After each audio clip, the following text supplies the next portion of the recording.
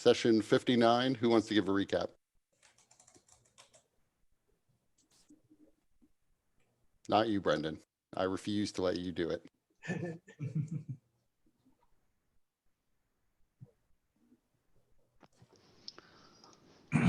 We finally left that one place. So I was in and out because my feet were swelling up all of a sudden, like Nutty Professor, which was disturbing. But I remember Lucirosi and Nimrod had just rejoined the group at a bar where apparently a fight had gotten started between one of the bar owners and the group, while T-Hole was naked, barred up in a bathroom with several doppelganger or changeling creatures trying to subdue him and kidnap him. Lucirosi heard the commotion from within the bar and ran through, and then T-Hole had shouted something about doppelgangers, and Lucirosi just lost his mind and ignored everything else going around in the bar room. Shot out his wings of brilliant energy and flew up, causing an even more of a disturbance as a lion-headed creature roars through the bar room. And then fighting ensued. T-Hole had been knocked out and was being carried out through one of the windows. Several of these doppelganger or changeling creatures were killed. And then Lucirosi and I think Aurelia came out to deal with the ones that were carrying T-Hole off. Lucirosi exploded a guy, which was pretty cool, with a javelin. So managed to save T-Hole. Unfortunately, probably at least two, I think three of them managed to get away. And then we began searching through the town with, I think specifically the mayor, who the party said was a doppelganger, which Lucirosi was confused if the group was actually sober when this happened, because they said they were speaking to a bunch of chickens that told them that doppelgangers were infiltrating the town. So Lucirosi didn't know what to do with that, but figured he'd follow along anyways. And then the mayor had apparently left town, but before we even got to all of that, the mayor's wife, who was pregnant, and her child saw the group coming and ran into the house, which Aurelia responded to with lethal force, thunder waving the door in and killing the mayor's wife. And the kid went upstairs, tried to escape, but then ended up falling out the window. Thankfully, Zarius was able to bring the mayor's wife back. We learned that the mayor had apparently left, and we assumed that the doppelgangers, after being outed, had all just kind of took off. We managed to find the mayor, The real who was mayor. under the real one, who was under the stairs and apparently had been drugged with some poison to keep him basically asleep. But it was also apparent that whoever did it was also feeding the mayor regularly and cleaning up after him to kind of make sure that he stayed alive. We determined that the from the corpses of the doppelgangers, which Zarius was able to question, that the doppelgangers had intended for this town to become a birthing. Um, It's a clay. I forgot what But the they called it a clade, but yes. that is a word they use that doesn't actually track in English. Right.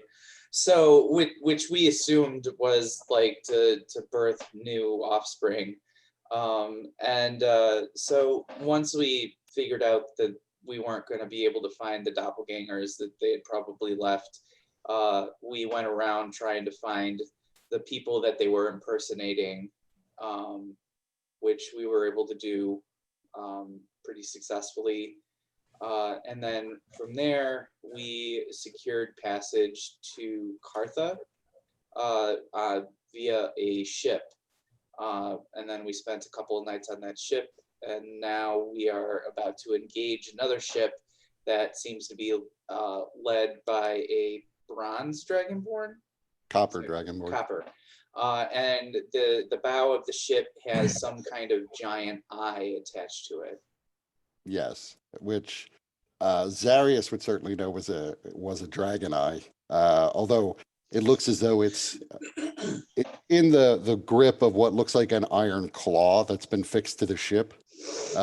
It still seems to nonetheless be rotating to basically keep its gaze directly focused on Zarius, as far as you can tell. So before we get into the fight, though, is there anything anyone wanted to do during the 2 days prior to this encounter?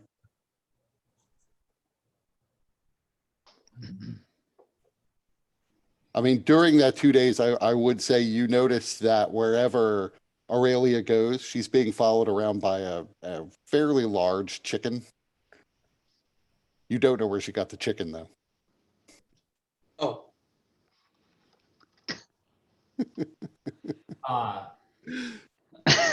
Aurelia. wait, when you say fairly large, like how large are we talking? Are we talking like a 16-pound bird? Or like a person-sized bird? I mean, like large for a chicken.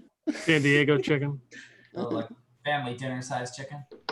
Yeah, it is. It is a chicken that, is almost small turkey sized rather than normal chicken sized.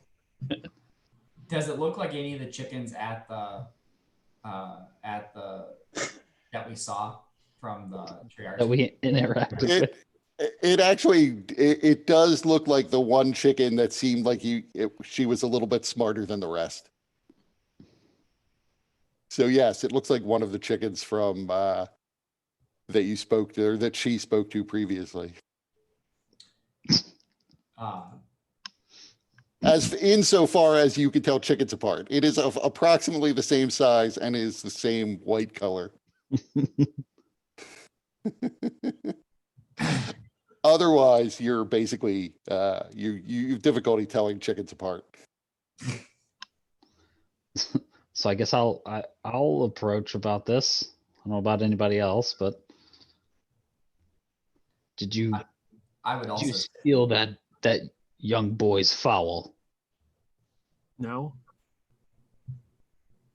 It's a free will chicken.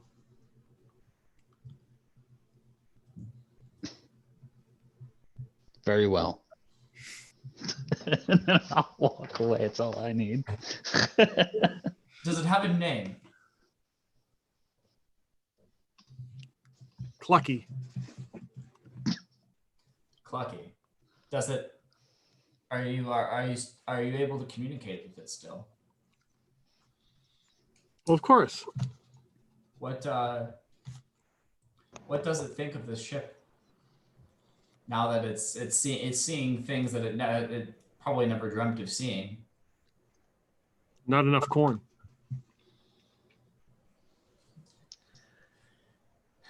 Well, that is true. I don't blame it.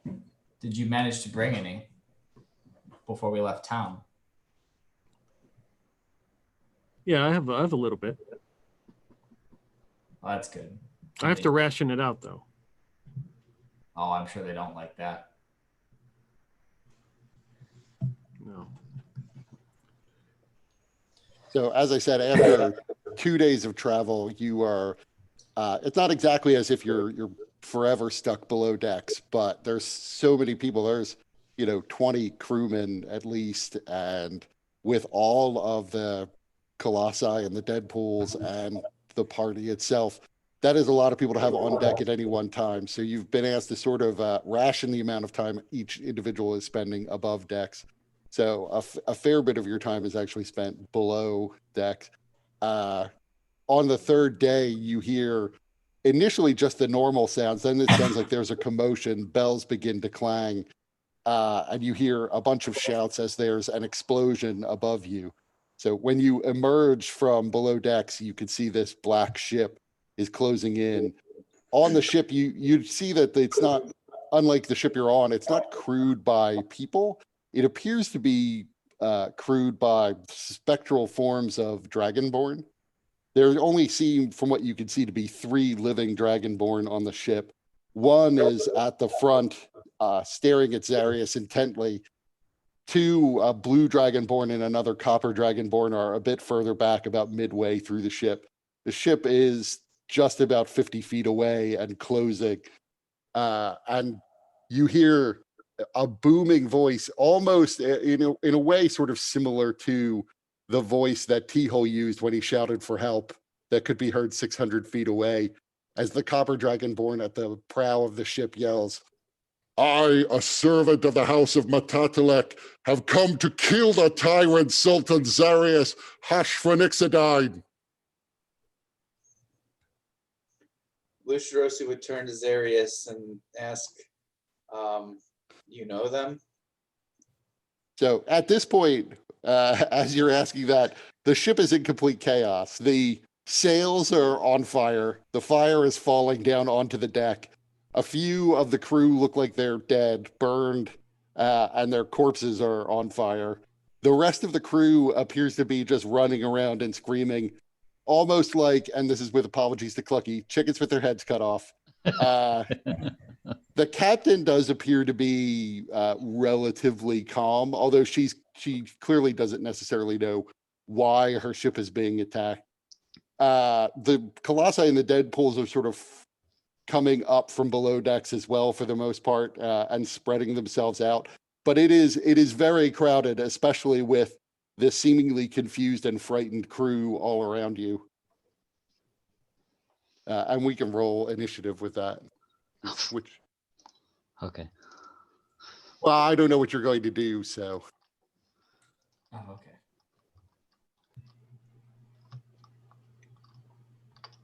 Oh boy. A lot of shit here. Yeah, there is a lot of people on that ship. So the let's see here. I can't click on myself. Oh, So I'm rolling at disadvantage, so you might need to change it, Kurt, but here are my rolls. What was the name of that clan that they said they were from? God damn it, of course. Of course, when I have disadvantage at my initiative, I would roll like that.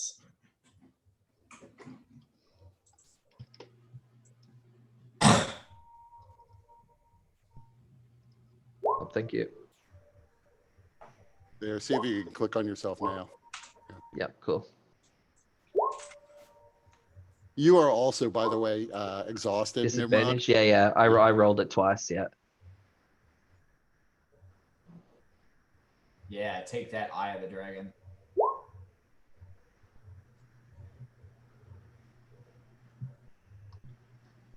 Yeah, well, he basically got 2 natural ones in a row because of the random number generator of. Random. Wow. So he almost, let's see, does he Oh, is he gonna die? critically die in initiative? He, That's a close call. his heart does not beat fast enough, and he passes out. Yep. Goes overboard. Good. He gets too excited and his heart explodes. Oh. No, that if you roll like 2 20s in a row, you die from critical success. So the people you're traveling with, the Colossi and the Deadpool, seeing that all of the crew are basically panicking, Although whether or not they're actually panicking or this is some sort of magical effect, you don't know. They are going to spend their time trying to save the ship from burning. So that's why they're not directly involved in the fight. I guess the captain's doing the same thing, but she might get involved in the fight later on, as might they all. Aurelia, so that's what's going on. What do you want to do? Boy. Okay, let me check one thing here now. How far am I away? Just as a reminder, we don't know what set fire to the sails, right? We came up from below deck to see that this has already happened. Right. Although you did hear an explosion. Okay. It's two nice round holes that might be cannonball fire. I don't know, maybe they're lit cannonballs, but Okay, let me check the range on this. Could also be that eye is a laser eye. Electric eye. could be. In the sky. So like, are these other Dragonborn on the ship here? Yes, those are the spectral crew of their ship. Okay, got it. Oh, so they're not like actual. They're not corporeal. Crap. Okay. So, well then. All right. So Eldritch Blast. So I'm going to see if I can aim for the steering mechanism on the ship. I don't know if I can hit the dude, but I'm like 100 feet from the. But Eldritch Blast doesn't work on objects. That's right. I keep screwing that up. Okay. Okay. Well. Who was do we know who said anything? I mean, somebody It spoke. was Did we? right. It was this guy who spoke. Okay. Well, he threatened a sultan, and that's called death around here. So, I'm going to hit him with Eldritch Blast then.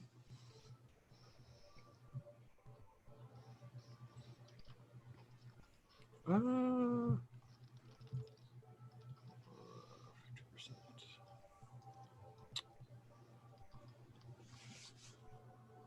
Exit full screen. There we go. Okay, so pretty sure I get 2. There's 1. That's a hit.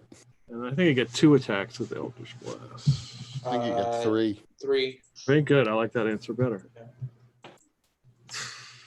50 damage. That's a miss. All right.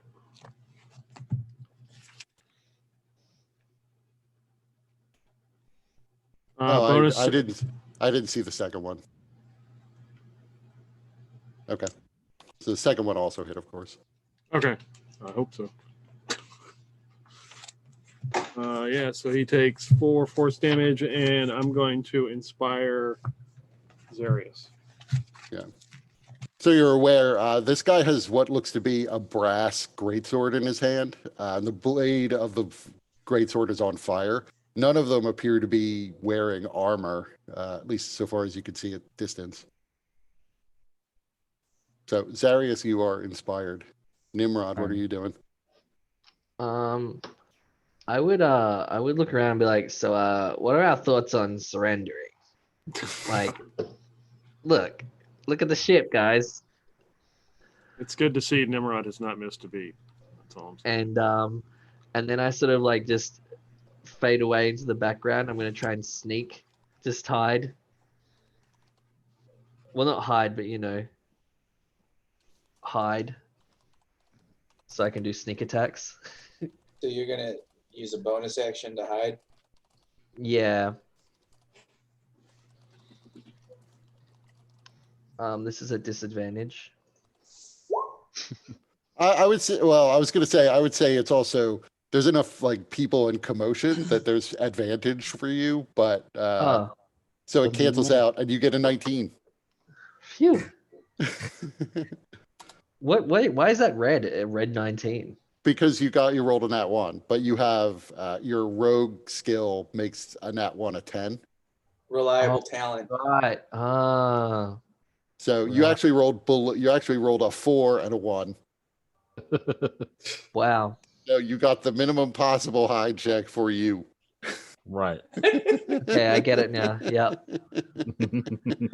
You are really good at hiding. Yeah. So I'm just gonna I'll make my way up over here, and that's me.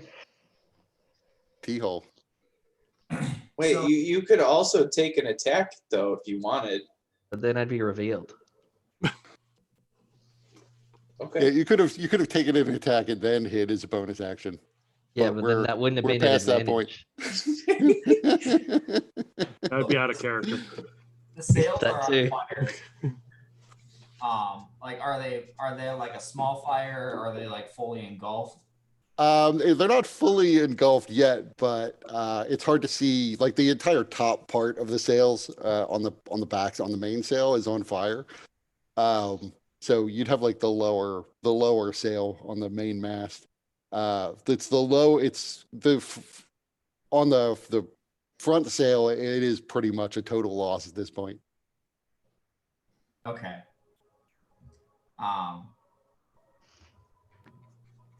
It'll be really hard unless you have something that could put out the fire in the next like 2 rounds. It'd be hard to save either set of sails.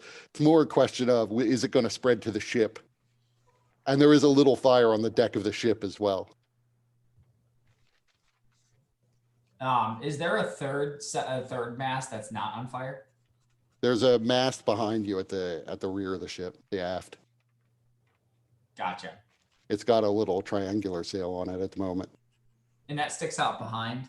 Not up. No, they all raise up above. Like you will wind up stepping on the fire, at least on screen, but the fire is currently above you except for the little fire between the 2 masts. But all of the masts go up. Are the masts connected? I can't tell from here. So like, is there? They're connected by ropes, but it's, the fire is probably not going to leap to the back mast, at least so far as you can tell. Is it equal or smaller than the other masts? The one at the back, the main mast is the one in the middle. The other 2 masts are much smaller. Okay. How tall is it? The main mast, it goes up about 50 feet. The smaller masts go up about 35 or 40. Okay. So I'm gonna move. It looks like I'm only able to move. Well, I can use my action too. So I'm gonna do a dash. I'm gonna move to the back mast, which seems to be about my movement is about 50 Right. feet. That is actually the front of the ship. Yeah. Oh. So this one isn't on fire?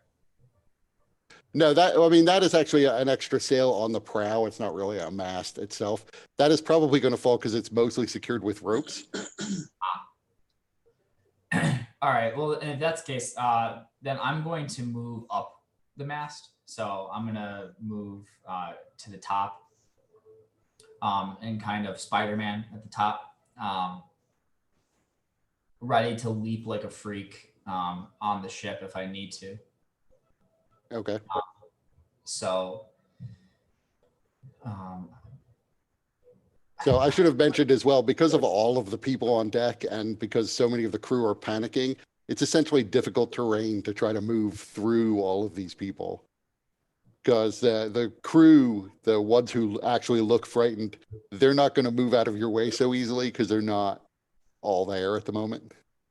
So if you're trying to move through their squares, it counts as 10 feet of movement to get through that. But you're just climbing the mast, so you can do that pretty easily. yeah, so I'm gonna do that. I think even with that, I should be able to get to the top with just my movement speed. Yeah. My movement. Because I think that the monk doesn't get penalized on going up. Right. That's right. So I'm just gonna go to the top, and then I'm going to hold my action for when if we are boarded. Okay. If we are boarded, I'm going to leap from the top Oh, before we do that, I'm gonna use my bonus action to sprout my arms. Aaron. Okay. And then yeah, I'm gonna hold my action for when they board. Okay. Arms and visage. So. Lucirosi, what are you doing?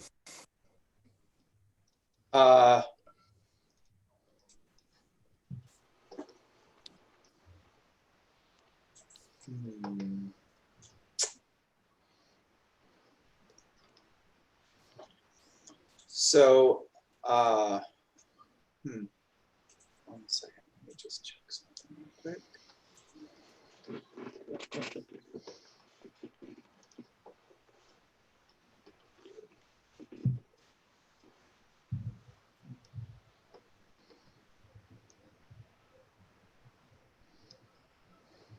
So, Lucirosi, he goes up in a flash of iridescent blue light as his wings and halo form. And then he's going to leap into the air and use his move and dash to make it to about here. It's technically 62.5 feet. Is that okay? That's fine. And then let's see. I want to use one action point now. And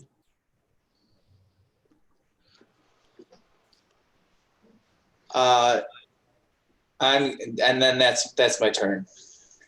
As I also bring out my 2 swords, my flame tongue, or well, the flame tongue is actually in that form more of a axe, and then the silver sword. Okay. So you see the 2 dragonborn towards the back lift up into the air. They don't seem to have wings, but they nonetheless float off the ground and fly over to Lucirosi, halberds in their hands. And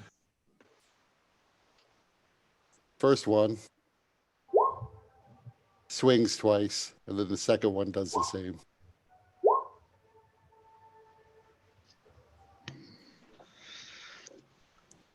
So that's 23 damage or 29 damage.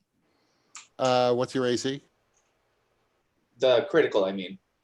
Oh no, the critical is the 10 is just something that roll 20 adds, so it's 19 damage. Okay.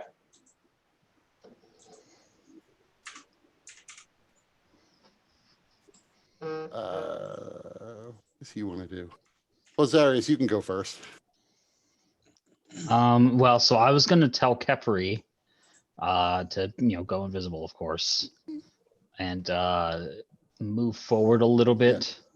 I assume Kepri's always invisible.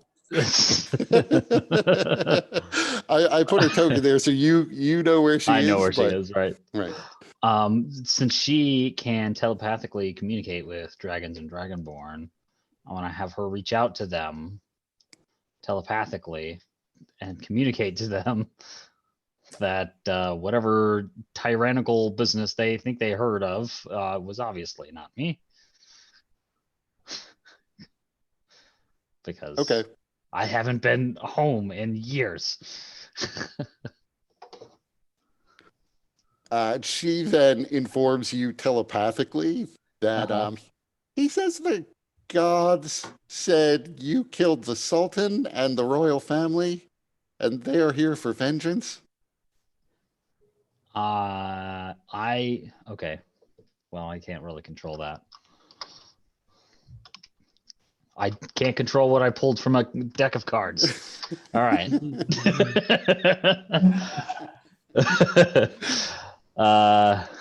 that case, what do I have here? Okay. Well, all right. Let's My spell list. Do I have that prepared? I don't know if I do. Oh, I do. Cool. Well, let's just light those. Oh wait, Lucerosi's there. God damn it, Lucerosi. What are you gonna use? I might say hit me anyway. Flame strike.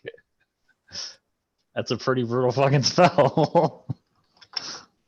Yeah, I'm resistant to radiant damage. If I was also resistant to fire, I might be like, yeah, let's try it. Roll the dice, but I prefer not. Yeah, I mean, you probably can't have this conversation at this distance anyway. So Yeah, no, I know. Zarius would be like, I'm sure he'd be fine with it.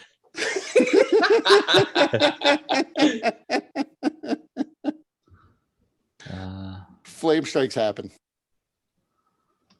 So like it from, I don't know if you can see my, do I have that visible? Yeah, show others.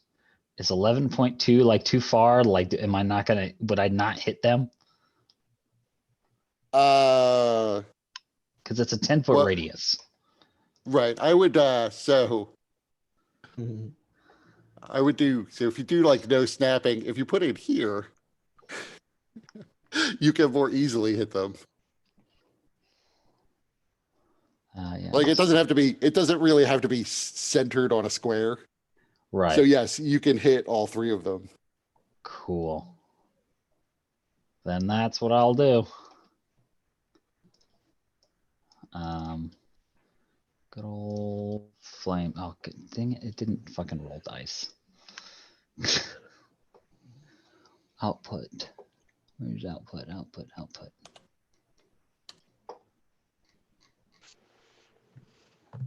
Can't see where it will change the output.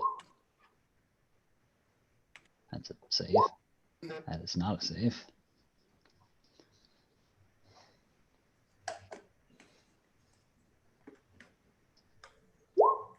What the fuck? I can't see where to.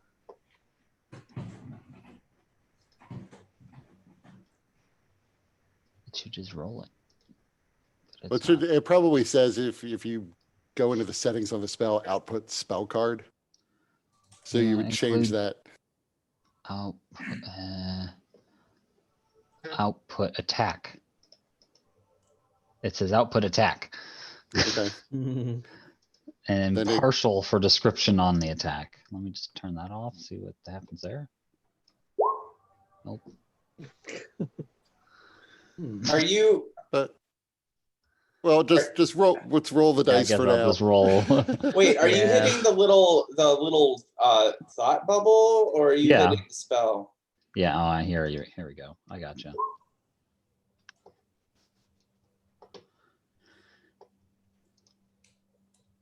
There we go. So you see the two little guys. Well, one little guy takes, I assume it's half damage, right? Yeah. Yeah.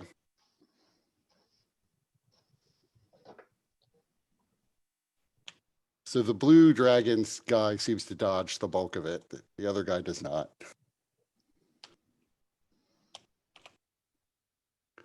And you see as the fire comes down, you could see the scales of the one who shouted before both begin to burn and then seem to absorb a portion of the fire, so that when the smoke all clears, he looks more or less fine.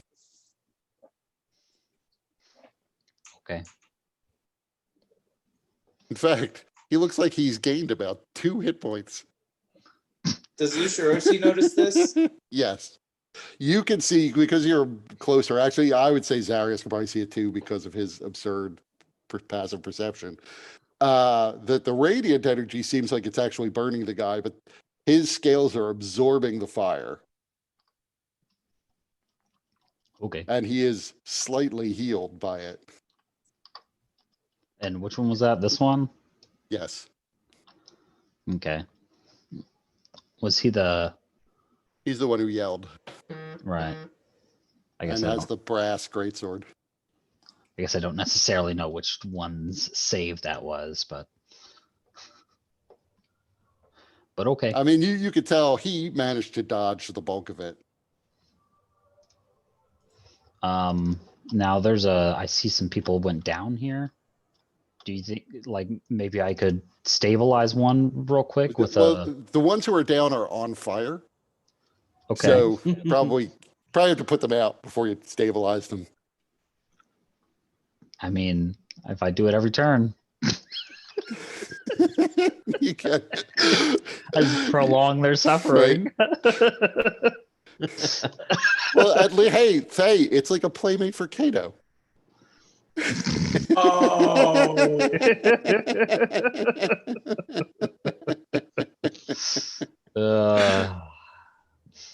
All right. Well, then if there's one that seems like he's not so much on fire, then I will do that one. Yeah, the ones who are down are all burning. Okay. All right. Fine. Then I will stand right there, and Kepri will go be safe someplace. Okay.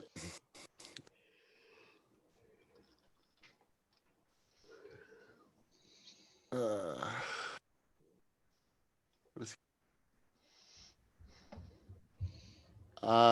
well, Lucirosi has flown right up to him, so he will attack Lucirosi. He takes 3 swings with his brass greatsword.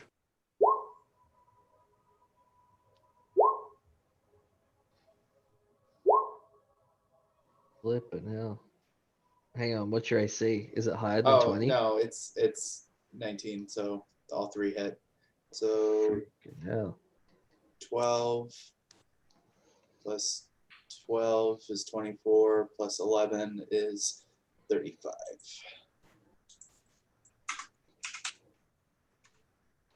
And he raises up a little bit off the deck too, just hovering in the air so that he's at the same level as Lucirosi. He's significantly shorter than Lucirosi normally.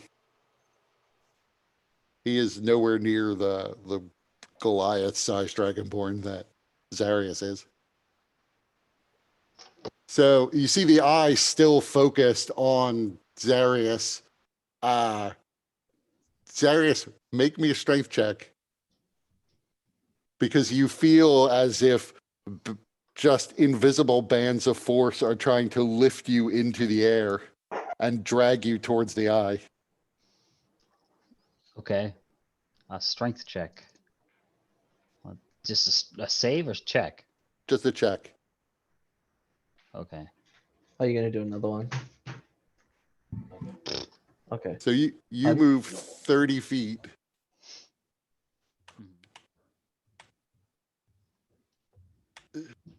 And you are now hovering over the water in the grip of some magic, moving towards the eye. Okay. Is whatever Alright. force carrying him also restraining him? Yes, he's restrained.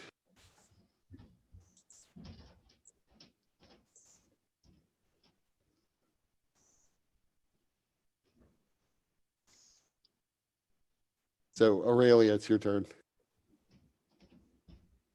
Hmm.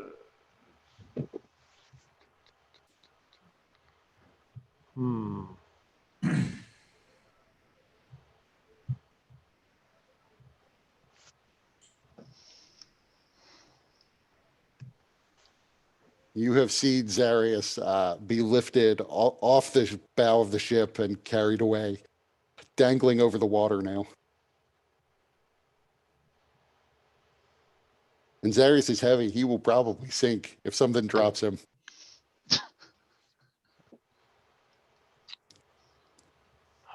Okay, so I'm going to use my action to for my necrotic shroud, and I can.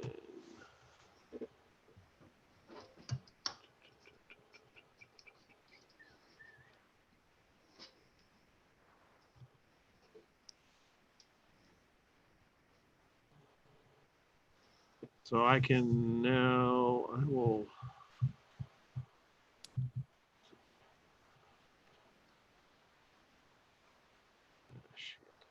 can only get like here, so I start to fly.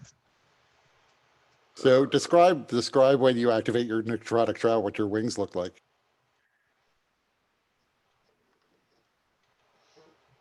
Or I can if you prefer.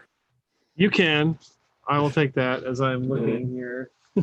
So you've seen her necrotic shroud before, and it always produced a pair of spectral skeletal wings. This time, as the wings sprout from her back, they're still spectral in nature, but they no longer appear to be skeletal. They appear to Are they be like covered chickens? in. No, not exactly, but they appear to be covered in black, translucent black feathers, although still incorporeal. And you've never seen her use her wings to fly, so this is new. Interesting. Power of the chicken. Power of the chicken. Arise, chicken. Yeah, Oh, she took chicken a arise. took a level of chicken totem barbarian. Yeah, it's a thing. Librarian. Arise, chicken. Chicken arise. Okay, I will inspire Lucerosi. Nice. That's true. I forgot, but Zarius, keep in mind you do have inspiration. Might not have helped you on a 7 strength check. Yeah. What's your inspiration die? D10 now? Oh, yeah. It's a D10. D10. Right. I also have an action point, but Right. I'll save it for when it really matters. Nimrod. Funny you say that because I'm about to use all my action points this next turn. I believe it. So this ship, does it have cannons? No. Okay. Does it not even have like a shrapnel, like a sail shrapnel cannon? Not like the little one which is behind the captain. Not. It has a ballista, which takes Oh. two people to fire. Yeah, no, I think they've got it under control. All right. Well, I'm just gonna shoot my bow over here at the blue guy. Okay. This is at advantage. I'm pretty. Oh well, normal. Well, you're not. You have 1 level of exhaustion. Oh, does that not affect attack rolls? That's just No. ability checks. Okay, gotcha. Cool. So that hits. All right, and then I You go get to your sneak sneak again. damage. Sneaky, sneaky.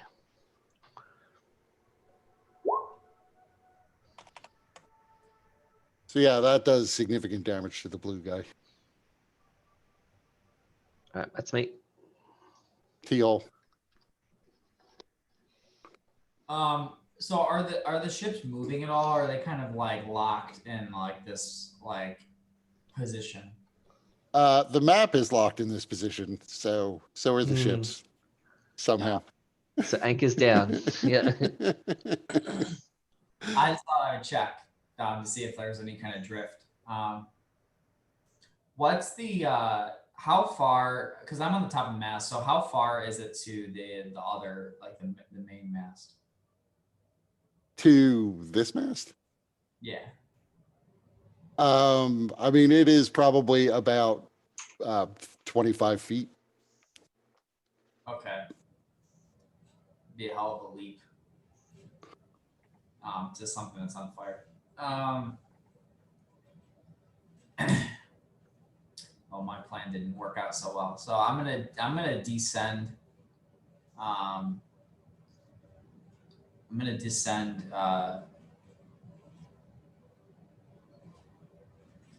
Yeah, I don't have flying. I could probably just jump far, but that's about it. And this is on the wrong side of the ship to jump far, to like get anywhere. So I'm gonna descend and try to make my way over through the throng. Okay. So descending is not going to actually take you any movement if you want to slow fall. Yeah, so I guess I'll just jump jump and slow fall and try to kind of jump as far as I can towards the center. And then move the rest of the way. So it's difficult terrain. So I'll just use my action as well, or my bonus action and dash. If you use that step of wind, doesn't that like triple your jump distance or whatever? Double. Does Still it? something. Yeah, I think so. I haven't actually had a jump with T-Hole yet. What's your strength score? 0. No, Oh, your score. Your score. 10 or 11. 11. So you'd be able to You jump jump 22 feet. feet. Okay, so that's on a normal. So then, like, if it triples, then I could jump the whole thing. Okay, well that's good to know. So I would make my way to the side here, and Right, you could jump 22 feet with step of the wind. You can normally Yeah. jump your strength score in distance. So 22 feet is what you could jump if you use step of the wind. Yeah, oh, I see. it's doubled, but Gotcha. still something. I mean, that's what action points are for, right? Right. You're real close. Yeah, it's like almost there. I mean, I would say I normally allow, if you want to jump further than your strength score would normally allow, I will allow athletics checks without even an action point to see how much further you can get. Although it's not usually a lot further. It's usually basically what I do is for every 5 points by which you exceed DC 10, you can get another foot in there. Gotcha. Well, I think there is a spot here where it is just 22 feet. So if I can use my bonus action to send here. I'd be able to move through the throng of people with my move action and use my bonus action.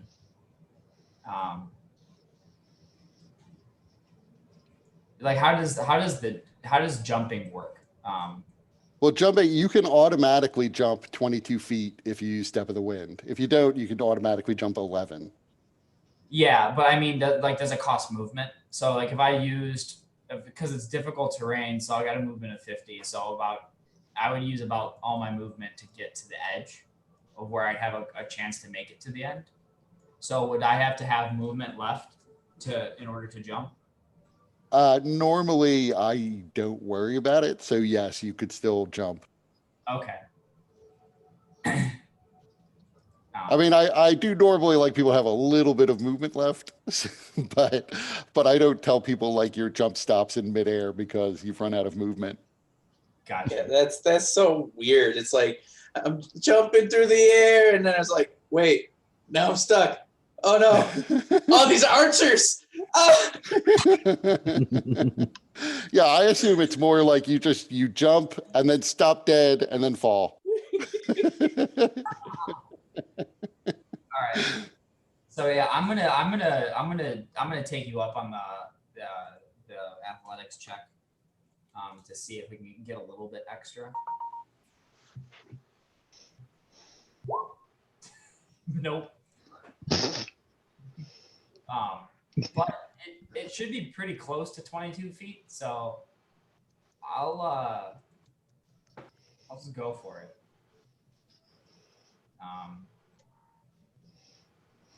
Yeah, I mean so the arc of the ship is sort of here. This is the line you have to hit. Like that, the ship itself doesn't actually extend all the way out to the edge of the sails. So you could probably get there. Okay. So yeah, I'm just gonna make it. T-Hole does he is elbowing through this throng of just chaos and madness, and he finally reaches to the end and does the slow jump, and jumps and clings onto the edge of the ship, kind of the railing.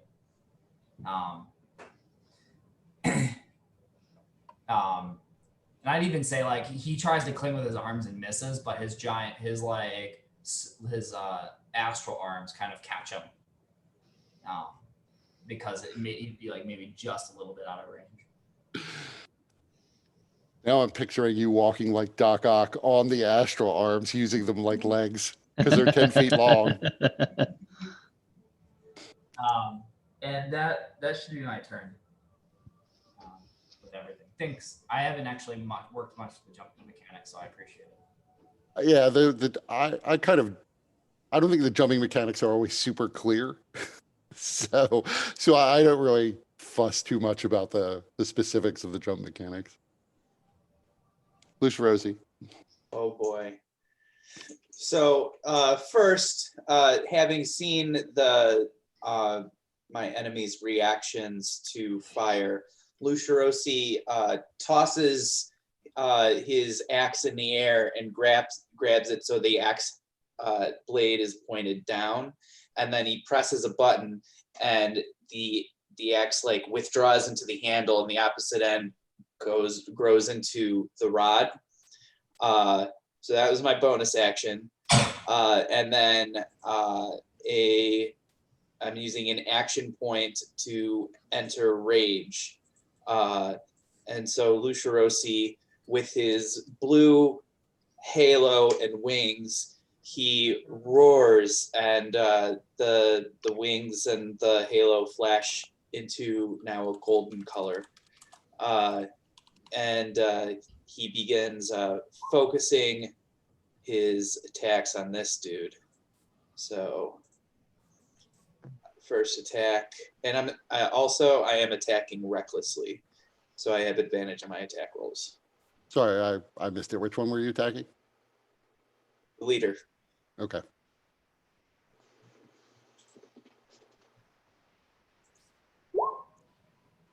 That hit. All right. Oh, also there should be 2 damage on there too for rage. And then I'm also expending a 3rd level smite.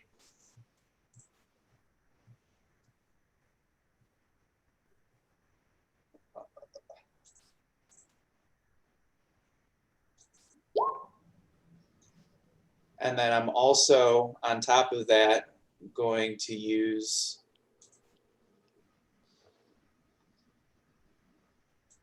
my rod's life drain. So they need to make a DC 17 Constitution save.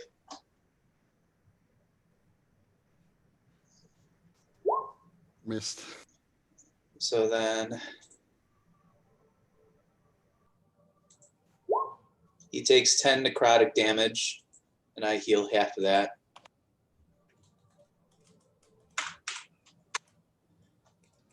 So that was first attack. How's he looking after that? Okay. All right. Second attack.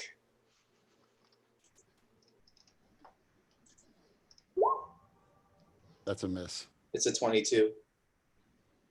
Oh, right. You have advantage. Another 3rd level smite.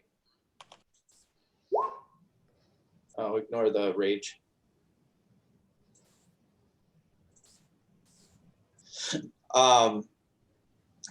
So that was my 2 attacks.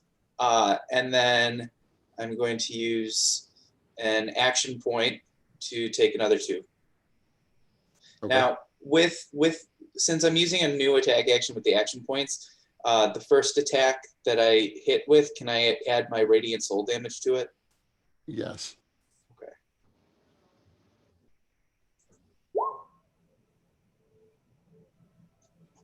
And then I'm hitting him with a 2nd level smite.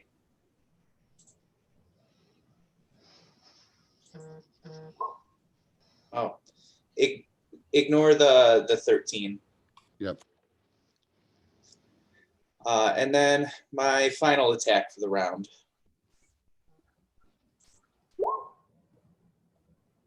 And another 2nd level smite. Ignore the rage.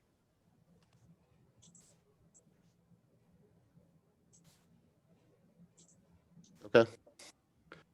So you lay into him. You're doing significant damage to him, although he seems pretty hardy.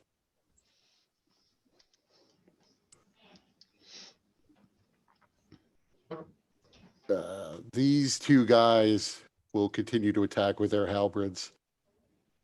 Although, maybe next round they'll do something else. That's the first guy, so he hit once. Twice. They have advantage. Oh, okay, you're right. Second guy missed, though. Okay, so 8 and 11 is 19 divided by 2. So that's 9. 9. Oops. And so you could see in their faces that they are aware that they're not doing significant damage to you. Mhm. They're probably reevaluating their tactics. That's Zarius. fine.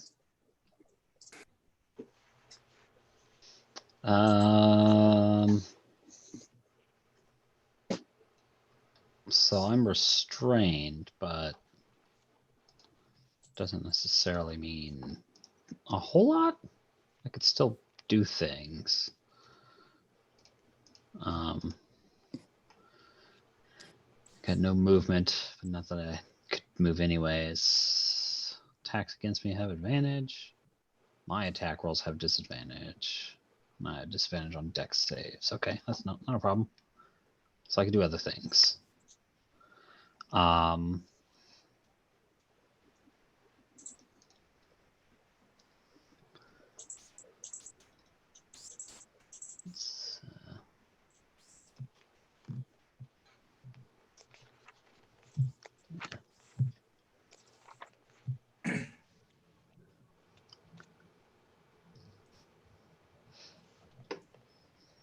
Grabbing on the side.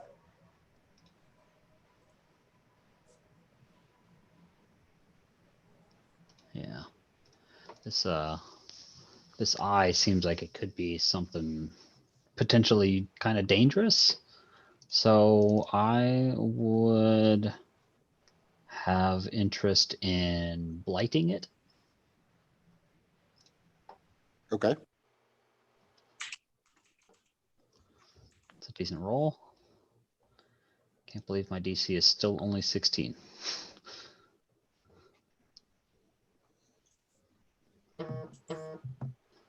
What's my 4 plus 4? 8 plus 8. Yeah, that is 16.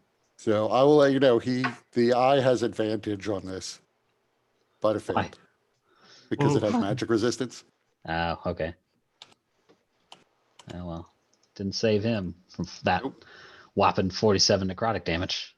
You can see the eye begins to shake and wither, and as it shrinks a bit, you realize it is encased inside a sphere of crystal that was just pressed up right against the edge of it. The crystal ball it was encased in is still gripped by the iron claw that's been affixed to the ship. Okay. And the eye, now sort of lopsided, is just sort of laying in the bottom of this crystal sphere. Although it is still focused on you, and it has to make a concentration check, which it is almost certainly going to fail. Right. It's gonna make a. Yep. So you Uh-oh. plummet and hit the water. Let me just check because of the irony. Were you in your armor? Yeah. So you hit the water with all of the force of your nearly like 300 pounds of you plus equipment. Yeah, but like how far high up though? I should be fine. Oh no, I would say since you're hitting the water, you're probably, I mean, it's a ship, so you're a little bit up. You're probably like 20 feet up. You don't take damage, but you are sinking like a stone. Yeah, I can swim. You have a bag full of gems. Yeah, Why would I be carrying that on me? It what's would the be in weight the of, ship. I need to figure out what the weight of the equipment you have on you is. It would be At the weight least- of the armor and my staff, Right. and the shield. So Like my just- bags, I don't have to carry. I'm on a ship. Right. So we will move along, but try to like roughly estimate what your weight is so that when we get back to you, I can figure out what you have to do to try to stay afloat. But you would have sunk. I also need to figure out exactly how far you sunk when you hit the water, as it's obvious. It's not like you hit the water and then immediately stopped yourself at the surface. So this guy, seeing you plummet is probably not the worst thing in the world, but he now sees he's being surrounded. So you see he sort of raises his arms up as if he's offering some sort of supplication to some unseen power. And let's see, T-Hole, Aurelia, and Lucirosi. Zarius is probably out of range. I'll say Zarius is out of range. You sunk far enough that he can't target you with this. But the rest of you have to make Constitution saving throws.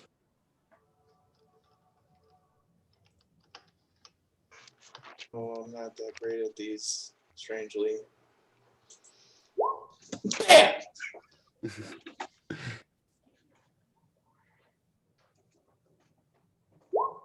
Yeah, you're only like +6. That sucks.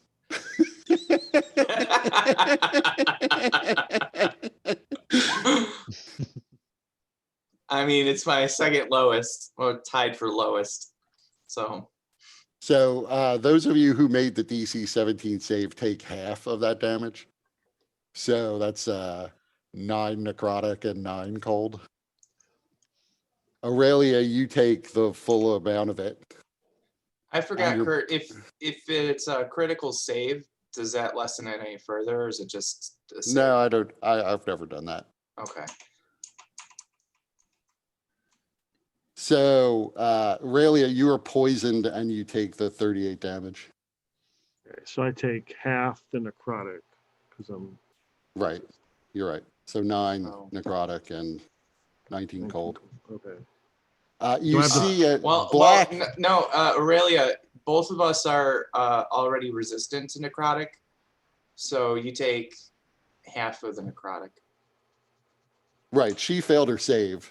So, Right. but she's resistant. So she takes 9 necrotic, Oh, but the full amount of cold damage. so- But you all see like black, something that looks like black and gray flames begin to form around you, swirling, just drawing the energy and heat away from you.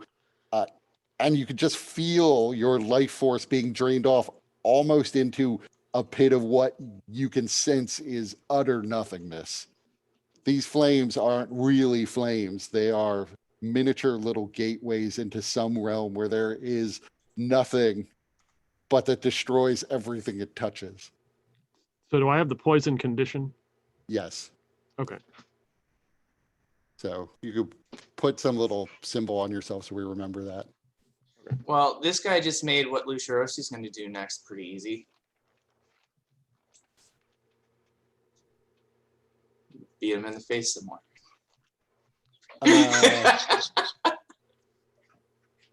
So Lucirosi, make me a strength check. As the eye has now finished focusing on Zarius and is turned and is looking at you. Okay. So this is not at disadvantage because I'm raging.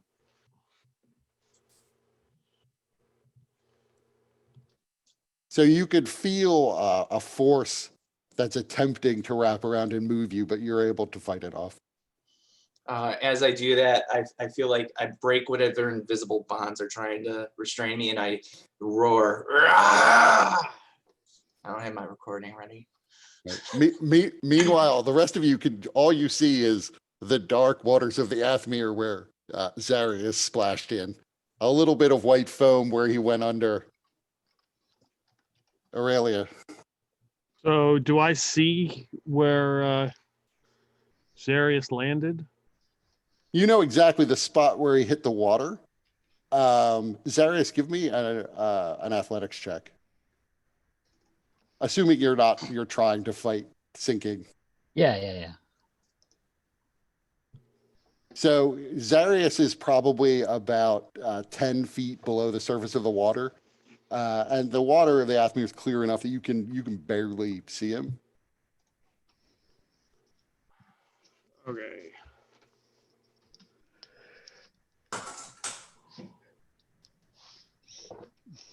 All right. So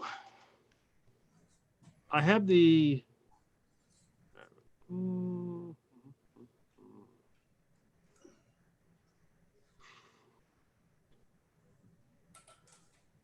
So I don't know if I can do this. So I would.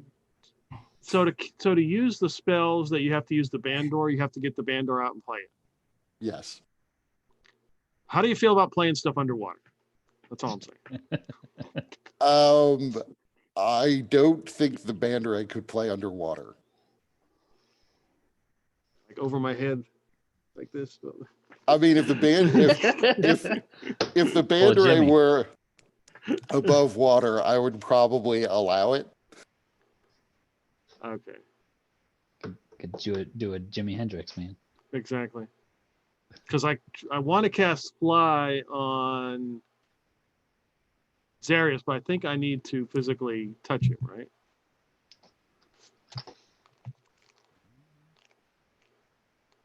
That gives him a that's- fly speed, not a swim speed. Yeah, but he Yeah, could the probably water. at least fly it. I would hope he would fly out of the water.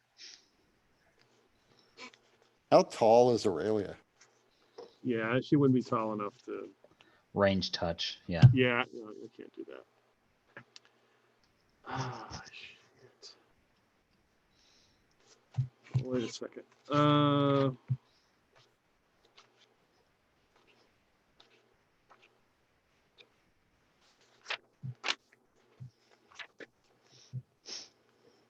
Oh, wait a second.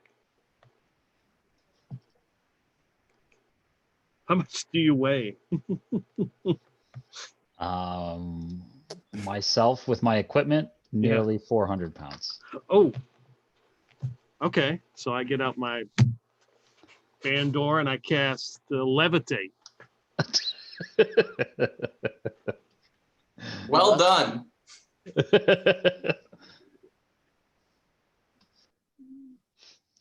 What's a Bandor? It's a little bit like a lute. Ah, Or a sitter.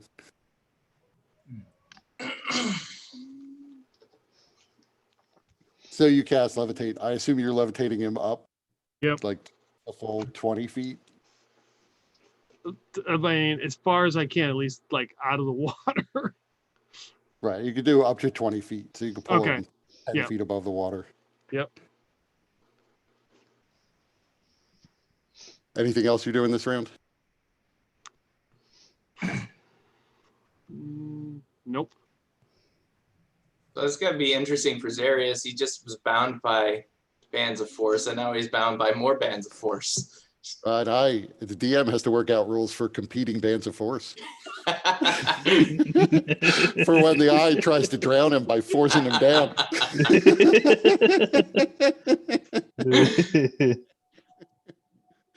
So is Rail, you doing anything else? No. Nimrod.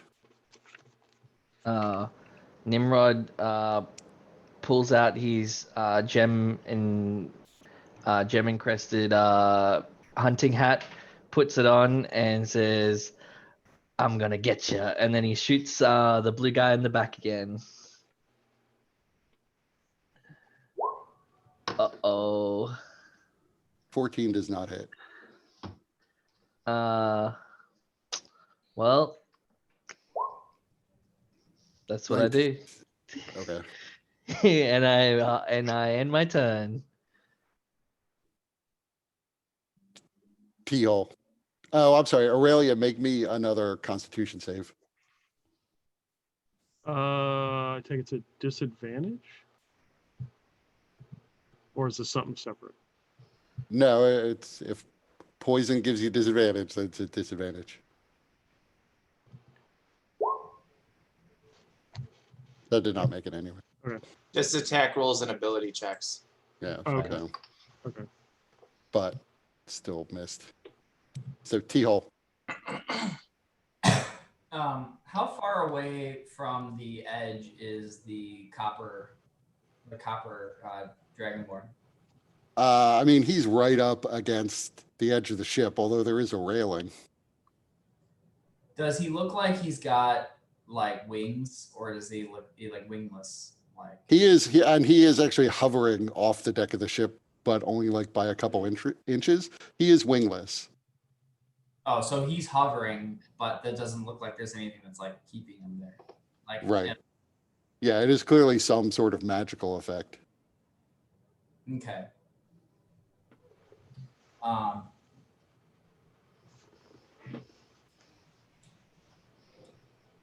I'm going to T-Hole's going to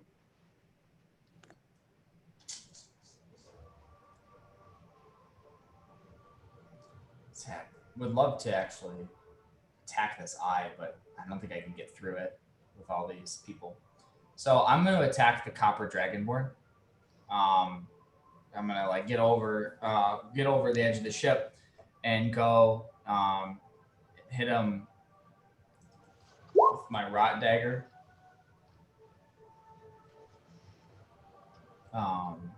Those both hit. Nice. And then I'll attack twice with my astral arms.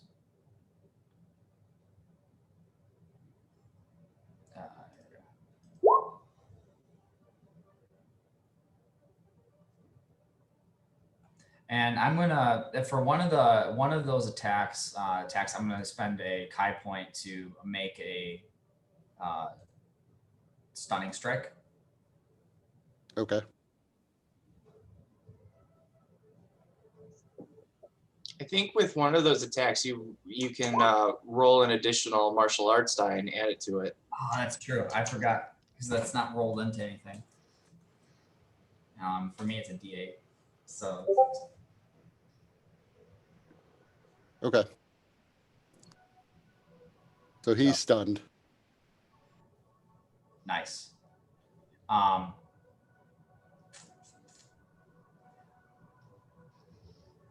think that that will be all for me. Does hitting him with these things does it look like does it look like do I get the sense that I was able to that my attacks were effective? Oh yeah, it did look like your attacks were effective. Okay. Especially that rot dagger, get right between those scales and pry them off. So Luciosi's turn. All right. Unlike my previous barbarian, who is completely brainless, this one is not going to attack recklessly, even though he because it won't do him any good. But he's going to focus his attacks on this guy again. So first attack. So I'm going to use my channel divinity to add 10 to that. Okay. And that also Well, adds. you have why would you don't have to use your channel divinity because that's a 25. Oh, right. It's advantage. Also, I forgot to add in. He also takes 11 radiant damage. Okay. How is he looking right now? Roll me an insight check. He is less than half, Okay. but not like on the verge. So I'm going to first with that attack, I'm going to use my last second level spell slot for Divine Smite.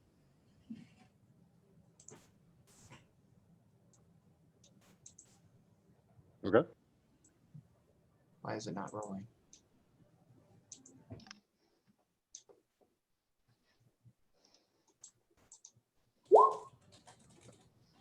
Okay, it's that first one, the 12.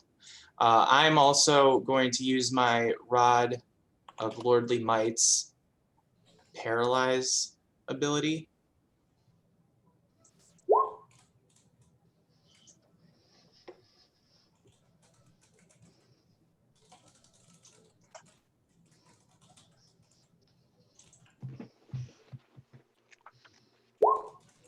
Isn't this dude stunned? He is. Oh, so he has disadvantage on strength saves then, doesn't he?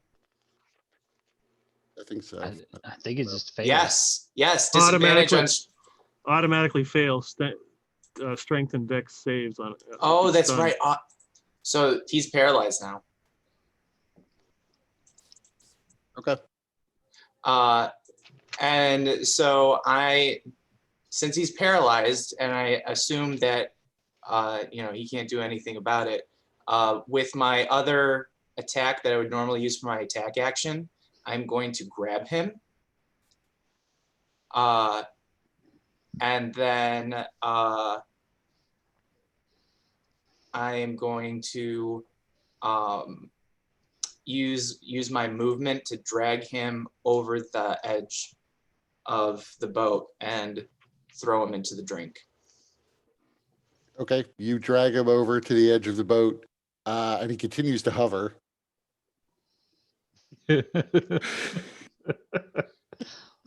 Okay. He's paralyzed, but he's still floating in the air. Okay. And then I will use my final thing I can do with my bonus action attack. He's still at least paralyzed, so there's that. Yeah, which means all hits are crits.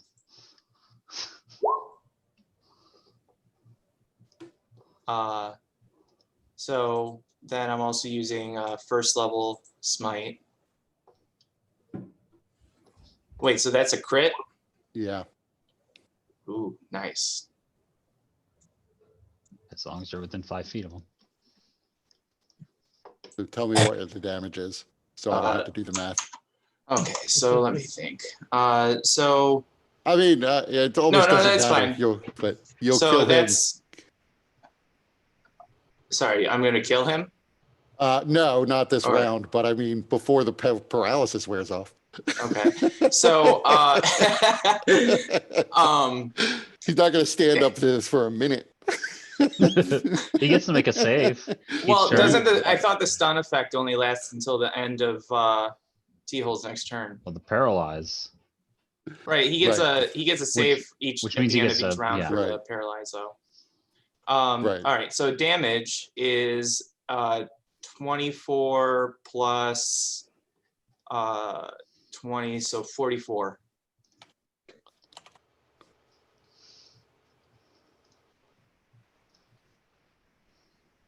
So you can tell he's still probably alive. He is intact. Okay, that's my turn. Okay, so the two dragonborn assistants that he had with him, you see both of them take out potions and drink them. Both of them immediately seem as if their bodies begin to decompose as their forms turn into sand that is just caught in the wind. The sand begins to pour out towards Zarius. And Zarius, give me a constitution save as these sand forms begin to fly, attempting to penetrate into your mouth. It through the water? No, I you're remember this hovering game. You're hovering above the water. I thought I had to use my action or whatever to raise myself. No. Levitate means that Aurelia levitated you out of the water. You don't choose how high you levitate. The spellcaster does. And she said she blow 'em up. levitated you. She said she levitated you out of the water. Okay. What was the save? Constitution save. All right.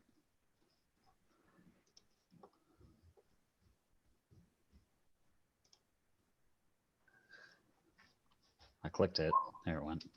Oh, damn it. Why isn't this working? Okay. Apparently Yeah, I why have isn't these something up. dice hacks working? What the hell? No, their little sand form attack is what's not rolling. But I'll just roll. You'll just bump up them a little bit. That's all right. So you take Wow. half of that. Okay. Not a problem. And they have not gotten inside of your body. Yep. It's always a good thing to hear when you have resisted penetration Yeah. But you also see successfully. That's in your game, You, Mike. Zarius would be aware that this particular potion is sort of nasty. They just killed themselves. They committed suicide in an effort to kill you. Right. because the sand harmlessly falls into the water and just begins to descend. So they are Okay. both dead. Okay. So I don't have to deal with that again, unless Right. the other one tries it Right. Both- somehow.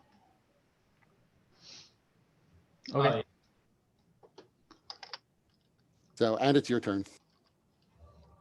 Yeah. Okay. Cool.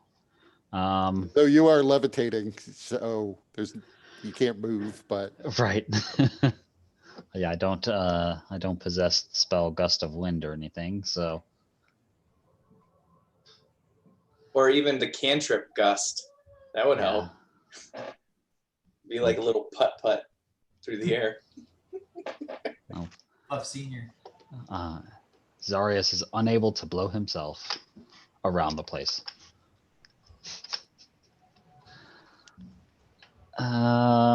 So that eye, it's still sort of moving about, even though it's a little shriveled. it is now, yes, it is still moving within the shell it's encased in. It has focused on you now that you are back above water again. Okay. Where am I? What's my distance here? Okay.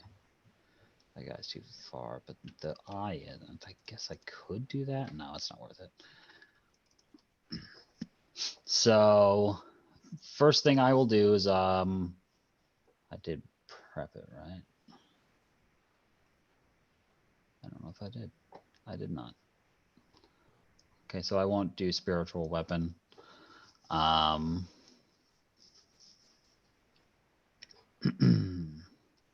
I'll just do Toll the Dead on the eye. Okay.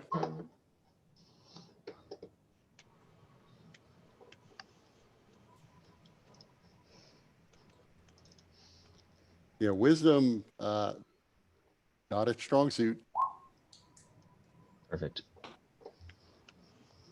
I like how it rolled a 0 and it's not red, which means that was not a critical fail. It's a -5.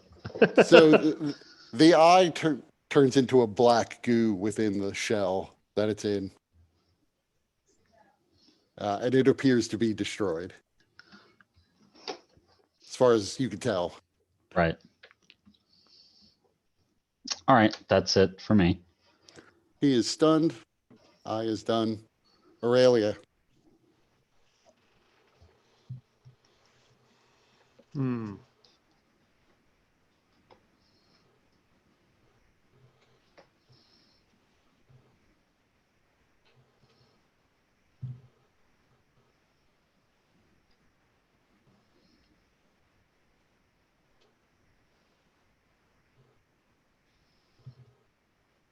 Let's see.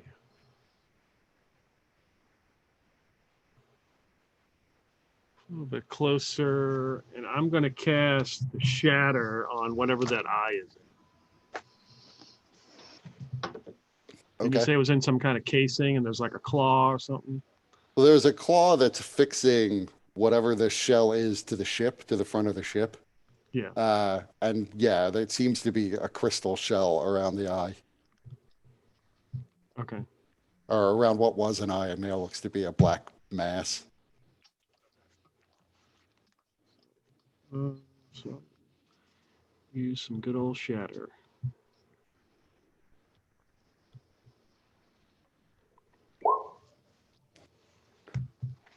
So the crystal shell shatters completely, and the all begins to just fall into the water, along with the remains of the eye.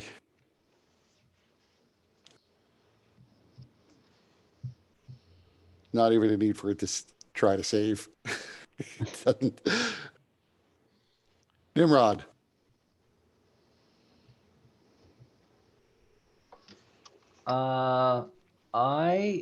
I don't think I could get a clear shot from here, right? On the last guy remaining.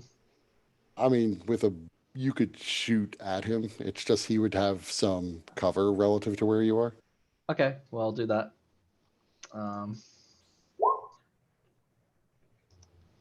You have Yeah. advantage, luckily, because he's stunned.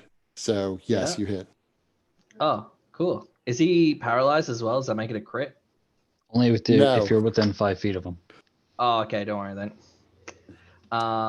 Cool. Well, I do that, and I'll start making my way a little bit further ahead. 10, 20, 30, and then stealth again. Where the hell's the thing? Oh, I'm so good. Anyways, I'm done. Thank you. Keyhole. Yes, your entire range for your stealth checks is 19 to 29. So he's no longer stunned, right? No, It's your turn. It's at the the end of beginning end of of your your turn. End or- of your turn. Okay. right. So he's stunned relative till you're done.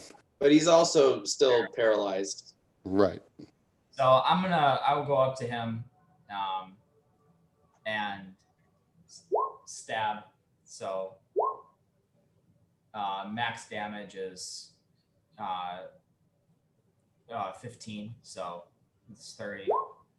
So he's dead. Keep stabbing him. Yeah. So I went.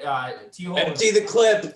Empty the Right, clip. And as he dies, the whatever was keeping him aloft ends, and the body falls. Can I try to catch him before he falls? Since you haven't used your reaction, sure, you could try. Give me an Okay. athletics check.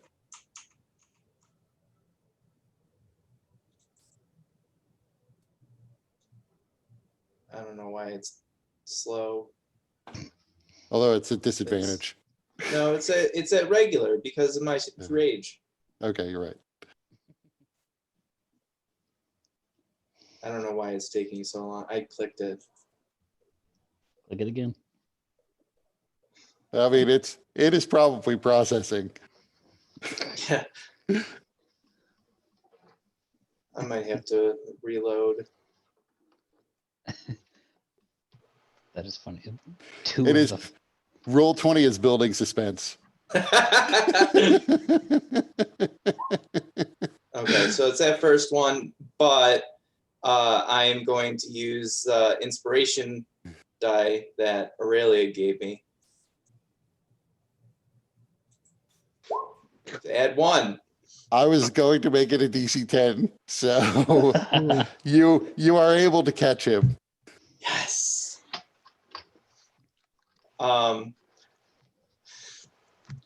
So I catch him. I bring him back onto the ship, and then bring me back on the ship.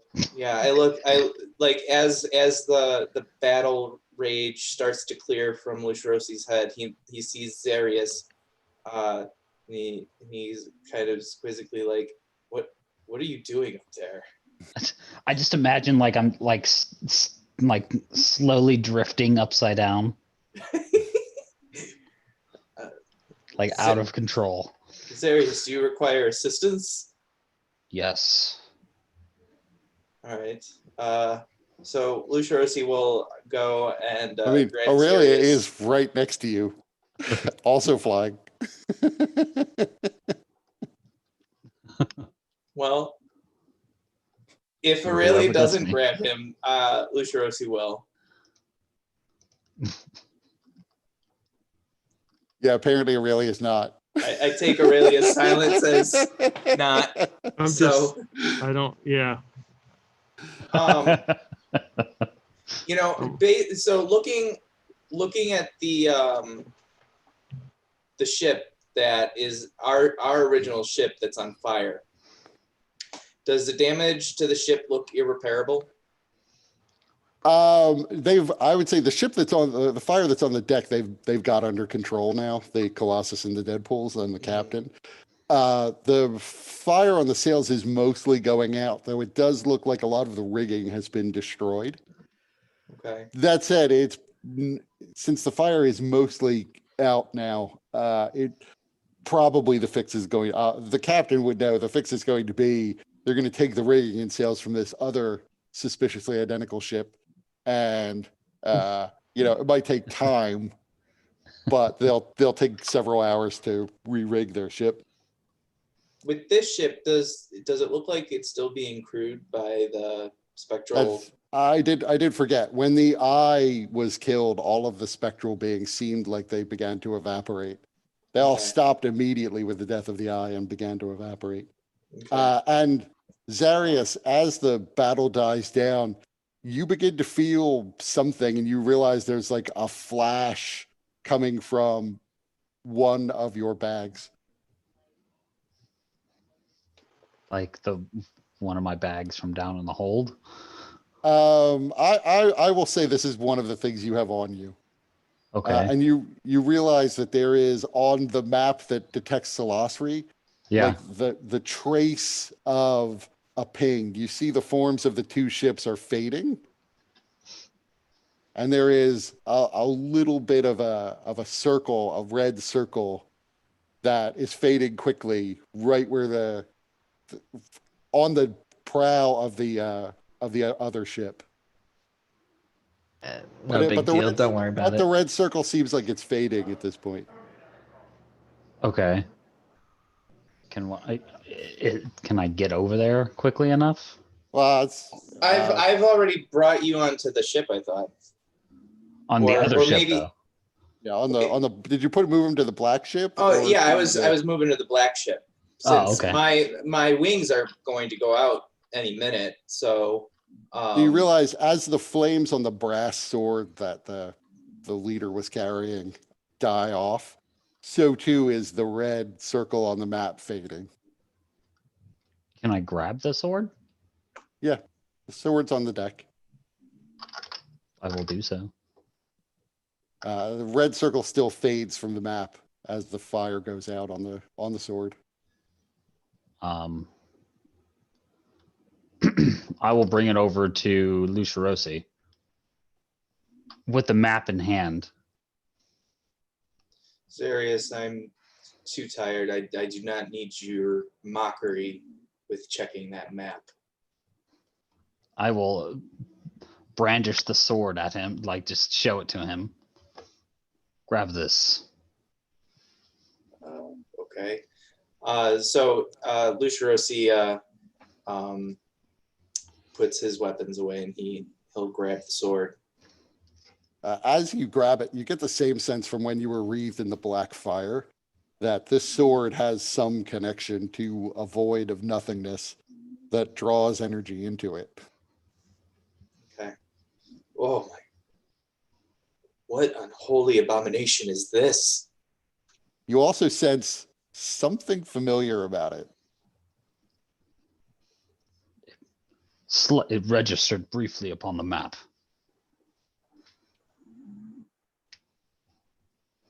By Asheros. It may have been corrupted.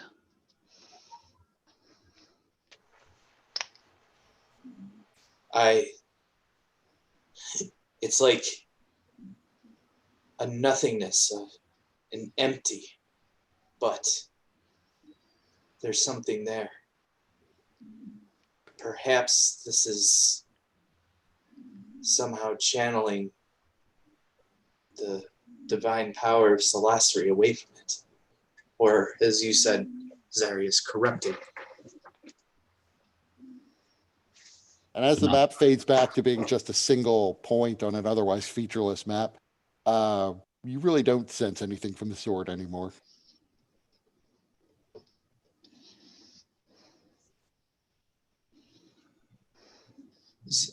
Zarius or Aurelia, I don't know if there's any spell work remaining within the sword. Perhaps there's something, though, that can be studied. I would appreciate it if one of you used your skills to do so. We have this Dragonborn kin of yours, Zarius. Perhaps we can question his body. Zarius, you speak Draconic, right? Yeah. Yeah, so you would notice in Draconic along the length of the blade is the phrase Wedjat Senaft Ak Setmat, which means blood fuels the flames of the Elder Eye. But the sword itself has a residue of magic, but the residue seems like it's dying. And after a few minutes, the sword is non-magical. Okay. What if I was to like draw some blood and drip it upon the blade?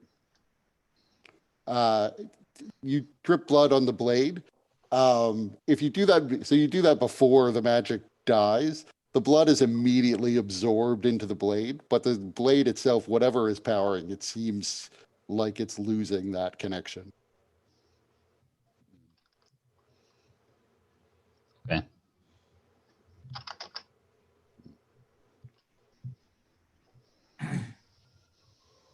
Sorry, why would you hurt yourself like that?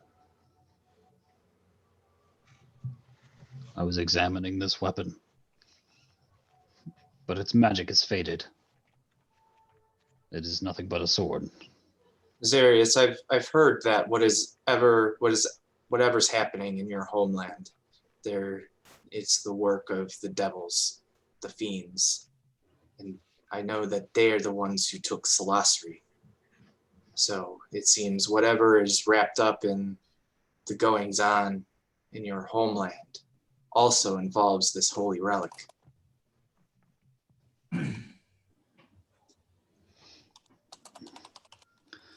They may be using it to power weapons such as these. Require some sort of devotion, perhaps. This one mentions blood powering the Elder Eye. It may also not be Salasri, though. There was a familiarity with whatever that terrible sense I received while holding the sword. But Caldeverex never said that this map only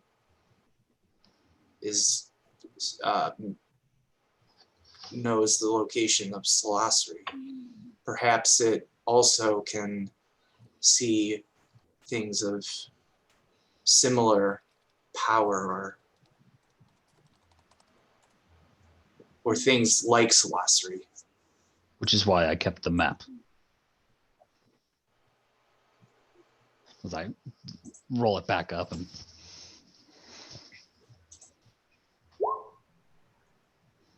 stash it back in a pocket. Nothing in between. I will then point out that this one's leather armor is magical, and he has 2 potions upon him. Kurt, wait. Remember, I have exhaustion. Right. Something misleading being sent your way. So there's nobody manning the ship, right? Because all the spectral dudes are gone. Right. And Yeah, my levitation lasts 10 minutes. I'm going to start, probably freak the first couple dudes out, but I'm going to start levitating some of the crew of the other ship over here so they can like handle this ship. I don't think Yeah. you could switch the target of the levitation. Oh, you can't? No, That's it's some not like straight up bullshit. it's not like telekinesis. You levitate, pick an object and levitate it. All right. But also, you can only move them up and down. You would actually need to hold their Alright. hand. There we go. or We get on wrap Twitter 'em here, in a Mike Merles. lasso. You need to fix this shit. Now I'm just imagining. You remember like when you were younger, and like your friend would try and get in the car, and you would just like hit the gas a little bit so they couldn't get in. They're like trying to get in the car, and they just keep taking off. That's what I imagined Aurelia doing when I was trying to hand over the sword. Here, being raised up. So Nimrod would look to Zeno and be like, so what's a new ship worth to you?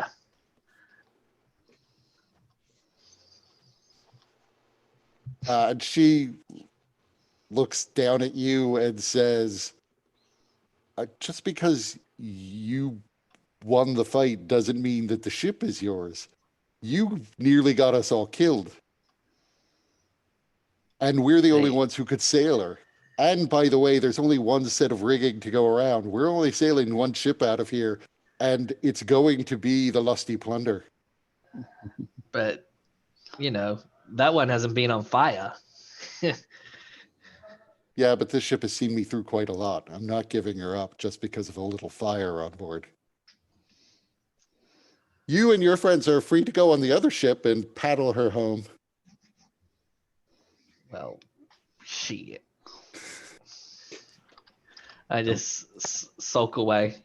Yeah. Plus, how are you gonna move all the cargo from one ship to the other? Right. Seems like it would be a pain in the ass.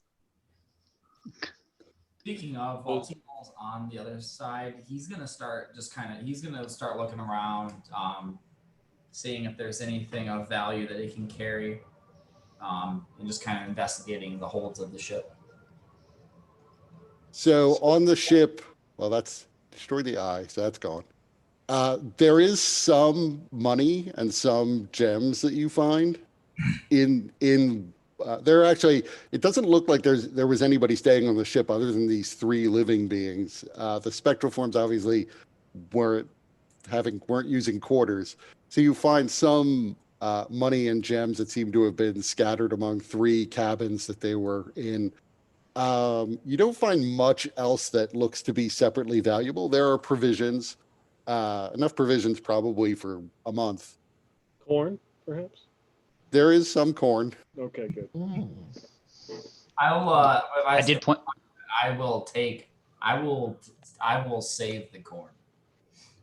I did point out the armor and the 2 potions. Right. There's the magic armor and the 2 potions as well. One of the potions looks identical to the suicide potions the other 2 guys drank. Give that one to Nimrod. Yeah.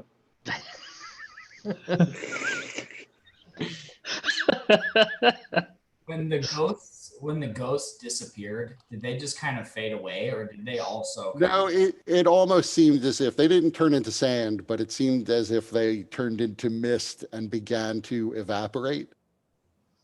Okay. So it wasn't like that terrible Final Fantasy movie where the ghosts like die in a silent, painful scream. I like Right. that. Not exactly like that. I mean, they seemed as you were fighting, they seemed completely unaware. They seemed to be just sort of going about the normal business of crewing a ship, as if there was no fight going on. So you didn't really get a sense that they were sentient. Are there any cannons on that ship? Nope. What is this? Their cannon was the eye. Yeah, well, that makes sense. Yeah.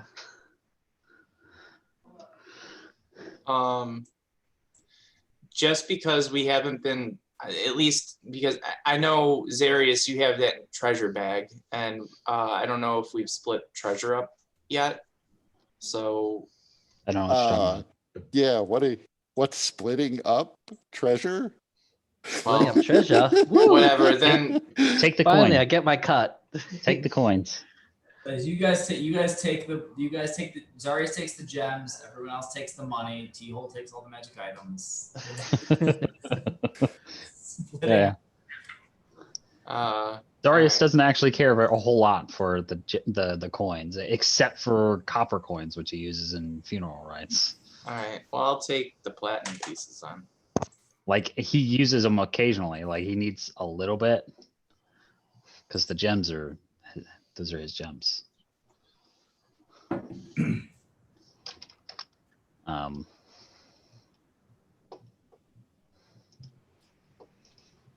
I That being said, I wasn't looking for gems. I was gonna look for like wrappings, something that I could wrap that body in. So, I mean, there aren't like funerary wrappings in the strict sense, but there are plenty of there's like bedding and a little bit of extra sail material. There's plenty of things you could turn into wrappings. You also find what appears to be like a log or a journal in Draconic. Okay. I'll glance through that. It'll probably take you a while to read it, but it seems to be just details of him being sent out to find and kill you Hmm. as divinations. So the oddity you realize in reading the first couple pages is you don't like, assuming he's from the warm lands, Kepri has said there's some demon that's taken it over or some sort of fiend. There's no reference to that at all. There's a reference to a sudden wave of deaths sweeping through the royal family, a month or two ago. Right. And then finally it claimed the life of the Sultan itself. He then says that there are references to, cryptic references to a new leader that arose to take charge in all of the chaos. And his family proceeded to serve the new leader just as it had solved the Sultan for generations. Divinations were performed to the gods to find out why the patron of the warm lands, the dragon, was asleep and couldn't be roused. And all that was discovered was that the exile Zarius had somehow caused the death of the entire royal family. And so he was pledged on a holy quest to find and exact revenge. Okay. And his two edgets, his assistants, came with him. You would be aware he was an Uruban, which is it's a very sacred position when you need an assassin Right. to go kill someone who really deserves it. I know. I hold no ill will towards this person, which is why I will bury them. I will perform the regular funeral rites upon them. Except we're out at sea, so Right. um Can't bury him. I can't bury him or anything like that. So this seems to be his his place, this ship here. So I will put the coins on his eyes, wrap him up, and I will find a good place to place him. Good place to put him, I guess, on this ship that is adrift. So 'Cause you're not aware of I doubt they'll let me bring this body on board. if you haven't asked, but yeah, if you'd want to assume it. I mean, I guess I could, because I can make sure it doesn't decay. That's an easy thing for me. Yeah. Fuck it. That's what I'm gonna do. So while I'm on the ship, the captain wrapping everything. doesn't actually have an objection to your bringing the body on. As long as you can prevent it from stinking up the ship. Not a problem. She doesn't understand why you would want to bring the body on, but considering he just tried to kill you. But you would also know that when an Uruban dies, usually when an Uruban is appointed, it is a sacred rite in its own, and a holy flame begins to burn in the place where he took on the role. That flame is now probably dead, so whoever sent him out knows that you killed him, or knows that he's dead at least. Right. You're unaware, however, of what this brass sword is. That's new. Well, I will, as necessary. I think we'll make it back to the city before the gentle repose even expires. So before then, I can even do it again. So, or at that point, I can do it again.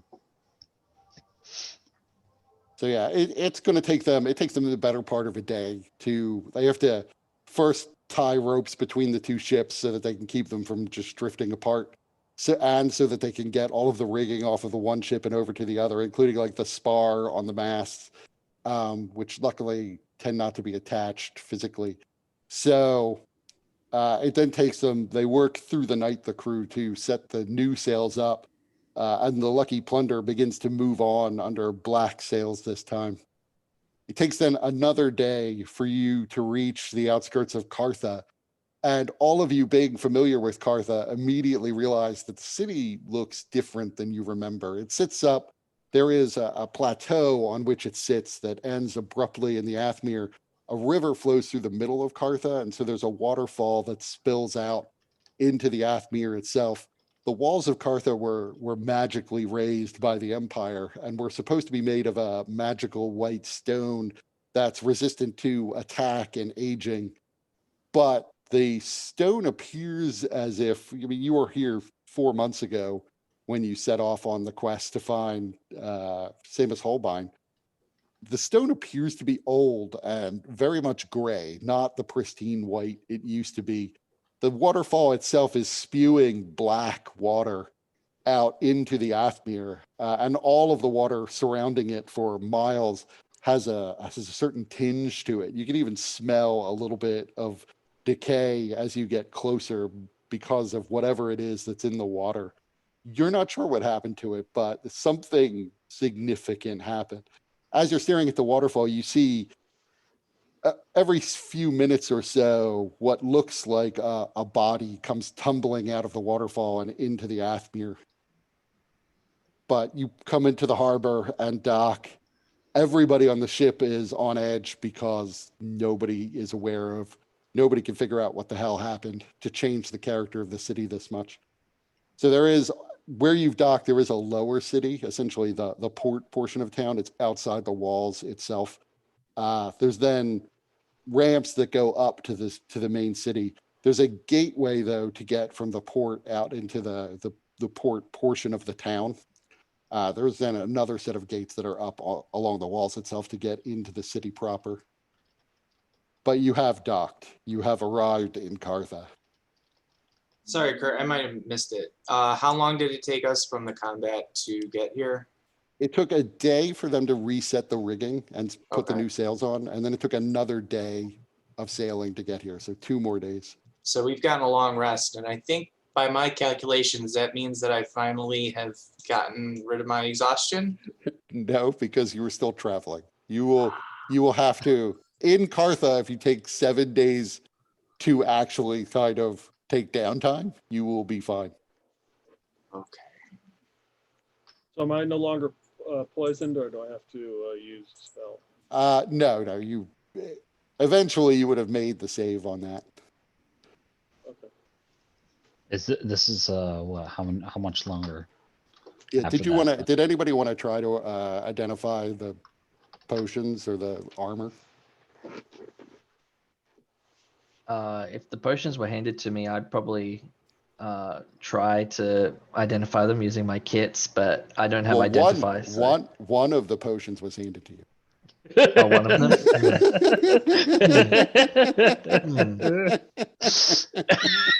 I will do my best to find out what it is. I mean, you still, even from hiding, you would have I seen, noticed. Yeah. yeah, Okay. you would have seen 2 people drink a potion that's very similar to this. It appears to be a golden liquid in which you could see sand is constantly swirling around. Okay. But it appears as though it turns you into a cloud of sand and then you die. Yeah. Yeah. I just look at Zarius and say, "Thanks. I might be using this soon, you know." And then he just hides away again. Not What- even looking at him. What kind of armor was the Copper Dragonborn wearing? Leather. Leather. Leather. Okay. Also, did we use Zarius's glove to question the Dragonborn at all? We can have done that, I guess. I was more concerned with getting him like Yeah. So interred. after Zarius wraps him all up, Lucirosi is like, "Hey, we should question him." And Zarius has to make the decision: do I really want to unwrap him? I mean, Zarius, it would make sense that we get more information about the situation back in your homeland and the reason he's wanted to seek your death. I mean, you would realize he's probably unlikely to answer questions. Yeah, but maybe. We will be traveling with him If we feel it is necessary, we can do so.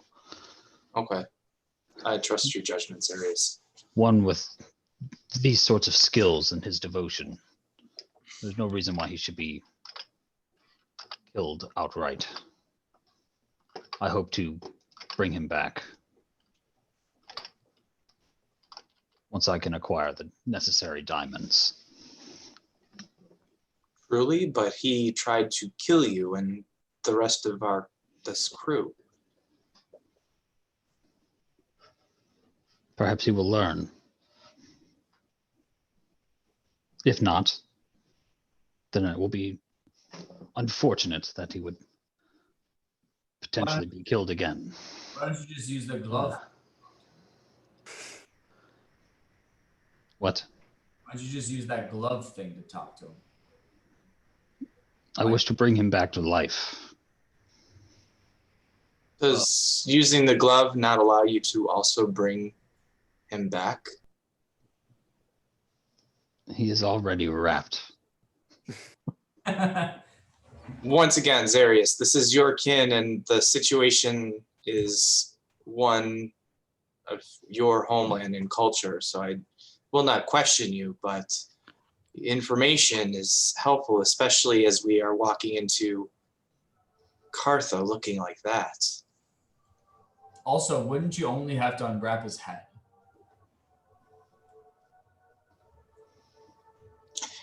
It starts from the feet, then goes around the head, and then back.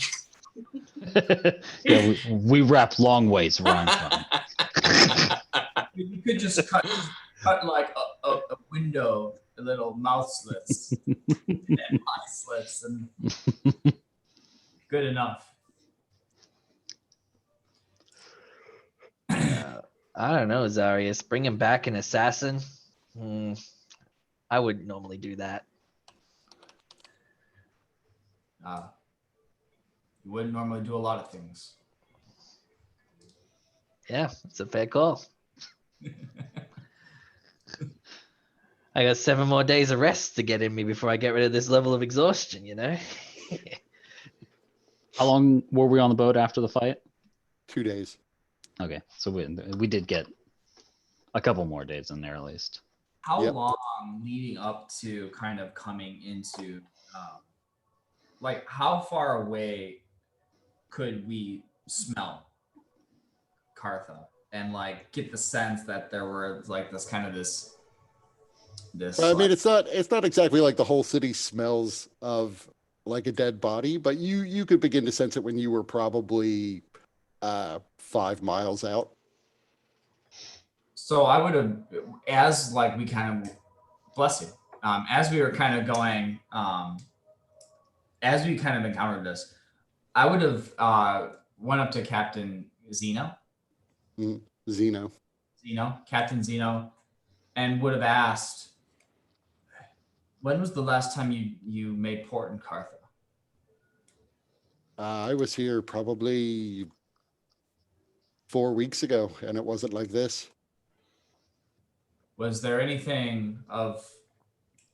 Was there any like news or anything of interest at the time that seemed, I guess now in hindsight with this, seemed suspect? There was nothing unusual going on that I heard about, although we were only in port for a couple of days to take on cargo, and I was on the ship the whole time.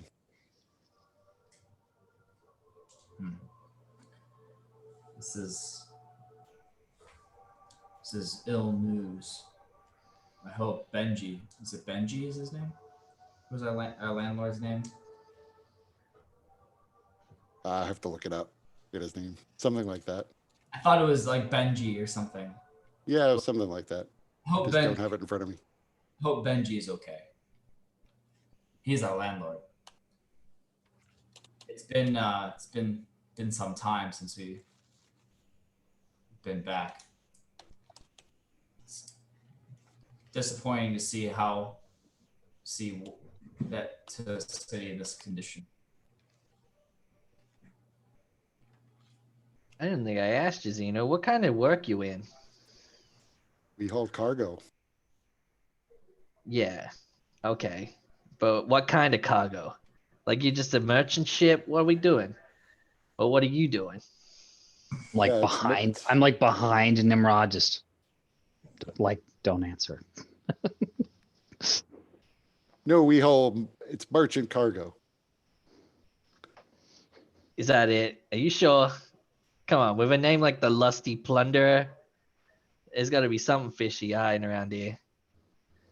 Yeah, but if there was something fishy and we named it the something fishy ship, that would be very smart. That's true. But you might not be. Everyone assumes you're a pirate.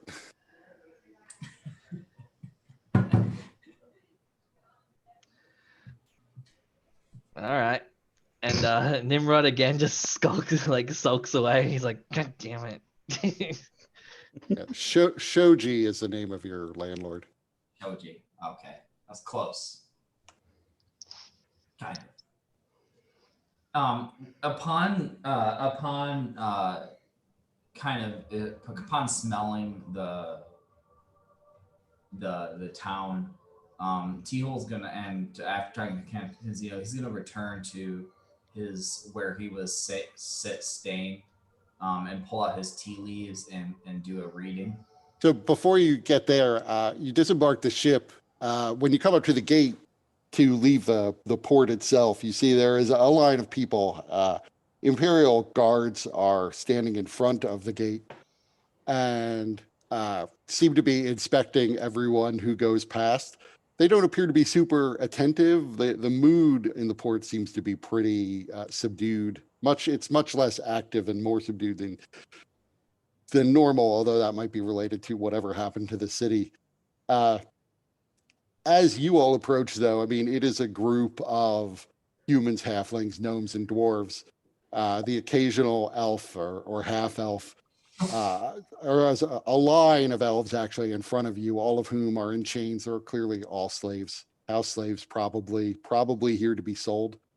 They are closely inspecting them, but immediately stop reviewing these slaves when they see your group behind everyone, including Lokexkus and the very highly mutilated Cato.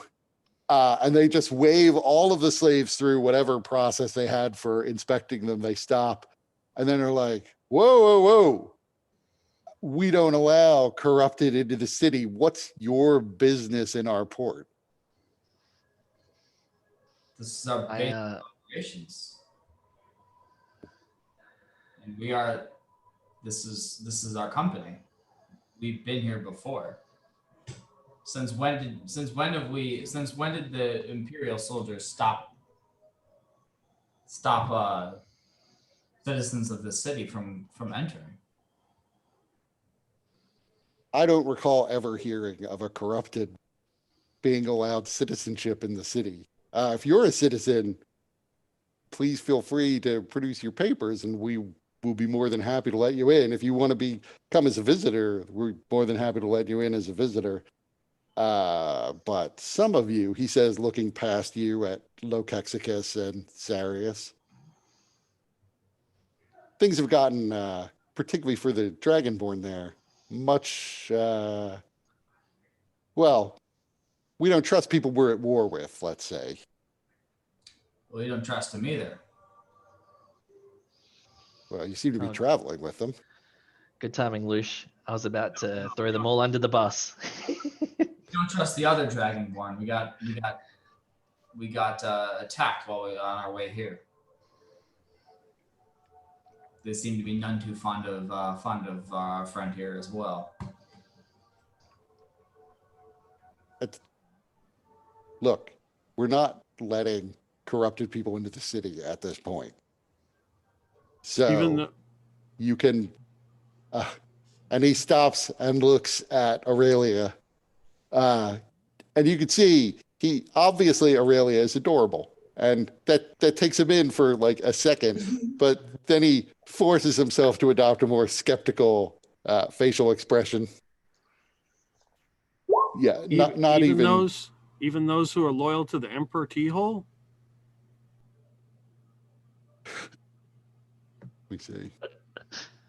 So, Aurelia, make me a persuasion check. So like, I'm gonna actually use that detect poison and disease as well. I mean, some of the elven slaves who just got waved through probably have some minor illnesses, but you don't detect anything out of the ordinary. Okay, this aroma that's been wafting around from the city. Can I maybe catch a cause? Is it decay or something else? Or Yeah, it does seem like it's generally decay. What has decayed and filtered into the water, why the water is so heavily polluted with whatever this is, you don't know. It's probably not healthy to drink it. It doesn't necessarily appear to be poison per se, though. okay, But he laughs when Aurelia says the Emperor T-Hole. It says, yeah, a lot of people here are fans of T-Hole these days, but no, good a joke as that is, we can't let you in. Can I thunder wave him now? Are you implying that T-hole is a joke? Well, I don't know. I've heard some of the stories about T-Hole at this point, the stuff going around, but it seems to be all stuff from picture books at least as far as I know. If he was emperor, he was emperor 1,000 years ago or something. So, in any event, he's not emperor at the moment. And even if he were, the orders I have are only created in the city. There is, in fact, a huge, after everything that's going on in the world now, there is a huge effort to try to purge the few corrupted that are hiding out of the city. Trust me, your friends are better off not going in, because if they went in, probably they would just be attacked anyway. I'm sorry, sir, but I perhaps you've already answered this for my companions, but what is it that has happened here? I guess news hasn't filtered out to you. There was, well, I don't know if it's related or not to all of the goings on in the world, but there was a storm, a black cloud formed over the city, unfolding just out of nowhere from a single point above the middle of the town.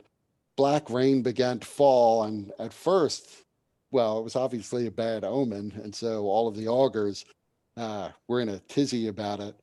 But shortly afterwards, people began to die. The dead began to rise. There was a lot of fighting that went on. The River Rhone turned black. We're still dealing with that, as most of our drinking water is now polluted. Things are bad here now. That If sounds this awfully weren't familiar. if this weren't a kind of a major shipping point, we'd have been in real trouble. Luckily, there is enough clean water stored away and enough people of power focused on the city that we at least have some modicum of clean water we can access, or ale and similar things. Is there no way that we might speak with the leaders? I know that there is reluctance to allow corrupted within the city, and given the circumstances of the experiences, I understand where you're coming from, but certainly you have heard of our exploits, whether they're through the picture books or not. There must be something we can offer this ravaged city. So is your hood up or down? Initially, it starts down, or it starts up.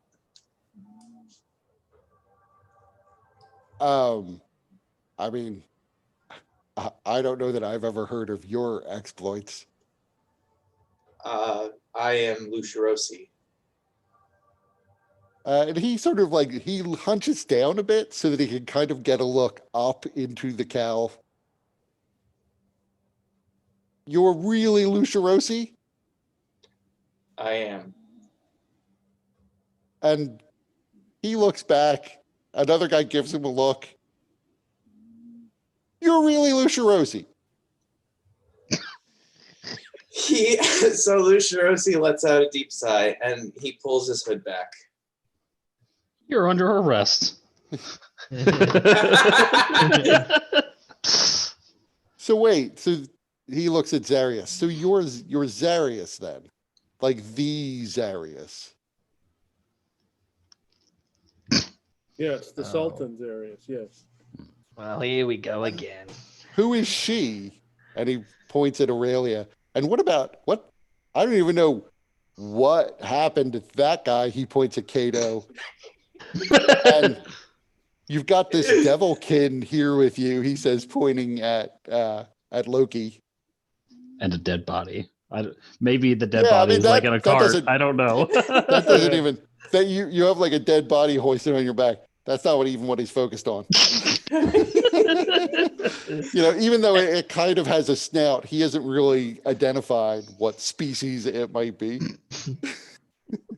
Like I said, all the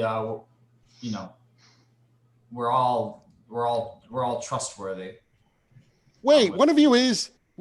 Where's T-Hole? He's looking around.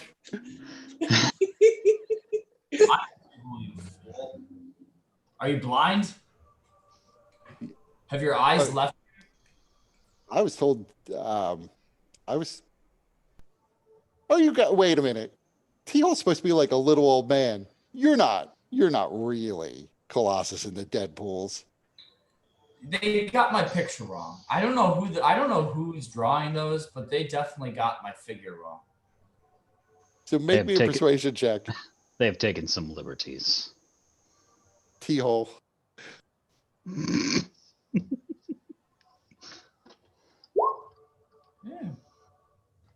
I guess I could see that. Well, wow. I mean, you guys are. Look, I need you to stay here a minute. I have no idea what I'm supposed to do in this case. Look, you guys are wanted in the Empire. You realize that, right? But Want an autograph? Yeah, get your pens ready, boys. But this is Kartha. You guys are famous. There's like a whole museum dedicated to the picture books. Truly? Oh yeah. I'll turn to look back at Lucia Rossi and be like, nice. What I bet what kind of objects would exist to necessitate a museum? Oh, I'll tell you right now, the museum is a total ripoff, but the guy who runs it is just cleaning up. He basically, I think he like rented a place to you guys before, like above his shop. And so he's now set it up as the museum of the Colossus and the Deadpools. He's got, it's just crap. It's like, oh, here's a shield that one of the Colossus and the Deadpools used once. And it doesn't look like the shield in the picture book, so it's very disappointing for everyone. But he's got like a lot of items that I guess you guys left behind, like just spare supplies you had. But he set them all up with like little placards saying what they were. I think mostly making stuff up about what the individual things were and when they were used. All of them are, but there are things in there for most of your major accomplishments from the books. we should talk with Shoji. We at least need royalty. We at least deserve royalties. It was we were renting from his what would it be, apartment storefront? We were renting from him. I mean, he had every right once we stopped paying and being there. I mean, T-Ho, perhaps you forget, but while 4 months has passed for us, it seems like perhaps a year and a half out here in the rest of the world. Well, we definitely paid for a year in advance of rent before leaving. I don't recall that. But still, it's likely been more than that. Longer. About a year and a half. Yeah, Akiriko, one of the Colossus and Deadpools, she steps up and said, I paid additional rent before we left just so that we would have our space when we came back, but I only prepaid 6 months. That was more than a year ago. So I can't fault Shoji for taking advantage of the situation, especially given what is happening. He probably needed his own ways of sustaining income. Although And I would Loki prefer it steps up not and- be made off our likenesses. Loki steps up and says, well, my place, I'm sure, is still mine because I owned it. And my servants wouldn't leave me. They love me too much. So if you guys, if you don't have a place to stay and need a place, you can just come to my place and stay there. And she begins to chant and dimension doors away, presumably to her house.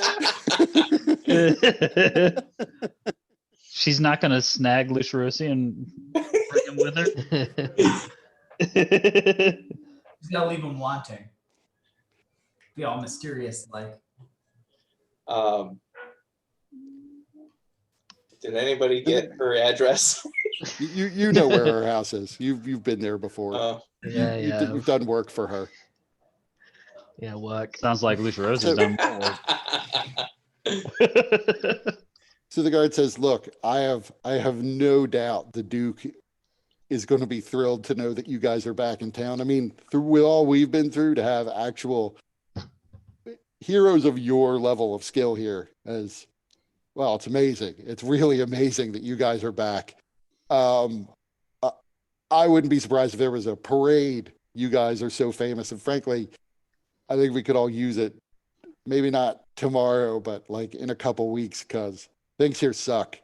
Everybody's pretty down. But look, I still have my orders. I'm still not allowed to let non-created through. And nobody ever really thought about celebrity corrupted. Sorry, Sarius. So we could send a runner. We could send a message to the Duke. We can get this cleared up really quickly. That would be ideal if that's possible. By the way, you mentioned that storm that opened up and caused quite an illness upon the city. How did it end?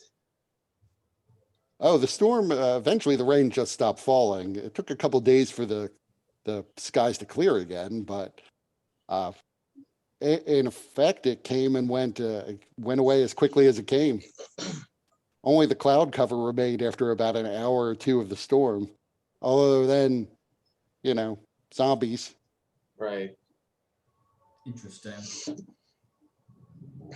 What was the name of the creatures in the prison that like the not the zombies but like the things that they Oh, those ghouls, the disease Derrick. ghouls. Derrickal ghouls. calls? You didn't. They were just zombies. There weren't any ghouls running about, were there? Is there a difference? These are more, One's much dangerous. much more aware. Can command the others. I mean, I don't know that I would say these things were that aware. They mostly just attacked anything they saw. I'm sure I we mean- can get more details if we're able to speak with the Duke about what has happened. By the way, we will likely need to clear this filth from the water. Are That's efforts correct. being spent to do this? I'll ask the guard. Well, there are efforts I know to try to find the source of wherever this, whatever it is coming from. I don't myself know much about magic or things like that, so I assume something's being done, but it's going to take magic to clean this up, right? Likely. I mean, Zarius, I think there you would kind of have to ask the Duke. And Lucirosi will turn to Zarius and kind of privately. I know that we need to go address the issues within your homeland, so I don't want to presume the time frame for us, but I would hope that we do not leave Kartha quite as we're coming into it. Agreed. My people are hardy. We live in the desert. It is a tough Yeah. place to live. So they're bound to send more assassins for you. Hope this parade's gonna go real good. They can survive a little while longer under their plight. And have you heard about the other cities? Other cities. Sure. I mean, and I guess maybe by some standards we got off easy. They say Il Hashat is just a black hole in the ground. Sanctum was destroyed in some way or other. Also, rumors are that there was some sort of undead infestation there that overtook the whole city. Harnma is gone. I don't know exactly what happened to that, but a lot of cities just vanished from the face of the earth, or at least that's the rumor. Not every rumor is obviously reliable. Every day we're hearing about like new atrocities somewhere or other. Hmm. But all of them seem to be preceded by these black cloud formations. Sounds like the work of the Praetor, doesn't it? Seems They're so. related to the clouds, those storms. Or prefect, I mean. They are being activated by something. They seem to be caused by the cloud and the dome. That was a focus for the one above the prison. Perhaps the prefect has other means to. It sounds like this one didn't last for indefinitely like the one above the prison was meant to. I don't know any of what you're talking about. Like I said, it sounds like we kind of got off a little bit lucky because Sanctum was overrun with undead, but Ilhashot was scooped out of the ground. They say the whole area's just been flooded in with water from the ocean. Harnma, I hear also the same, that it is now just an enormous pit where the city once stood. 200, 300,000 Imperial citizens gone there. Well, truly, I hope that these are but rumors. And if they are not rumors, they are not nearly as dire as what you're describing. Yeah, Harnma, I'm pretty sure, really is a pit. Harnma's not, I mean, in relative terms, that far from here. We've got a lot of refugees that came in from Harnma when that happened. That was about 6 months ago.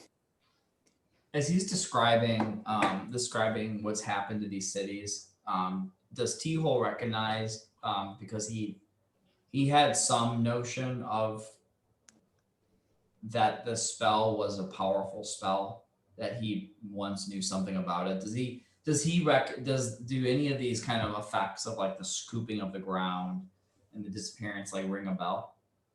No, that is new. You are, like I said, when you were at the prison, you're vaguely aware of a spell that can create undead, although you don't remember it having like an area of effect that, or you don't remember it at least killing people outright and then raising them. It sounds like the rain fell and a bunch of people started dying and raising immediately. That would be an even somewhat more powerful effect.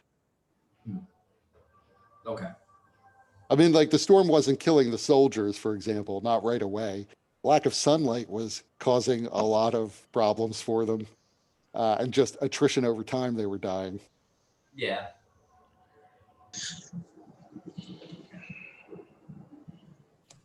Well, if you could, Eventually, a runner comes back. He has a scroll. The guy unrolls it and reads it, and says, "Well, apparently the Duke would like you to come directly to the palace. So, wow." very well. Meanwhile, everybody behind you is super pissed off at this point because they've been in line. Wait, did we move up to the front? Yeah, Yes. they waved everyone through, like not caring. And then He stopped. waved everyone in front of you through not caring to stop Oh. you when he realized that you were like a bunch of freaks, basically, and a couple humans and others mixed in.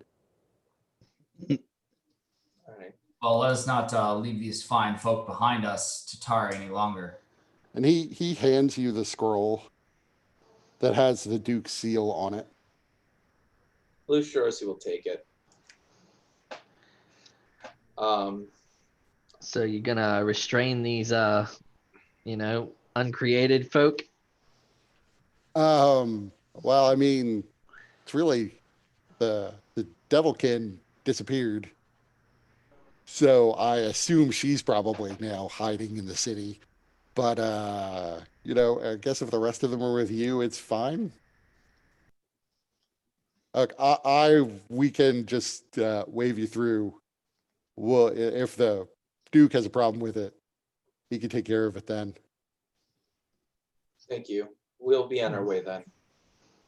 Quick question: how long ago did the Empire start guarding the city gates? I thought they always had. Had they? Yeah, there's always been a gate at the port And to they see to monitor who's coming in. I mean, it's not so much it's not always been to keep the corrupted out, but there's always been a gate here to like inspect goods that are coming in. There are taxes to be paid when you're importing goods.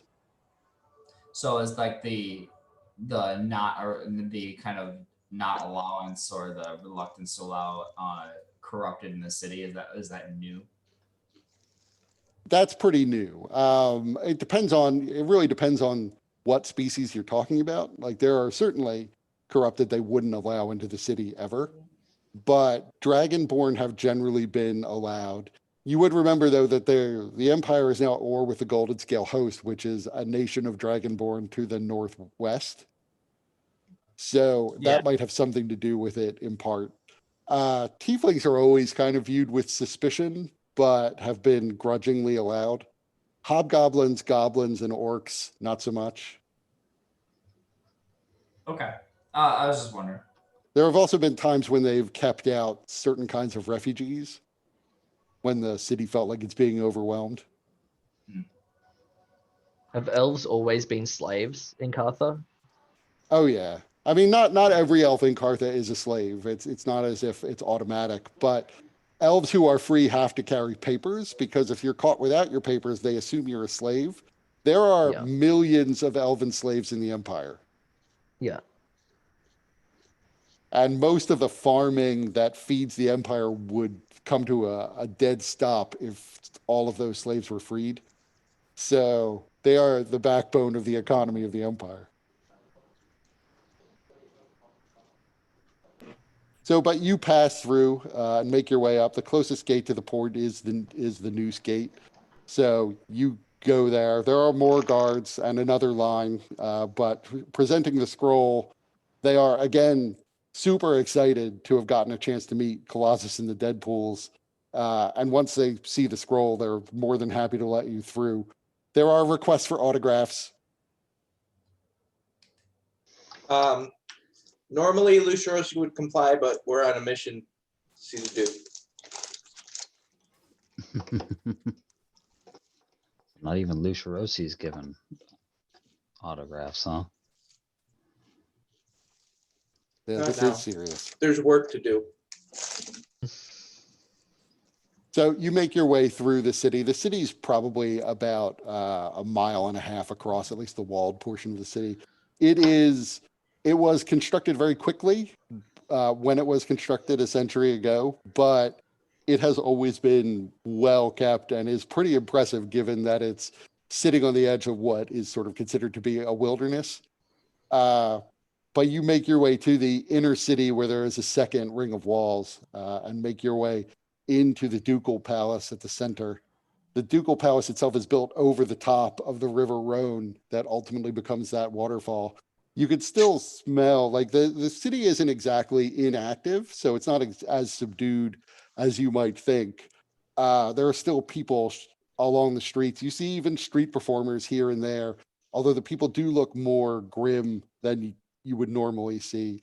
A lot of the shops do appear to be closed, and that's unusual given that it's the middle of the day. In the ducal palace, you are ushered into a fairly large court hall, at the edge of which there is a throne on which sits the duke, who is actually named Duke Aurelius, which is the masculine form of Aurelia. My name is Marcus Aurelius. Oh, wait. Actually, this is Tarquinius Melonius Aurelius.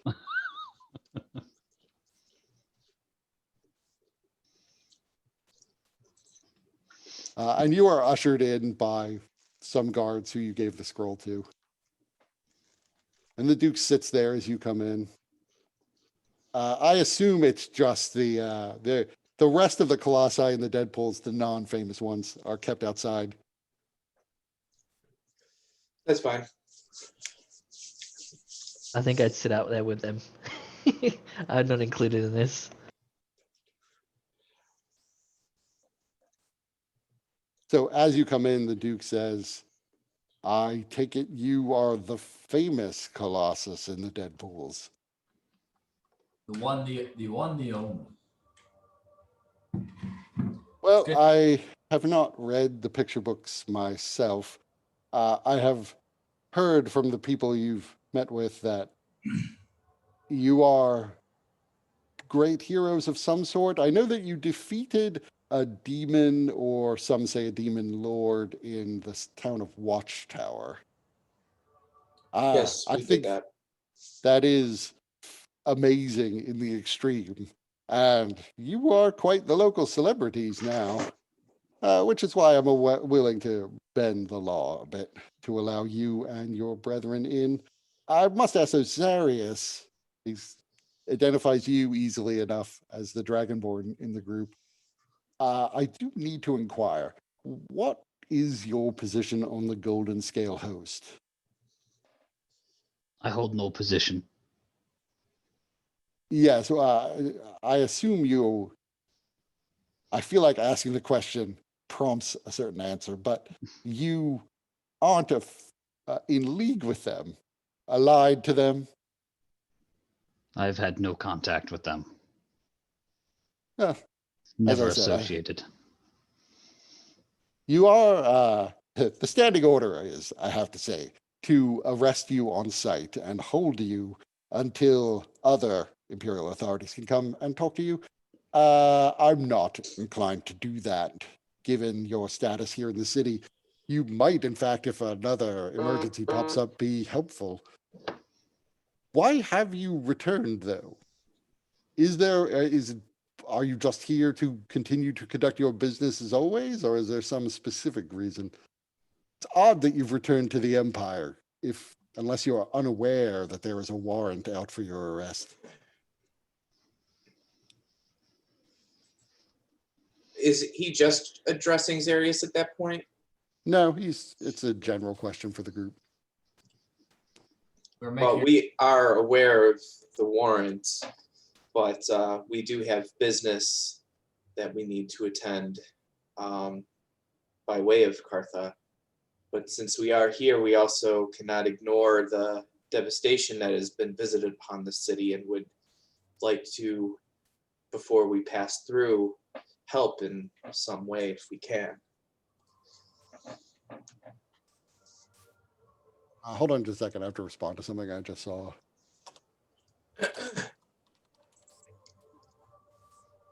Well, that would be excellent. I don't know. Well, frankly, we know so little about what happened that I'm unsure what can be done. But if there is a way that you can help to ameliorate the damage or prevent it from happening again, God's forbid that it should happen again, that would be excellent. Do you happen to know what occurred? Like, what was the cause of it? Is there a way to more swiftly clean the water? The water supply is the big issue right now. We've seen things similar to this, but we couldn't tell you if it was the same magic or if this is something else. But we understand, having talked to one of the gatekeepers, that you are still trying to find the source of whatever is polluting the waters. We are, and the source seems to be further away than our scouts have been able to determine for now. Further upriver, that is. Would you be available to be hired to find the source? Lucirosi turns to the rest of the group. If we are to leave our companions here, then it would be a prudent thing to do. Yes. I would, he looks at you all. I would, of course, understand if you wish to take a few days to clean yourselves up. Do you think we'll really smell better in here until? Well, you're far enough away from him that he can't smell you. You're not like within. You're like probably 20 feet away from him. I mean no offense whatsoever, but you do look to be a little ragged from your travels. And besides, I really believe it would be equally as helpful if we could have a celebration in your honor. The people need something to celebrate these days. I am wondering if perhaps, I mean, I can only speak for myself, but despite being travel weary, I would prefer to address the issue with the water, and then afterwards we could rest, and perhaps that would give the city additional things to celebrate. Well, perhaps I would suggest that you wait at least a few days, as additional scouts should be returning. There would be more information, at least potentially, once we hear their reports. They are much further upstream. It will take them a couple days for them to return. Of course, you always do lose a few scouts along the way, so maybe they won't. Nonetheless, within 3 or 4 days, they should have all reported in, or we will realize something has delayed them. Do we know if the Duke is what your Kartha email might have explained this? Do we know if the Duke is like part of the Empire, or Oh no, this is a province of the Empire. So what happened is this whole region used to be a part of Morilios, which is like the realm to the east. But Yeah. Morilios fell when the Kuatoa invaded it and basically destroyed all of its major cities. The Empire took that opportunity when Morilios was weak to seize the area to the north of what used to be the Empire and just made it a province. The Duke is essentially in charge of the province, but he reports to the Emperor. Was he So like in charge of it before, and then when they took it over, he was just like made in charge of it, or was he put in place? no, it was always kind of a monster infested backwater. So even when it was part of Morilios, it wasn't very highly settled. There are a lot of ruins that sort of dot the landscape from even older empires and nations that just have never been explored. And so while they've been trying to convert it into farmland, and that's been partially successful, there are still things that come out of this region that are dangerous, which is also why Kartha is both a big center for artifacts, because people explore these ruins and find things, a big center for adventuring companies, because there are things to do, and also kind of it's known to be a little bit dangerous. Most of the people in the province live within 20 or 30 miles of Kartha. Not nearly as many are brave enough to venture out further than that. There have been attempts to set up towns, but the towns usually get overrun or destroyed within a decade or so. So there are definitely some towns out there now, but nobody puts good odds on the town surviving at this point. Gotcha. But the dukes of Secundus, which is the name of the province itself, they were put in place by the empire. They are blue blood imperial citizens whose family moved up here to take control of this huge swath of land. Gotcha. All right.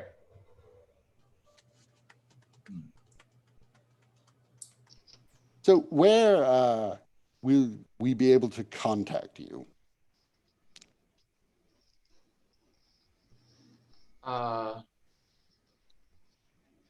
Well, that's a good question. So Luciorsi will look to the group. So do we try to speak with Shinjo, or do we take Lukexkis up on our offer to provide us with some accommodations?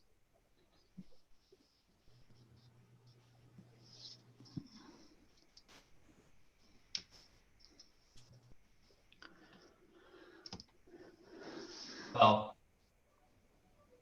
I feel like we should at least pay Shoji a visit. Of course, he has seemingly profited so much in our likeness. The least we can do is say hello. Yes, I think that's a good point. Luciorsi would address the Duke and say, well, there are two places that we may stay. We still need to find whether these accommodations will suffice, but then Luciorsi kind of gives him the location of Shinjo's as well as Lopexicus.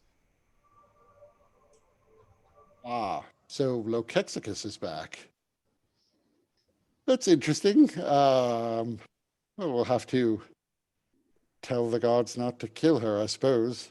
Tieflings are not very welcome in the city in general. We have a few Dragonborn who've gotten special dispensation to be in the city. They are closely watched for the most part. Obviously, Zarius, you will not be subject to those sorts of restrictions. But I will see to it that you are all, at least those of you who are not entirely human, are granted papers so that if anyone does confront you, at least you will have the legal paperwork to support your permission to be in the city. I would take some care to not wander alone. People are very skittish and have gone through quite a lot. Bigotry, often picks a target of opportunity rather than a target that would be militated by justice. We are able to determine and find the source of this water, this corrupted water, and fix it. Could we be granted amnesty?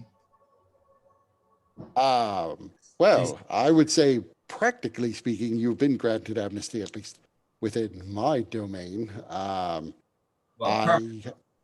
do not have power to grant you amnesty within the empire as a whole. You would either have to get that from the emperor himself or from the Senate.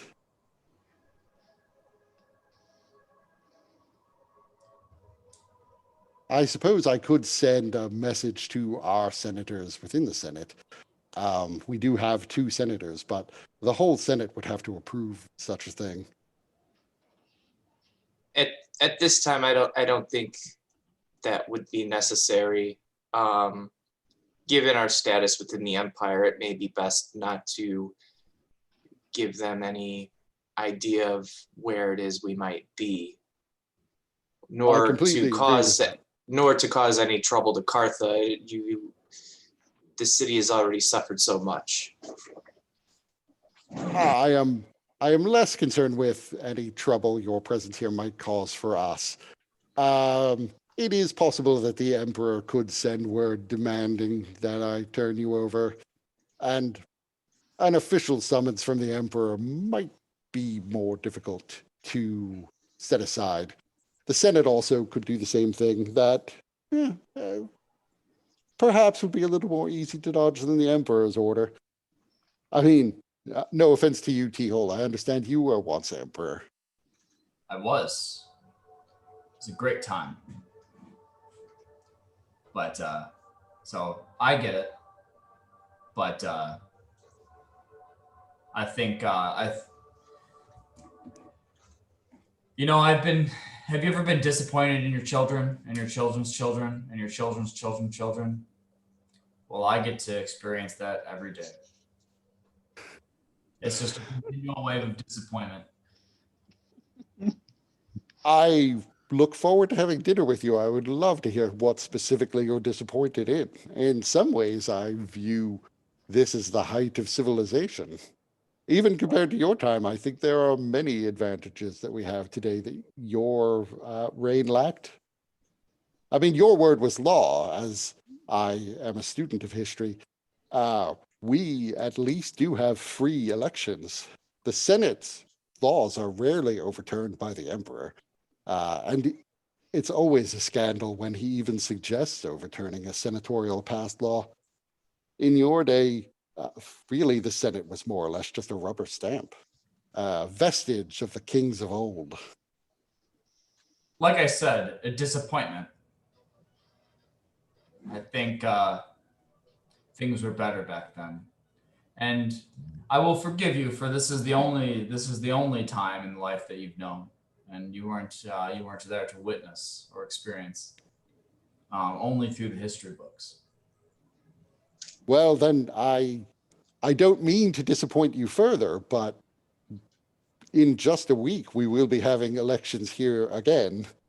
I assume that will offend you greatly. You may want to avoid the fields of the populace outside the city, as that's where we will gather to hold the vote. I will be sure to avoid them. Thank you for letting me know, so I can know, so I can. Well, perhaps you'll be off trying to find the source of the corruption of our water supply. Blue By Shrosi then. is just face palming this entire conversation. Zarius actually kind of pipes up and given what the I forgot what we were calling the guy that was in charge of the fucking prison. Prefect? The prefect, yeah. Given what the prefect said before, it is likely all the members of the Senate are your offspring as well, just cycling through. Well, offspring of T-Hole. The emperors used to all be offspring of T-Hole, but that ended centuries ago. No, it did not. Pretty sure it did. But I don't wish to get into. It was a very big change in the history of the empire when the first. I mean, T-Hole is obviously human. There have been dwarves and halflings and gnomes. Many non-humans have been emperor. Well, you can fornicate with all types of creatures. Yes, but I don't believe you can breed a gnome from human and gnome offspring.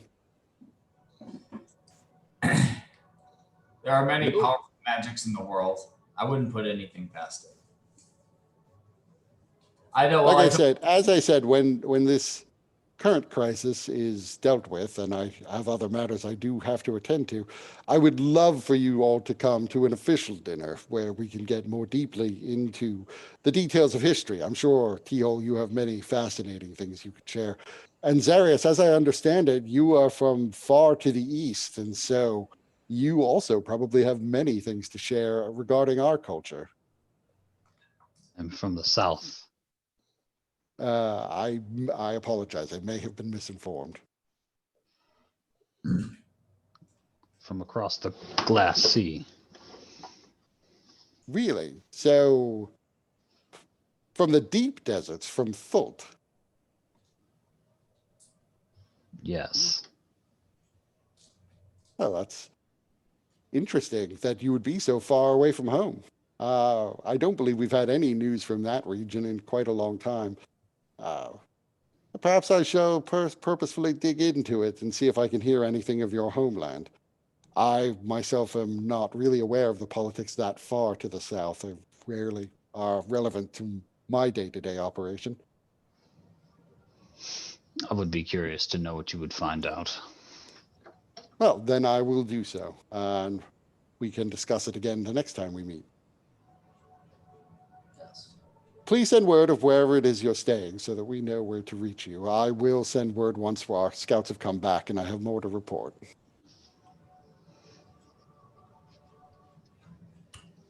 Luciosi's stomach drops at the thought of having to attend an official dinner.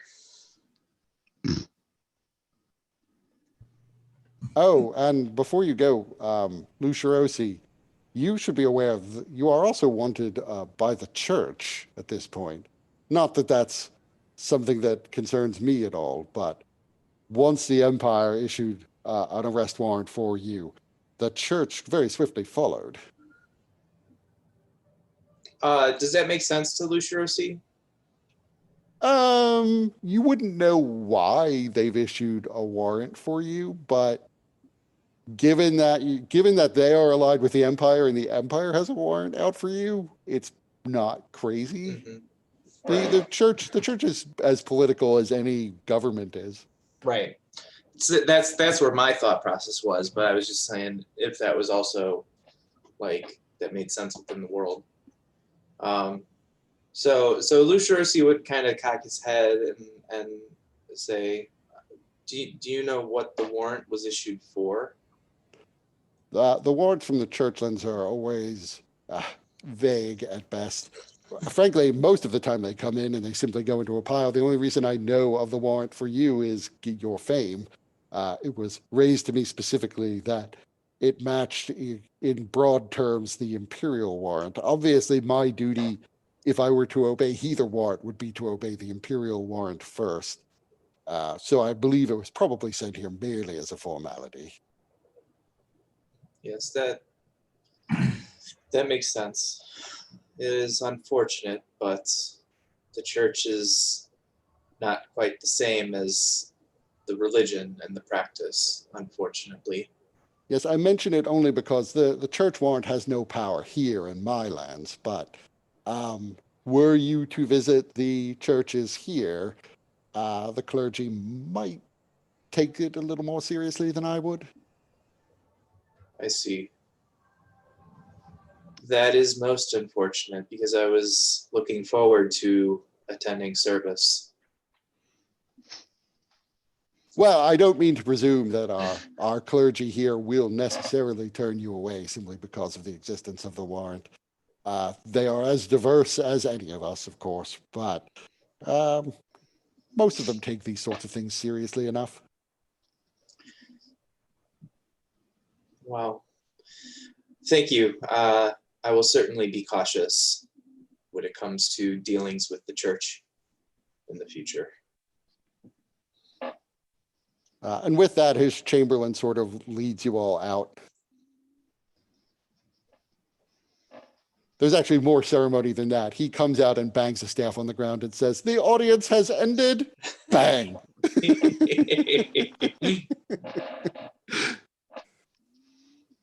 So where do you want to go? I think we're going to Shinjo's. Yeah, show We got to see this museum. So you make your way back. I'm gonna keep an eye out for something, like a shop where I might be able to get a very nice mirror, perhaps somewhere in the realm of 1,000 golds worth. So first, give me an investigation check. Oh God! All right. Should have asked the Duke if he had any artisans you could commission one for. I think So- I'm all right. Yeah, you are in a much higher class part of the city, and there is a glassware dealer whose shop you pass by. Okay. All of the stuff seems to be obscenely expensive.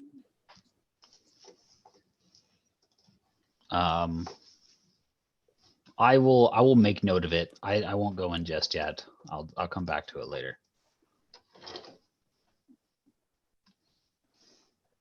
So you make your way back to the poorer parts of town again, weaving your way through the streets, eventually coming back to the Popany that Shinjo runs.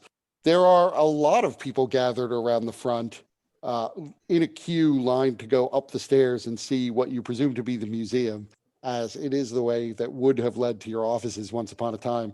Just as, not quite as many, but a lot of people are crammed into Shinjo's little restaurant / fast food joint.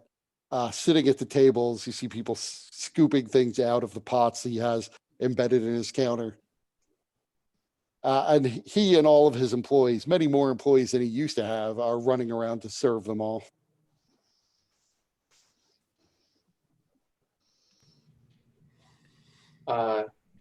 Does anybody respond to our presence? Not initially, although if you are not actually approaching anyone, then it would only take 30 seconds or so before somebody in the line like looks back and sees you. So yeah, is your Lucirosi would. your hood up or down though? Because you and Zarius are the only two they would recognize, and not to be racist, but they would see Zarius as a Dragonborn. Yeah. You know, just to avoid being swarmed, Lucirosi would probably put his hood up and just try to quietly look for Shinjo. Nobody recognizes my very distinct staff, though. That's a good point. It would basically start as whispers. I was going to go into this a little bit anyway. As the group approaches, there are increasing whispers in the people in the line. But at least immediately, there's not a huge reaction. But eventually, a little boy comes out and says, "Are you Zarius?" A little boy, like how Well, he's a dwarf, but he's probably about 15 years old, which is like 6 Still a years old baby. dwarven time.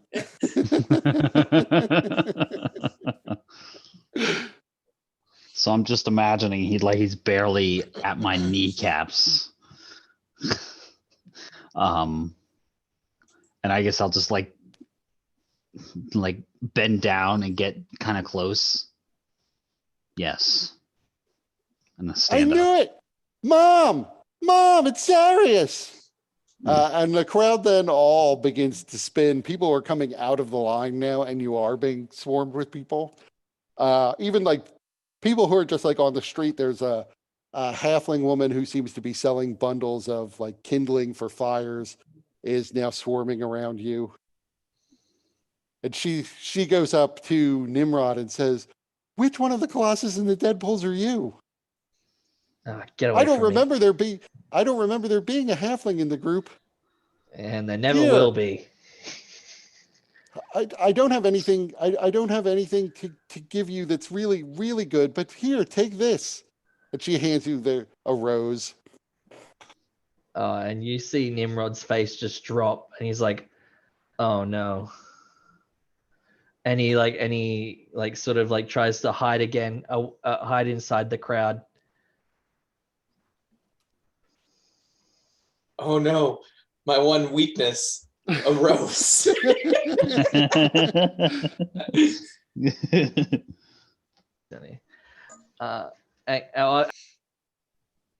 Before he runs away, can I like grab him, or is he just gone? He just It's a woman, but she's there. You can try to keep track of her, but she looks like she's about to dart away after you've rejected her this badly. So let's see what her hide check is.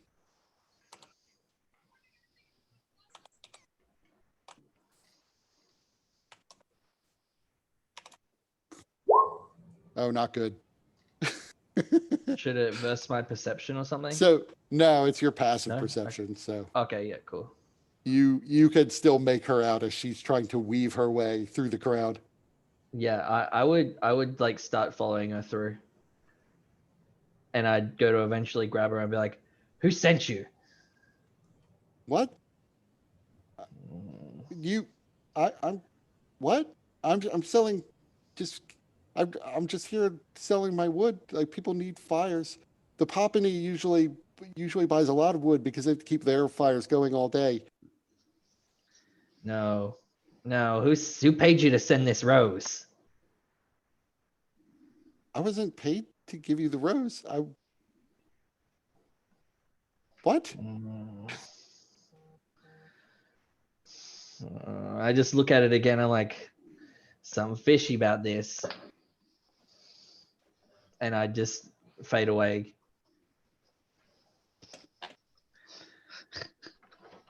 Hold on, let me send something. Prick your finger on the thorn of the rose. Roll a con save.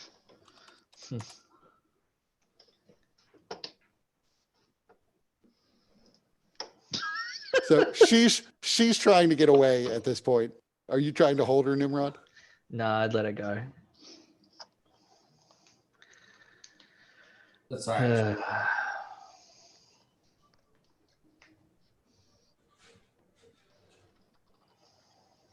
So at this point, Shinjo comes out. Ah, you are back. I was not expecting to ever see you again. The place is gone. You haven't paid me. Lease is broken. The museum is mine. Under Imperial law, I have every right to claim possessions that are in there to cover the back rent that you did not pay. Shinjo, we understand this. We are not looking to cause any conflict here. We just wanted to see what was going about.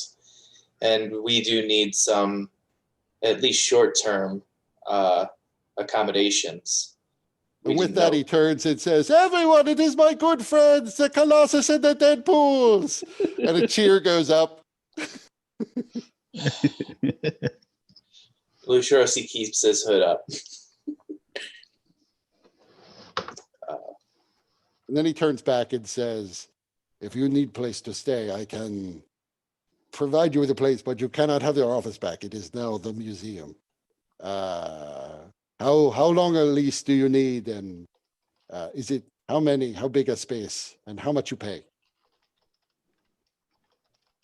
Haven't you made enough off of our likeness? Even with counting the back pay and rent and the reclamation of our gear. Well, but that was the sweat of my brow. I made that money. Sure. That is not money that came from you. That is my money. If you take up space that I am trying to lease, that should come from you and be your money. That goes to me. Sure. It's your reputation that's making you money. So you can believe what You are free to open your own museum. You could take all my business away. I cannot stop you from doing that. I would not try. But this museum is mine. I wouldn't want to take your museum. Anyway. Just think after you profited so much off of our likeness, I thought that you'd be a little bit more friendly in the sense of being less worried about the price of rent upon our return. I have a family to feed. I have obligations I must meet. I am a community leader amongst my people.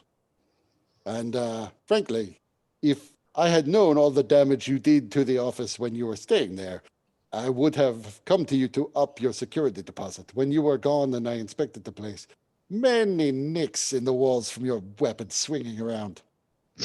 Shinjo, we have everybody here except Dora, but Kato is now in her place. So this is I don't know Kato, but what I do know is between Kajika firing guns and Helwir swinging various blades around on archery practice, Many dents were left. Shinjo, I'm not trying to dispute that. What I'm trying to indicate is the number that we have, and I'm asking you for how much you would think is fair for the next couple of weeks. I can rent it to you for. I can rent you the second floor, but not your old office. For 5 gold a week. Will that, will the second, our knowledge of the second floor, will that comfortably accommodate everybody? Yeah, I mean, it's probably laid out more or less the way the third floor was, which is where your office was. Which is to say, it's essentially just a big room, but it's big enough to hold everyone. You didn't have it's not like you had separate rooms and enough bunks for everyone, but a little bit like the ship, if not everyone had to sleep all at the same time, people would go there. Not everyone was living full time in the office though. So Lucia Rossi would count out 50 gold pieces and hand it to him. But he would also say, now, I understand that you're running a business and that you have the museum, but we expect that we will have our privacy when we are in our quarters. Sure. I cannot necessarily stop everyone from banging on your door. They will walk past it to get to the office, to the museum. As long as you understand that while we are here, that is our space, and nobody, including you, will go in there without permission. And since you have paid in advance, which I greatly appreciate, if any of you require meals, I am happy to serve them to you here in my shop for no additional charge. Thank you, Shinjo. That is most kind. All right. Minus 50 gold. Smart businessman, this guy. Lucia Rossi is just, he wants to get this over with. He doesn't care if it's a fair price. He doesn't care about any of that. He just wants to get out of the crowd. So he immediately begins to shoo people away from the stairway that goes up to the third floor is actually pretty narrow. So it's really like one person at a time, unless you're a halfling or a gnome. But he shoos people out of the doorway to say, let the Colossus and the Deadpools go upstairs to their new place on the second floor. Please don't crowd them. Do not run and tell everyone you know that the Colossus and the Deadpools are here, staying at the second floor of my building.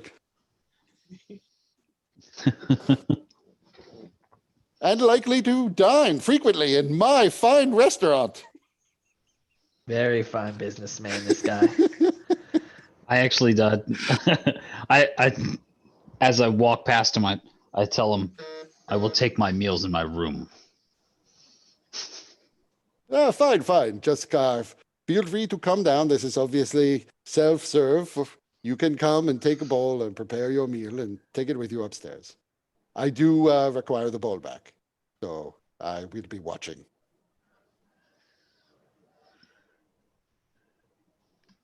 So you head up.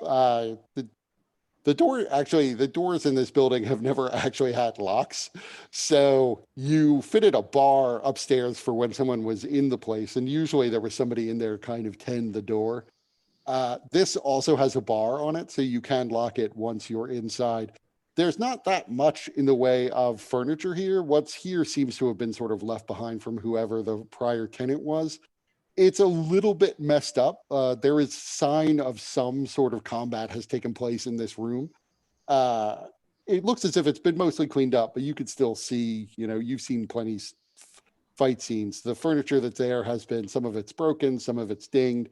You could see what looks to be maybe the remnants of a blood stain on the wall. All of it looks pretty fresh, actually. But there are still 3 beds in this place that appear to be functional. Just 3? Just 3. Okay. I mean, most people didn't have, you used to have 8 bunks, basically 4 sets of bunk beds. But most people don't use these some people certainly do use these upper floors as residences, but it's not what he had rented the place to you for. Mhm. So at some point it was controversial to him that you had so many people staying there. But he gave up on that. He had no legal right to tell you you couldn't sleep in the space.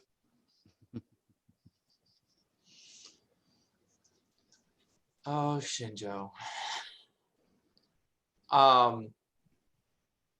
So looking around and trying to figure out how to make the space comfortable, Lucirosi will ask everybody, well, we have a place to lay our heads for now. What is on the agenda for the rest of the day? Is there anything else that we need to attend to? What time is it? That's a It's good like, question. it's only like late afternoon. I will be visiting a shop. Okay. Yeah, I need to get my land legs back. Might go for a little jog. But that sounds like too much work. Maybe just a walk. And it's one of those very rare occasions where Zarius will turn and actually look at Nimrod and say that that woman was lying to you. And then I'll just start to walk out. My hunches are right.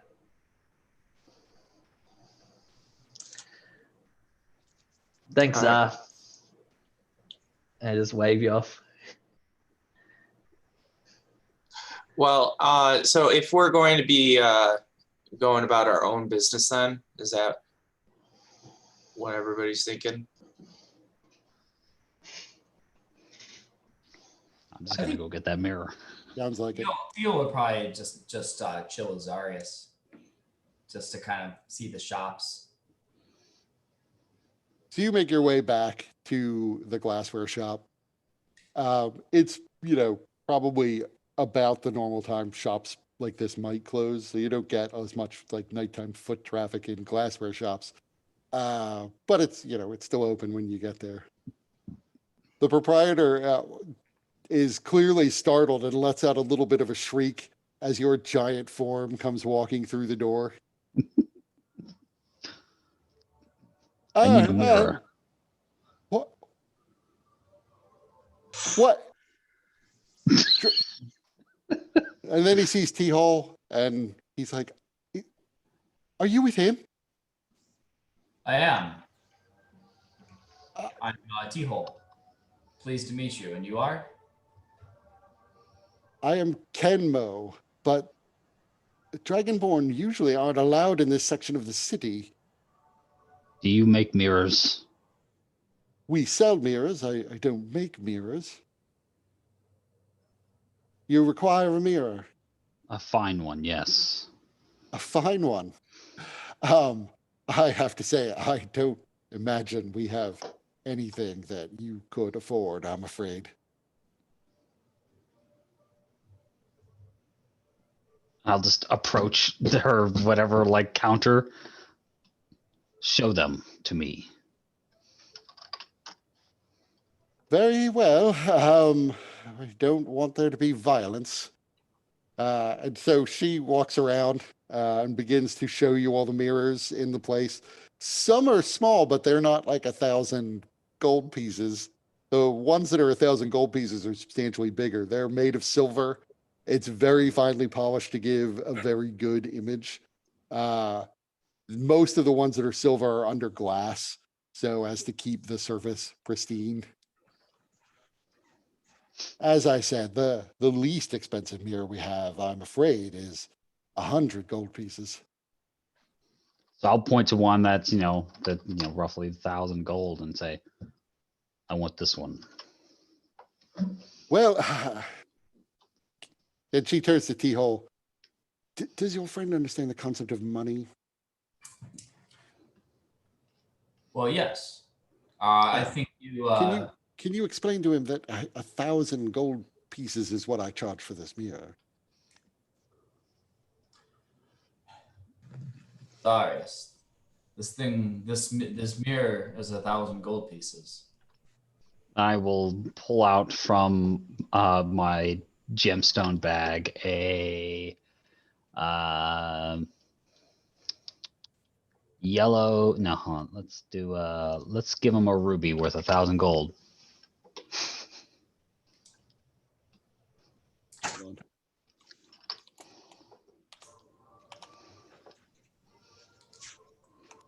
Well, that's it is a very pretty stone. I don't know what the value of it might be. Well, its value is 1,000 pieces. Well, I suppose we could go and have it praised, but 1,000 gold pieces. It is an impressively sized stone. I will grant you that. And I don't know what stone type it is.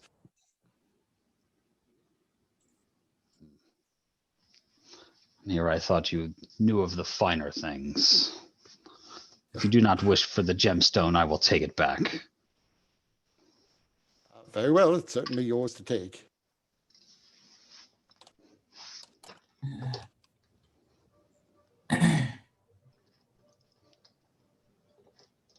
Um,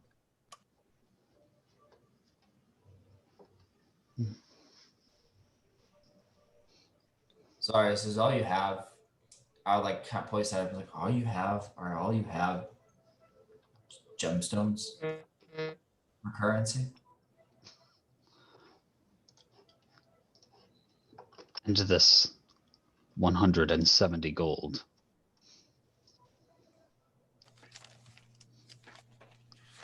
I will produce. Let me see. I'll produce from my pack 10 of the giant plates that were 100 gold pieces a piece, and I'll stack them on the counter. Here. The Giants coins.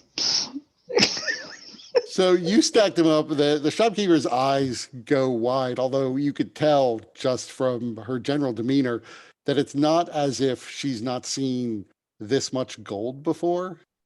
She sells expensive things all the time. She's just surprised at the size of these and says, well, normally we deal in aureus, but I suppose I can weigh these and see what the actual gold value is. She goes behind a counter and picks up a scale. Each coin barely fits on the scale itself, as it's not really designed for coins of this size, and she essentially has to like balance it on edge. But eventually she satisfies herself that this is 1,000 gold pieces worth of gold. You know, she takes out like a touchstone and does like a little scratching, of course, to make sure that you're not pawning off some bullshit impure pure gold on her. But once she's satisfied, she says, well, then you certainly may allow your friend to take the mirror. Of course, thank you. I'll reproduce the ruby and say, do you want this? To me? Yeah. Sure. I'll grab it and put it in my pouch. All right. And I'll take the mirror and wrap it up and store it safely. So the mirror is like 3 feet by 4 feet, weighs 10 pounds. Sure. I'll wrap it up and carry it.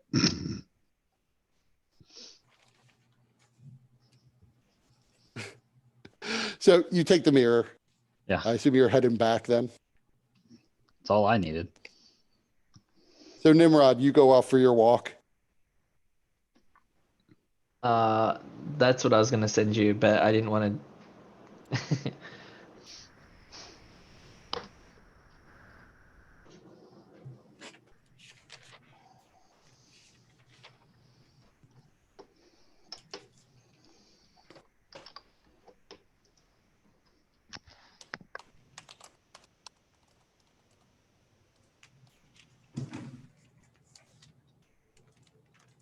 Cool. Yeah, I would say since this is taking place at the same time as other things, we should just play it out. Everyone understands that they're not there. They can role play that they did not hear your conversations as this goes on. Okay. So yeah, I would go to where I think Or the place everyone would else be. could take a 5-minute break. Good break. So Be right yeah, back. you head off. Okay.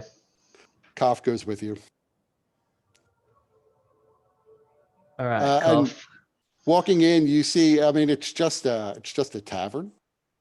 So you go in, it's the bartender who you've met before. He is one of your contacts. He's not like super high placed in the organization here in the city, but he is known to be sort of an intermediary between the organization here and the main organization in Pax Gloranthus. Mm. So he is a useful contact, and he knows who you are because you were, well placed, we'll say, since we don't know Yeah. who's in earshot. Yeah. Who is wearing their wireless headset? Well, long time no see. Yeah, what I am very surprised to see you in the city, but there word has gotten around that the company you're keeping. You should know your friends are in a lot of trouble. Yeah. How so? um, like, well, you are obviously an escaped criminal, at least by the laws of Longspear.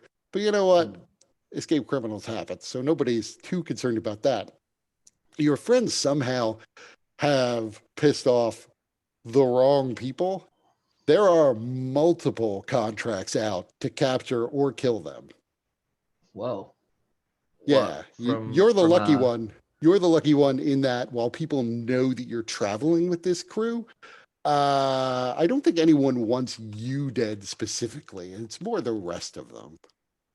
Like I So who's said, paying? well, that depends. Nobody advertises their real name. I gather someone high up in the Empire has paid to have you killed. Another group high up in the Empire has paid to have your group captured.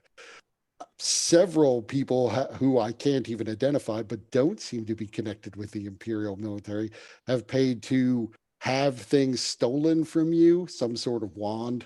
A lot of people have paid to have a wand stolen. Yeah. Those people don't care if you're dead or alive. But I know right now, just here in the city, there are people who are tracking you. In fact, from the information I have, the Black Traveler, the Rune Guard Company, Pride of the Lost, the Assembly of Sinners, Jethor Faith, Fratibus Favor, Nine Hells Bones, all of them have taken the contract and said that if they can find you, they will kill your group. Oh, also Yeah. some new guy has been asking around in town about your group. And I hear bad things about him. I hear he's very effective, but he seems to be a loner. Someone called Daggerface. Okay. Sounds threatening. I know he's here in town, and he has agreed that he will kill you all.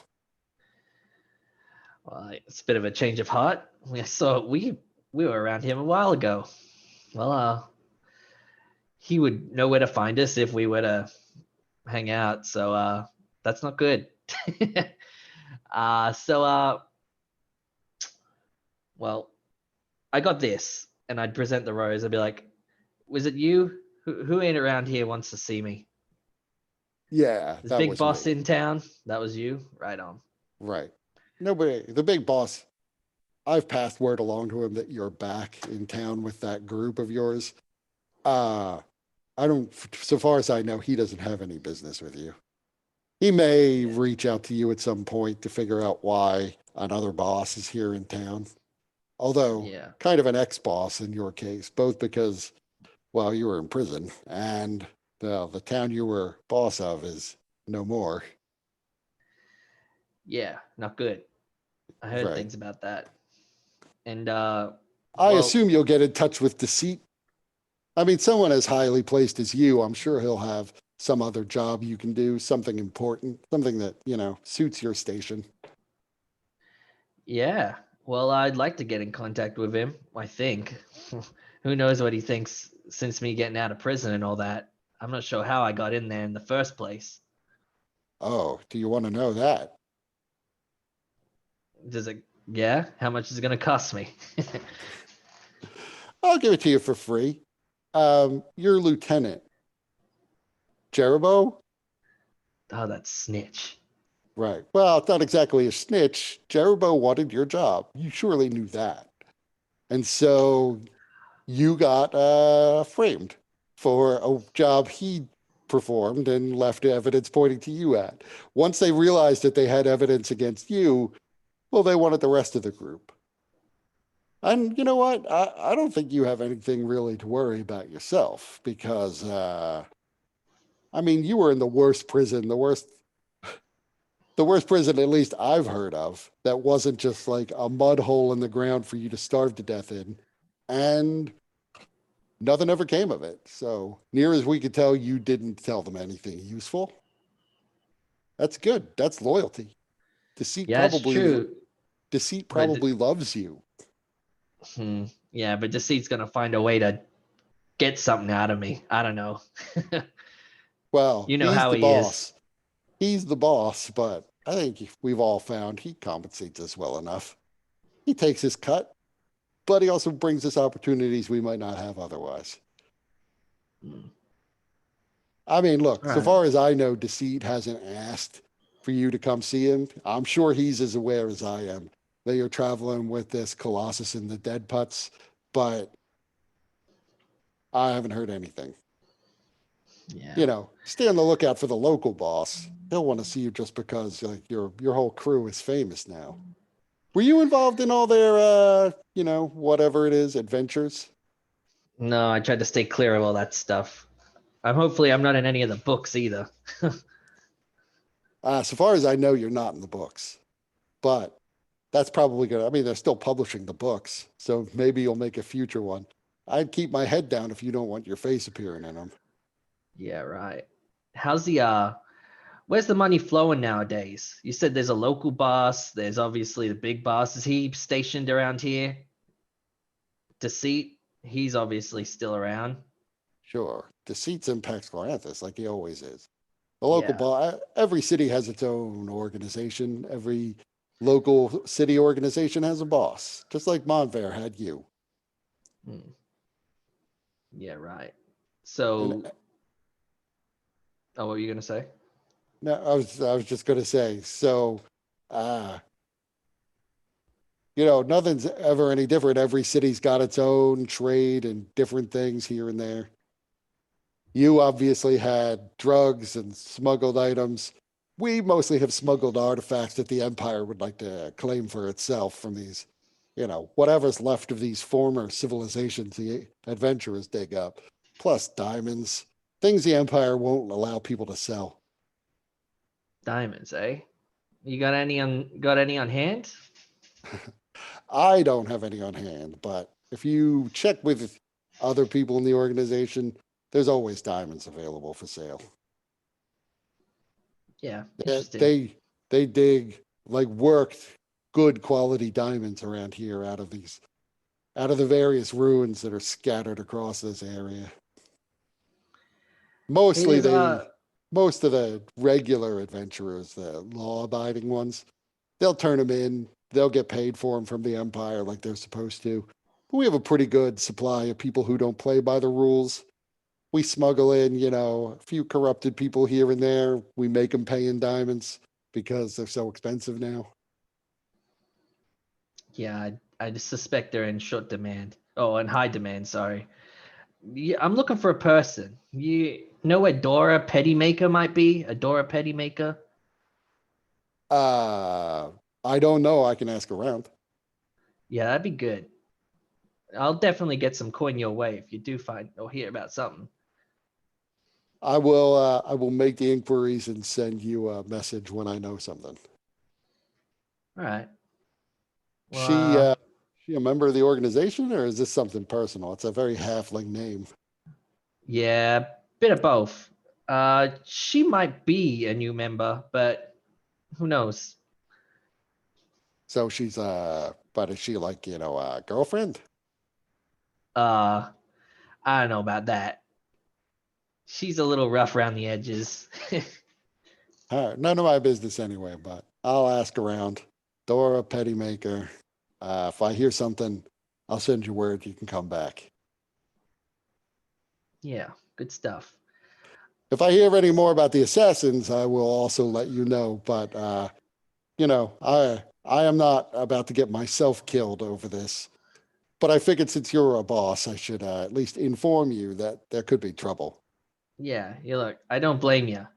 We all want to save our necks out here. So if you do hear something, that'd be great. Yeah, I'll let you know about that too. Actually, what is the deal with this smell, man? Oh, this the dead thing. Yeah. That Yeah, was what's that all really about? that was really weird. I don't know, some sort of magic. There was some say there was pockets where demons were coming in, others say it was just like undead raising up, people dropping dead in the streets for like 2 minutes and then getting up and attacking people. So we weren't a part of that at all, were we? Uh I mean, it affected everybody, but that isn't that's not good for business. Yeah. So I don't I know. It mean, might have unless been some somebody, sort of strange I guess group, which might have been. unless somebody paid the big boss to kill a tenth of the city, I suppose then it might be good for business. That'd be a huge Yeah. fee. Yeah, and to lift like this smell, man, someone will be paying big bucks for that. Well, I would say there's actually quite an active trade in clean water too. So you can Supply and actually get demand. yeah, if you get a good supply of clean water, you can and you don't want to sell it in the normal channels, we can find people willing to buy more than their legal share of it and get you a premium price for it. Like it's just selling for wine prices at this point, Whoa. like good wine. Good wine. Whoa. I might actually have something about that, but we'll come back to that later, maybe. I do know a few people. Well, magical items and stuff. I got one of them too. That could help out. Okay, But well, I mean, obviously the organization's got to get its cut of anything we make, but yeah, there is definitely a market for water right now. Hmm. Just if you're going to produce it magically, don't tell.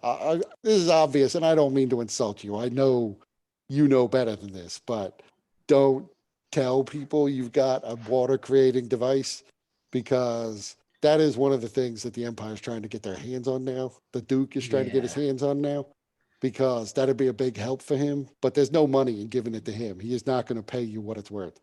exactly. Yeah.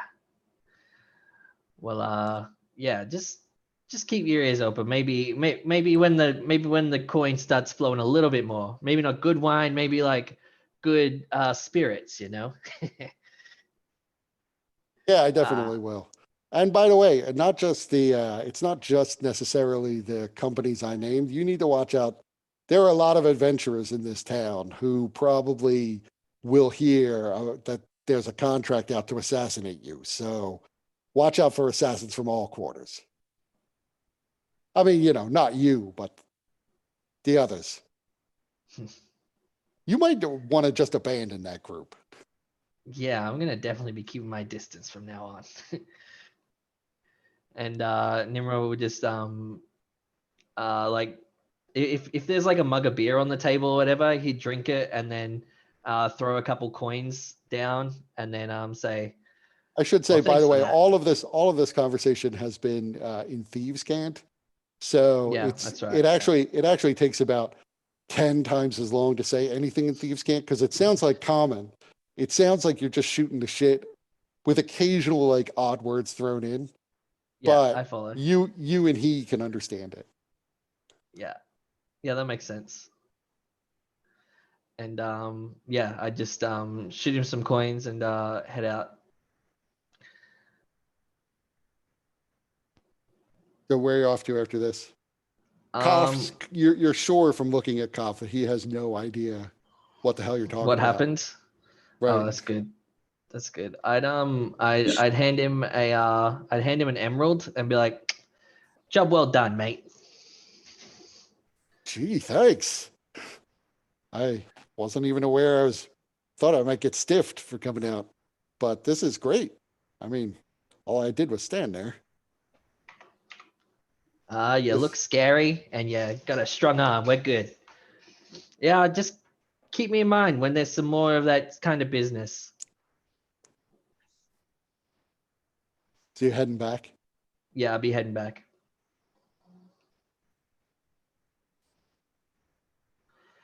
And I So- join up with the rest of the group. Yeah. So Mike and Dustin don't have their headphones on. Okay. Well, I'm here. Okay. I don't have. Oh, Yeah, I gave up the headphones. My ears are getting hot. So Nimrod comes back from his walk. Koff seems to have walked with him. While Nimrod was on his walk, Lucirosi probably actually would have headed out to the church. Is there get is there a arrested. church? He would. Uh, Of course he would. Yeah, there are multiple churches scattered throughout the city. Some are dedicated to one god or the other. Only the four gods, obviously, are Right. allowed to be worshipped in the empire. But some are sort of for all of the gods in general. There's a big cathedral in the same part of the city where the Duke's Palace is. But there are various smaller churches as well. well, I imagine Lucirosi would probably want to go specifically to whichever church he adopted while, him and the other Deadpools were using the offices. Right. I imagine that would not be the fancy, expensive church. No.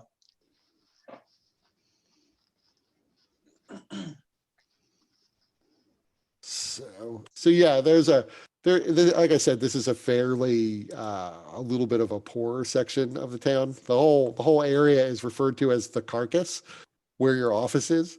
But there is a church in the carcass that serves this sort of poorer community. It's not the poorest community. The poorest community really is the area down near the ports. Yeah. But the carcass is, where the people who are rich enough to live inside the walls, but too poor to live in the good parts live. Mm-hmm. So I would approach the church with my hood up, just trying to first assess. By the way, I haven't tweaked the map exactly yet, but this is the city.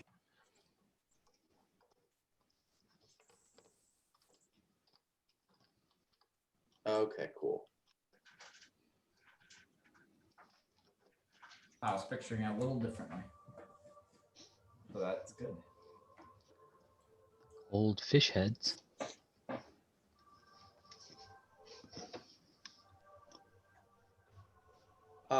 So would it be this Temple of Saint Plinia?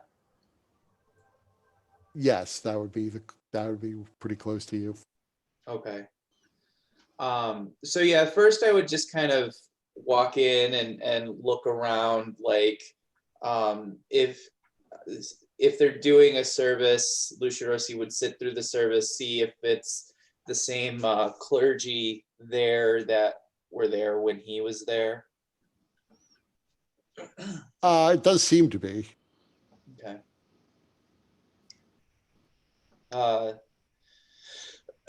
So then, is it in the middle of a service, or are No, they? it's a bit later in the day, Okay. so it is not anything close to in the middle of a service. But you see, there is the head priest there's name is Agostino, Okay. and you do see him. Everyone, I mean, you're still in armor with weapons, like you're clearly ready for trouble if trouble happens. So you do tend to draw eyes even with your cowl up. Yeah. So all eyes are on you as you walk in. There are a few people in there. There are always a few people who come in at random points to pray or Mhm. other religious devotion. So I would approach Augustino then, and I would say, "Hello, Augustino. It's been a while." And his eyes go wide as he realizes that it's you. It has been a while, several years. Can I help you, my son? Yeah, You, it puts me in an awkward position to have you here, although I've known you many years, and I can't believe that you have committed crimes warranting the orders that warrant that the church has put out for you. so Augustino, I do not mean to put you in an awkward situation, but there are a couple of reasons I'm seeing you today. First is I've just heard about the warrant that the churches have placed upon me. I was wondering if you might have any insight into what it is that they're saying I did. Well, you violated, I am told at least, I don't know all of the details, but the rumors at least are that you violated the palace of the King of Longspear, who is an ally of the church. You assaulted several imperial guards during the course of the war. You broke people out of prison. Some say you were in prison yourself, although I don't know if that's necessarily true. There are competing versions of what you might have done, as there's the picture book stories of you. There are the various plays, of course, that are based around the various adventures your group has had. All of them differ in details greatly, but I have heard that you have committed murder on more than one occasion. Which of these rumors are true, I don't know. Um, which of these charges led to the church putting out the warrant for your, I wouldn't necessarily say arrest, but they do want you returned to St. Belry, presumably for some sort of inquisition into your actions. And I'm sorry, do you recall when this warrant was issued? Well, it was within the last 3 months. Uh, exactly when, I don't know. Word of it has more or less just reached us here. It hasn't taken us 3 months to get to Kartha, has it? No. Okay. So this But was yeah, it- you would gather, in talking to him further, you would gather the warrant more or less just got here. So he is just kind of deducing from that, Mhm. like roughly what's the maximum amount of time it might have taken for it to get here. Okay. He just knows it's relatively recent. So he's guessing a couple of months. Okay. Um, well, One of the rumors is that you are in the company of Cato Agrippa, a known murderer, and that you helped to free him from a prison in which he was justly incarcerated. that is a complicated issue, Augustino. And he looks like, as soon as you say that is complicated, skepticism crosses his face. You shouldn't try to rationalize criminal behavior. You know this. One thing that I've come to learn very painfully, Augustino, is that things are not always so easily black and white. Many things are, yes, but the choices are difficult to make at times. But I'm not here to discuss whether this warrant is merited or not. And like I said, I do not mean to put you in a position of any kind of issue. But in addition, I've just been curious. I know that I used to patronize this church when I was here. And I know that this city has fallen on hard times in the recent struggles and with that strange storm. Yes, foul arcane magic, obviously. I tried to argue, as did many others, that we need to purge this city of arcane casters. They're a blight. Well, I was wondering if perhaps my capacities could be used for good, whether there were people in need of healing or if there was something else that I might help with. There's going to be some time that I'm here for the next few days, and then we are going to try and seek out the cause of the pollution of the river, try to address that. But in the meantime, I was hoping that I could be helpful. Well, there are always people in need of healing. Various people will. You, I know from before, have a gift of divine power that many of our clerics do not have. So you will always find people who are suffering from disease, not even necessarily related to the recent troubles here. I'm sure you can find people to help. I'm sure you can realize, though, we can't formally associate ourselves with you anymore, not while there's an official writ out demanding that you be captured and returned to St. Bellery. That said, I'm sure you will have no trouble finding those who need your assistance. It is good to know that you still care about the people. Yes, I certainly do. I also care about the parishioners uh, that call this church their spiritual home. And then Lucia Rossi will pull out 50 platinum pieces and hand them to Augustino and say, this is a donation. Hopefully, I trust you to be able to use it to good works to help those who might need it. And as you offer it to him, he initially steps back a bit and looks at it and then says, I need your word that this sum, as generous as it is, was not procured in any nefarious way. I can't accept the proceeds of a crime. No, I understand. This coin was found on a ship that had attacked ours. Their attack was unsuccessful. But Oh. I suppose the proceeds of killing pirates are fine enough. I thank you very much for this. I will put it to good use. This will feed many people.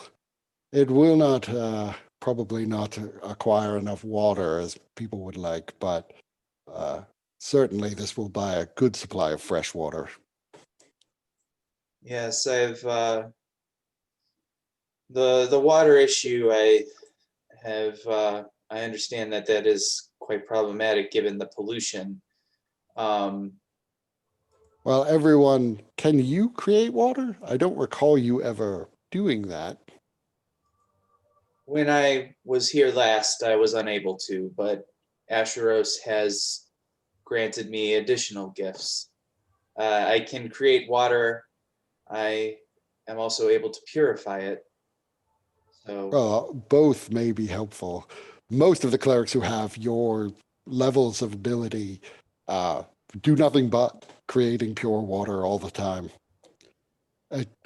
There are so few who have that sort of gift, though, and so many people need water. Water is, at this point, fairly strictly rationed. You're not supposed to, and I emphasize, supposed to use more than your allotted amount, which is basically enough to keep people alive for the day. The Duke has been offering people their daily fill of water, so to speak, though, I mean, another place where someone like you might be able to serve is very often people who come to collect their water, their ration for the day, find themselves accosted by people on the way home, particularly in the poorer districts. That said, the more water you could create, certainly the better for the entire city. I know that we cannot have a formal relationship given my status, but could you point me towards perhaps a place where I might be able to perform these miracles, that they might be able to get to those that need them. Well, I can't point you to where, people will be accosted in more or less random places, secluded alleyways where a lot of the poor tend to live, or at least have their entrances to their homes. If you were to go, trying to think where would be the best place for you to go, I would imagine if you went to the market in Reektown, you could probably find people afflicted with diseases there more readily than anywhere else, as often they are driven out of the carcass and into Reektown. All right, I will do that then in the days to come while I'm here. That's how I will contribute. I mean, if you let it be known that you're willing to heal people, I'm sure people would come to, well, anywhere you wanted them to, the afflicted. But I was thinking the circle of heroes here in the carcass is certainly centrally located. A lot of people could easily get there. Yes, but I would like to go where the people are. I do not wish people to come to me. As you said, they may be accosted if I provide them water.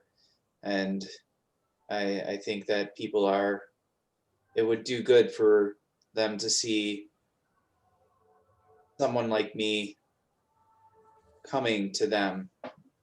If you are going to create water, then I would suggest you go and do it outside the ducal palace where the rations are given out, as otherwise people may come to you claiming they need water when they've already had their ration. There are a number of unscrupulous people. The Ebоnclad is selling water on the black market here for absurd prices that the regular people can't afford. But I have no doubt they could easily line up enough people to collect all the water you could create in a day, and then simply walk off to sell it to richer people who don't want to be left with only their allotted gallon per head.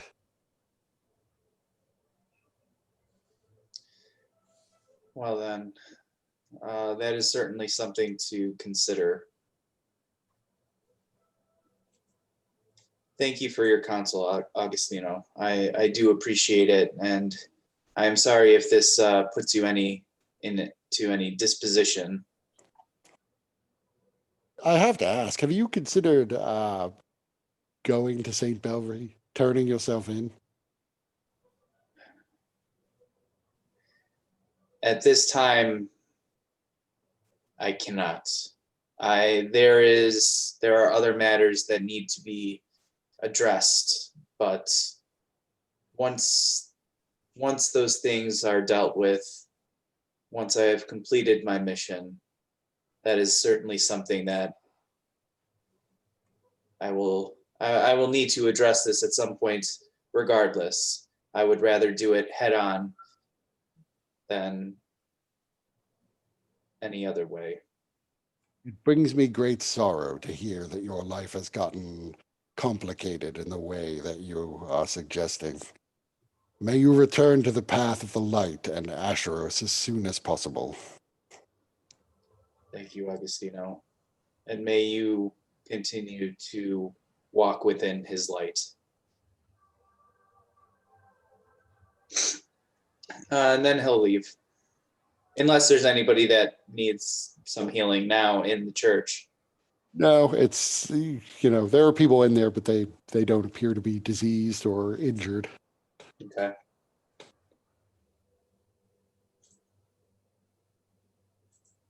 Alrighty.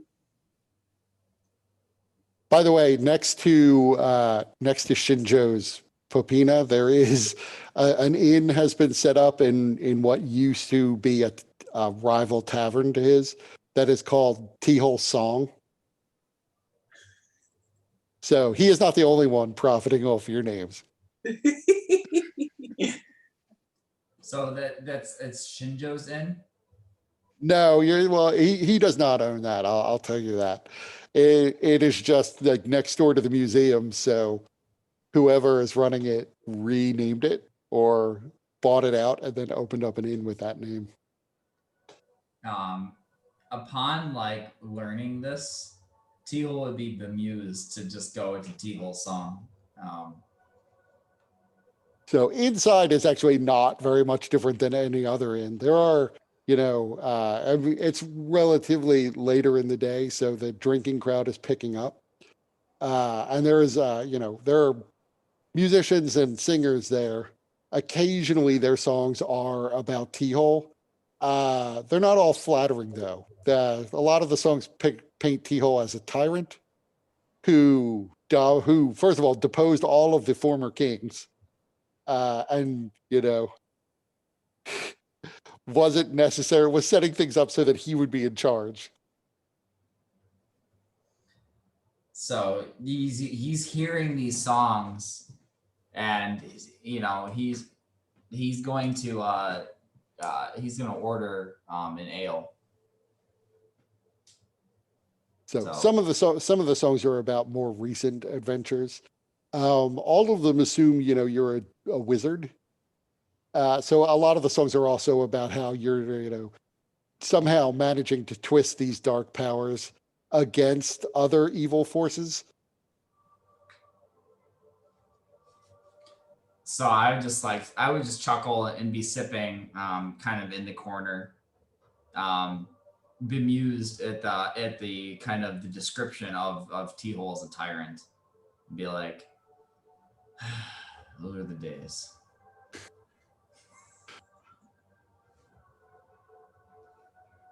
Like, do you know that song Empire? That could very easily be a song about T-Hole.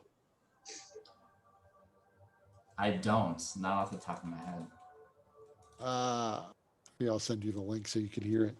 But it does have like there are lines in it like, there's no time for doubt right now, and no one who can harm me. May the sun never set on my dungeons or my armies.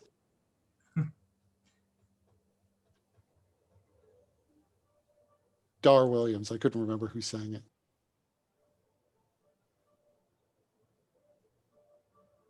Yeah, that's it. There is the link to it, so you can listen to it at some point. Now that I think about it, I could easily imagine rewriting that song to be all about Teal and the Empire. I could see that very easily. So yeah, I mean, so just some suggestions. So I don't know how much downtime you want to take. It will, like I said, will be a few days, so you can think if there's anything you want to accomplish, like using the Xanathar's Guide style downtime rules.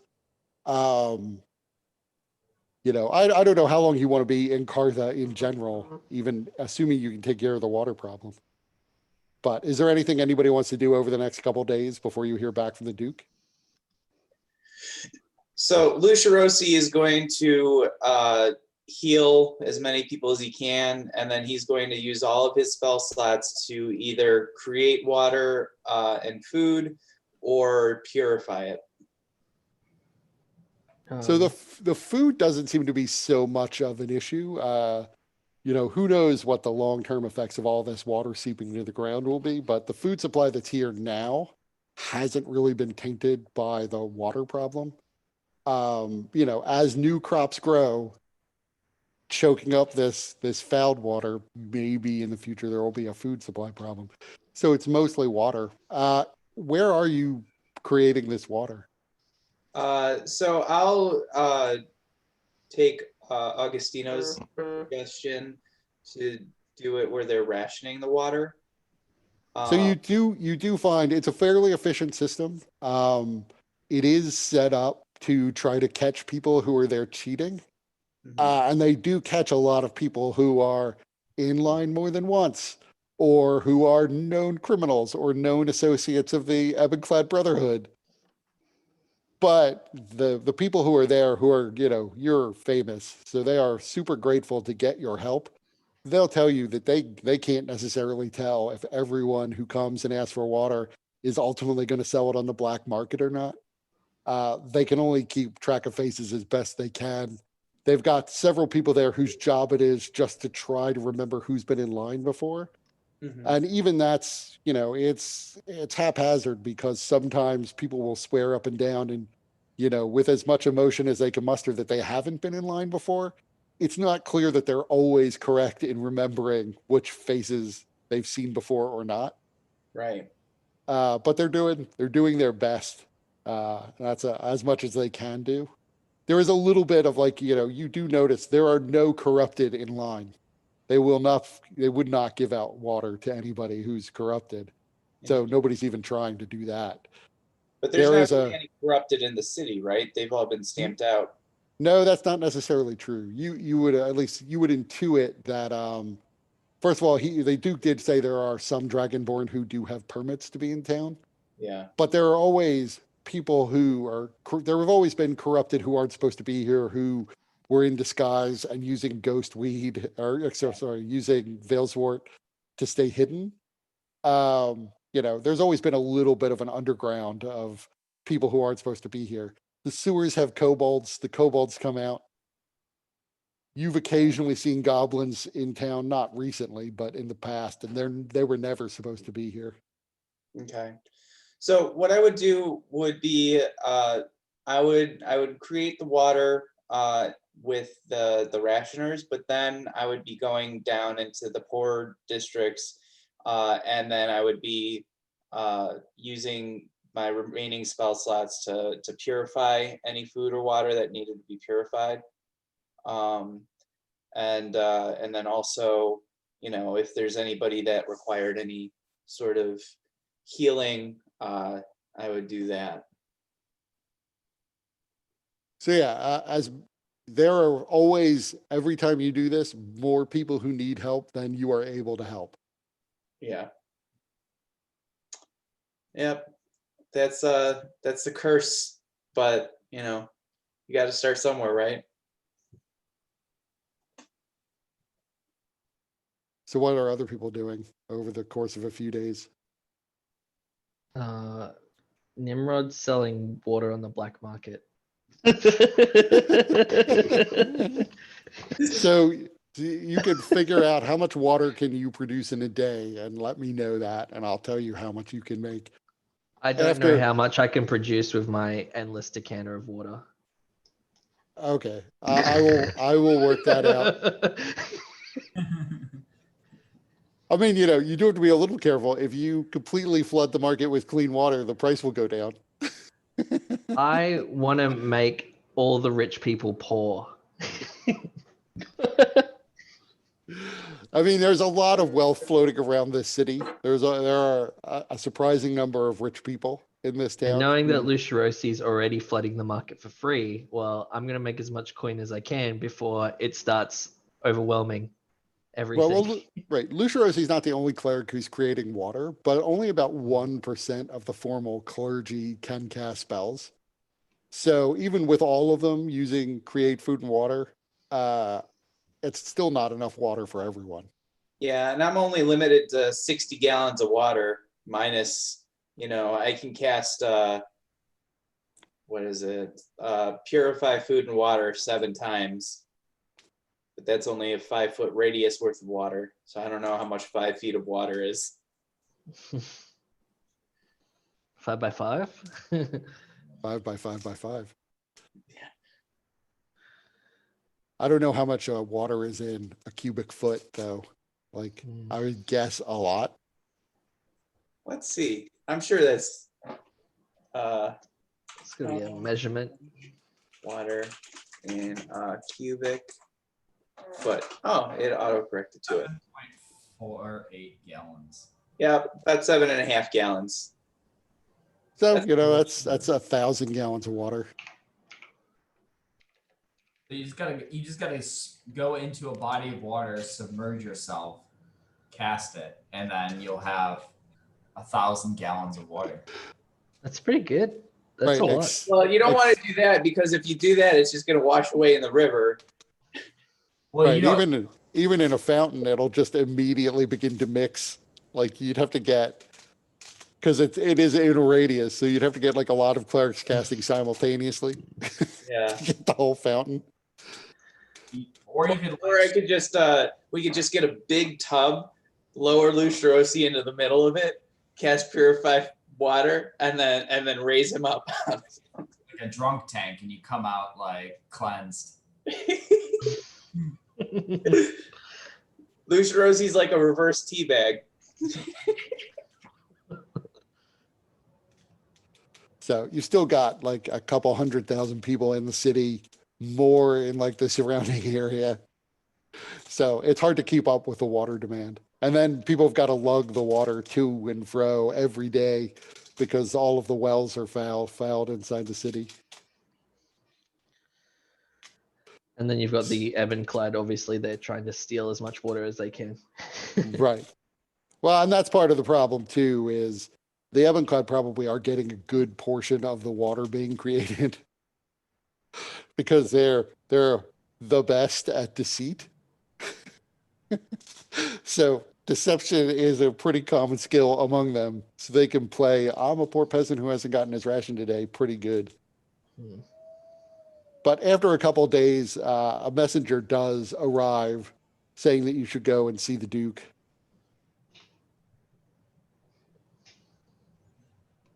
Okay. Wait a minute. Outside of the water thing between me and Nimrod, what was everyone else doing? I don't remember, Aurelia, what you were doing. I mean, one thing you could do while you're here is actually investigate. I mean, either you could investigate anything you want. There are major libraries here in this town that you could get access to. But you could also, in particular, investigate like what is the fastest way to travel between here and the warm lands, that far south? Maybe something that wouldn't take 6 months to a year.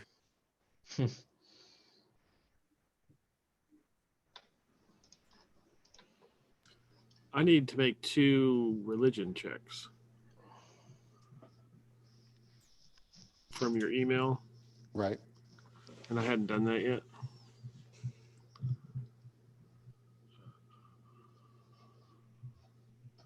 Yeah, really, I guess is playing with her chicken. Full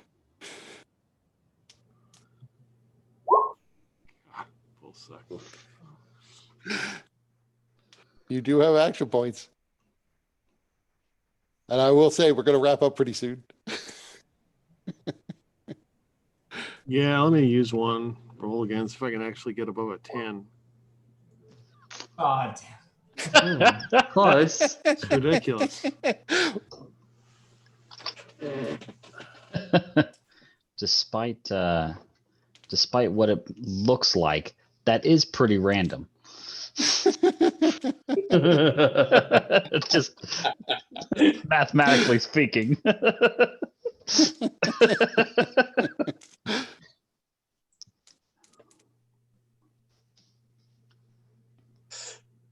So, I mean, you could also, you could do research on whatever you wanted in this town. So including the things you were making religion checks for now that you're here. Do I remember this town from Oh, that's true. You don't really know this town. You've never been here before, and it didn't exist when you lived in the Empire. So, this town is actually, it's relatively big compared to the size of the average city at the time. It's much smaller than Pax Cloranthus ever was, but it's, sizable. and it's a dump. It does look like a dump from your perspective, but a lot of that's because the town has recently been overrun with zombies. Right. So it's still kind of in a rebuilding phase. Yeah, sure. Yeah, so I'm not going to venture out too far. I'd actually consider staying somewhere else since everybody tries to kill us every time we go somewhere and nobody, so I guess I would probably stay with the group since there would be strength in numbers. And I don't think I would eat any of that guy's food because he said free meals. Right. Yeah, I've heard that story before. So yeah, his shop mostly deals in, like, he would have things like, there's that fish sauce and like bread. So there's that. He'll have like fish stews. you don't necessarily know. It tastes as if he's making his fish stews with either mead or sometimes just wine rather than using the water. So that's nice of him. He's not feeding people the tainted water. But generally, that's what he sells. It's garum, bread, olives. Garum and olives is always very popular, and various stews that he's made.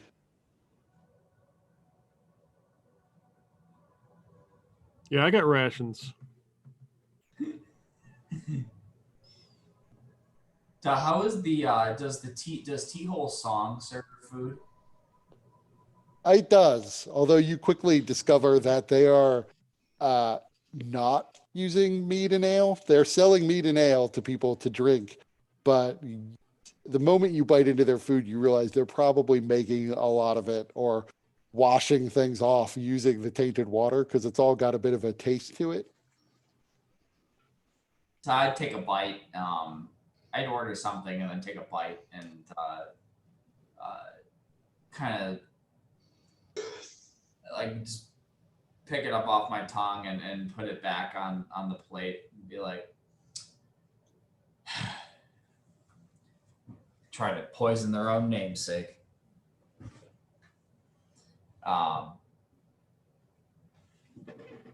But during the downtime, Teal would be looking for he would be looking for libraries to do research. Mhm.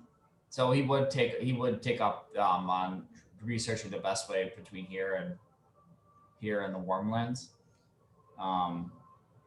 But he'd also would be trying to see if there's what he could find out about kind of these storm clouds and these spells in general to see if there's any knowledge store about them that maybe the nobles have forgotten in the libraries or they didn't know about. So you would know, particularly from your time as a wizard, that the best library in the city is called the Edifice. Um, the Edificia, technically. It is in Browl Keep, which is, oops, I'm on the wrong tool, which is here at 5. Browl Keep used to be like a separate keep for a different noble family that had some power here, but it has long since become at least a separate school in the Imperial University. So that is the best library in town for almost everything. I mean, obviously there's less savory topics their library wouldn't keep a good stock of books in, but magic, religion, history, all the normal things. And certainly they have a very good collection of maps. So yeah, you could do most of that sort of research you're talking about there. Okay, so I would head there, and I'd throw it out to anybody else who was just kind of looking around. So I need you to make me a couple rolls. Make me an Arcana roll, a religion roll, and a history roll.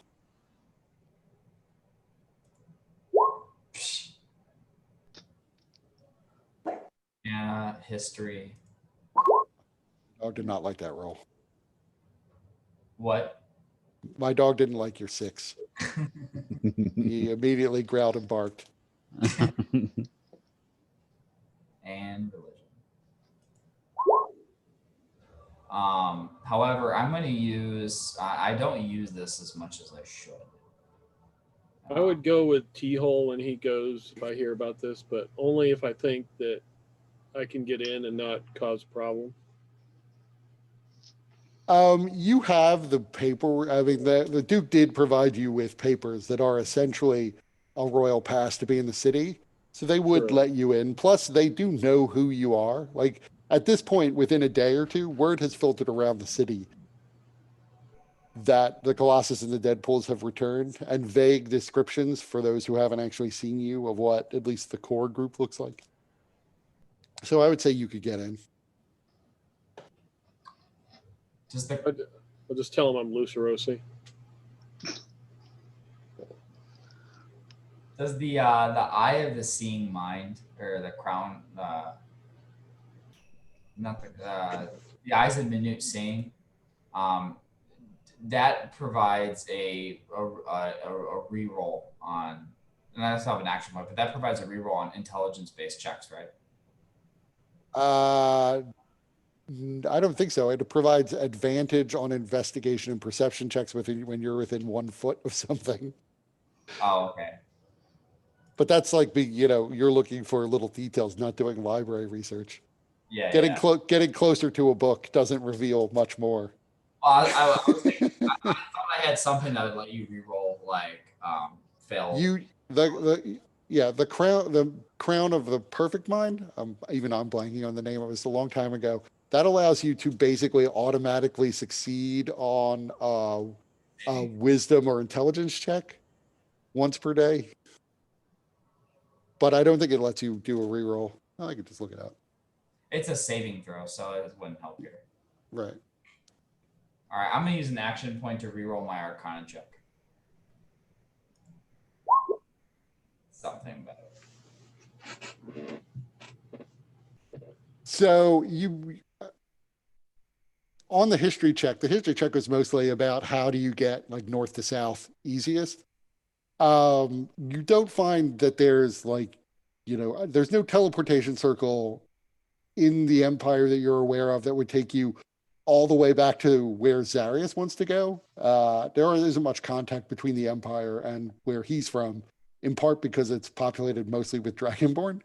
But you do learn that in the town of Lucianum, which is in fact, Lucianum is where Don Petronio is actually, he is the Duke of Lucianum.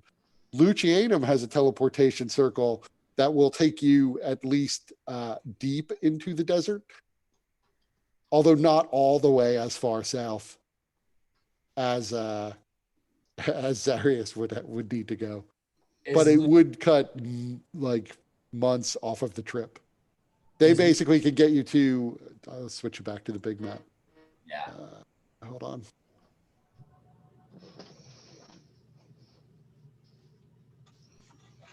So Lucianum is. I'll use this tool. Lucianum is here, and this is along a river system that leads right to the Athmere. So you could essentially sail to Lucianum, and then Lucianum could teleport you to Il Shabazz, which is here, because there's a teleportation circle in both places, and the Duke is in control of the teleportation circle. But you've met him at least, and then the Warmlands are here, so across the Sea of Glass. Gotcha. But we wouldn't be able to use the teleportation circle in Kartha to go to Il Shabazz. No, you need to know. Essentially it's like knowing a phone number, but you would need to know exactly the runic inscriptions around the teleportation circle in Il Shabazz. But those are usually closely guarded secrets. But you do find that there is that apparently Lucianum and Il Shabazz do have a permanent network between the two places. Okay. And as for your Arcana check, what you find is you find that there is a reference to storms very similar to this, which sometimes destroy entire cities, destroying buildings, and leaving nothing but a gaping hole, and sometimes simply begin to create undead. And it all seems vaguely familiar to you, like you were aware of this particular research before, but it seems to be tied to something called the Eye. And the Eye is used in a way that you get the sense that it's almost like some profane deity that used to be worshipped in the ancient past, whose worship has mostly been stamped out. But that nonetheless, arcane researchers were keenly interested in, because it is a tremendous amount of power. The ability to destroy a city in the course of a day, that is a lot of magic. But details you're not able to get off of a 13. Yeah. But that would, because T-Hole knows. We learned from Telemus that like they worked with Vecna, right? Right. So would I know? Would I make that connection, or would T-Hole make that connection? Actually, you would probably think about it, but you would get the sense from the research you've done. The Eye is much more ancient than Vecna. If Vecna was one of the pharaohs of Thult, if that's where he started, this is pre-Thult. This is like just after the Dawn War, at the beginning of time itself. There was some entity that was worshipped that was referred to as the Eye. Gotcha. Interesting. So are these in like storybook type tomes, or are they like? No, this is more legitimate research. In fact, where you find references to the Eye are in connection with the Astari, the sort of collection of wizards that used to conduct experiments all the time on people. You find some of it in connection with Thult as well. And there probably is a link between the storm that was over. In fact, you would gather there's the link between the storm that was over the prison and other storms, the disappearance of cities and this current storm. It might be that the both were based on the same sets of research done, arcane research, to create magical, devastating storms. But you don't have any memory of ever, creating a storm yourself that was designed to destroy a city, not just scoop it out. Okay. So it may be an independent group that is separately developed this. It may be the Astari figured out how to do it, and somebody found a cache of their stuff. A lot of the ruins in this region are from that ancient group of wizards, lost caches of their research.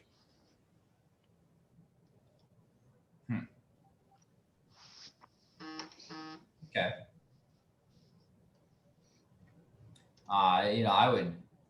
I would like, as I'm kind of reading this like imagined book on the table, like, I would like be telling Aurelia, check out this line. This is really interesting, and kind of filling her in on the details as I'm reading it.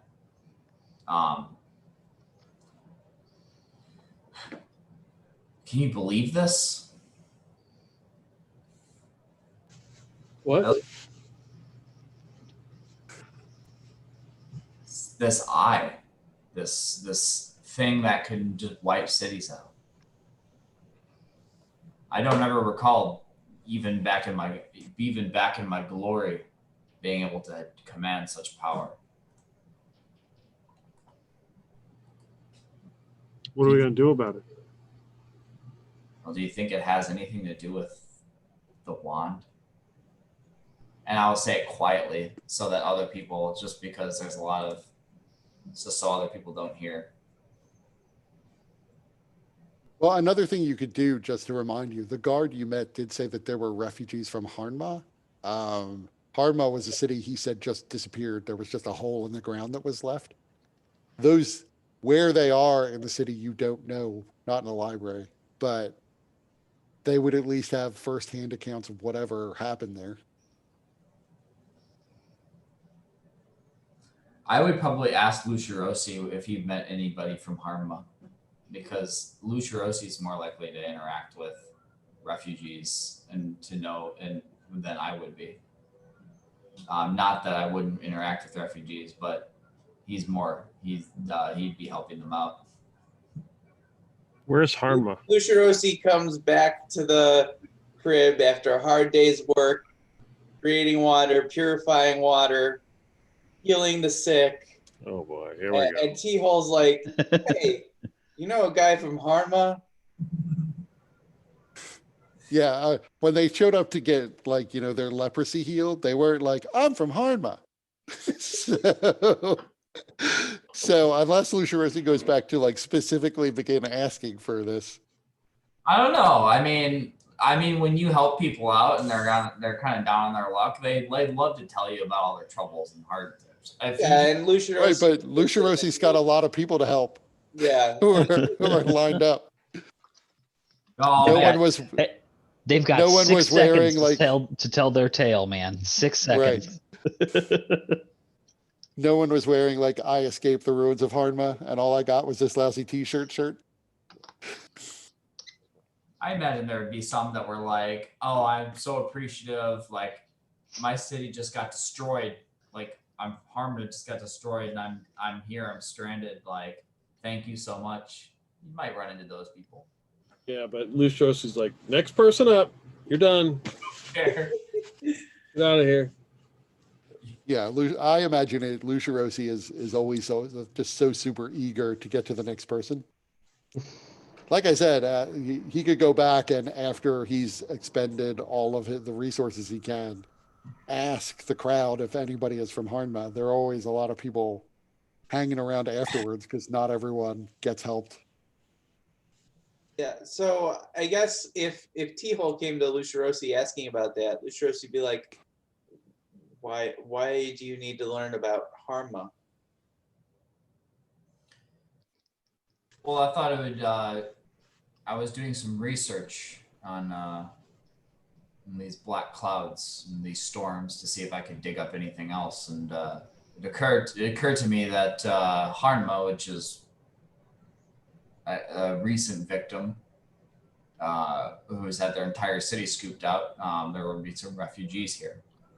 Thought maybe they'd be able to provide some firsthand accounts or some interesting anecdotes of their experiences with the same storm, but albeit different consequences.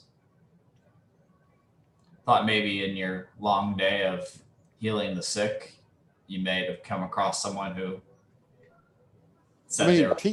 Teal, you could always go with him like on the one of those days and ask too. Mm, He does draw vast crowds. Yeah, but then he'd be in the crowd of like, sick and dirty people. peasants. Yeah. Yeah, so I would tell T-Hole, yeah, if you want to come with me, you can talk with these people, but when I am doing this work, it is exhausting and taxing. There's not much time for conversation, though I do, when necessary, I will hold various rites or provide prayers for those who I am unable to help. But it is all I can do just to manage what I'm already.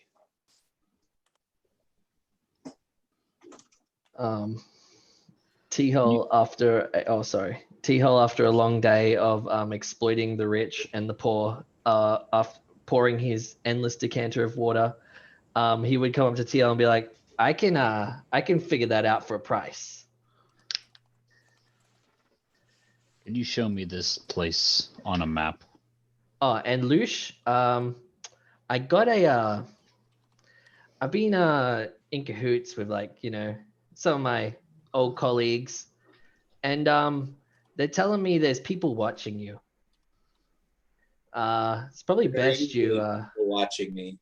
well, not just like people who want you to be there, but there's assassins around, not ones which are just looking for Zarius, but they're also looking for you.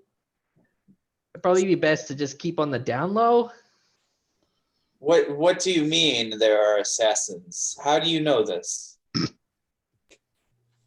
Do you want to know? Yes.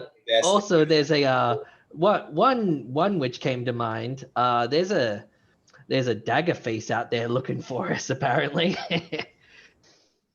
Daggerface? Yeah, he's out there. He's looking to kill us, apparently.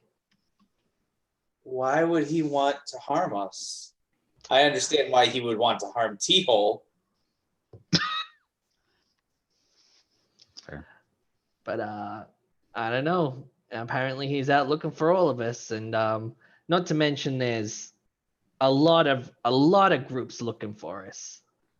I mean, we have apparently become fairly famous so recently, so it's not surprising.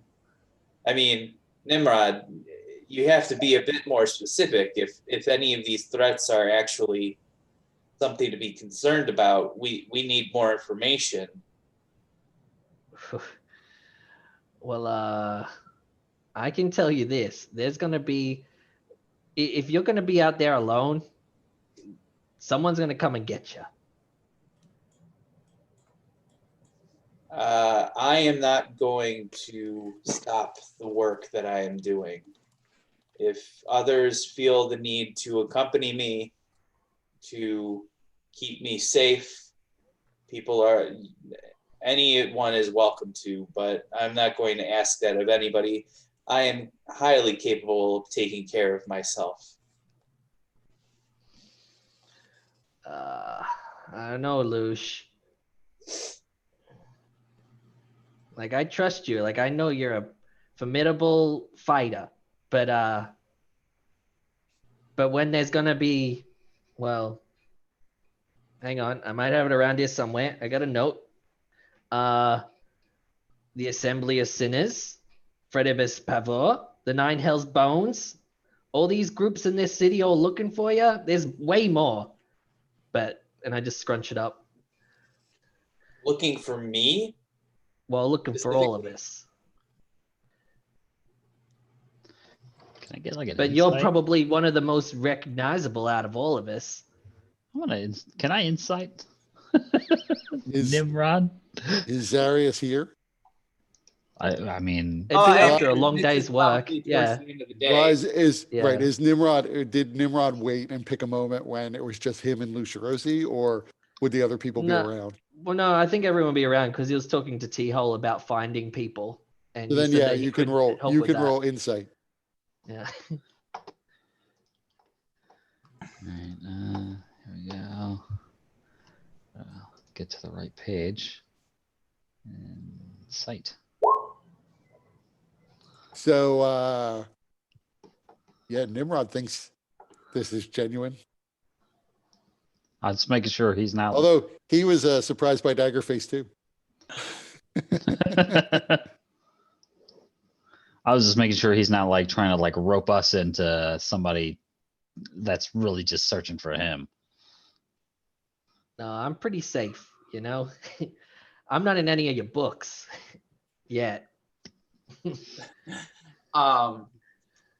So Nimrod, I mean, do you have any information about when these people may strike or anything that we need to be looking for? Because otherwise there's not much that we can do about this situation. Well, Except- there are a couple things.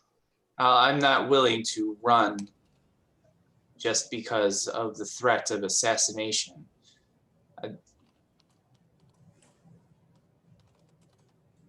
Well, I don't know, maybe reducing your duties, maybe making it half a day's worth of work or something.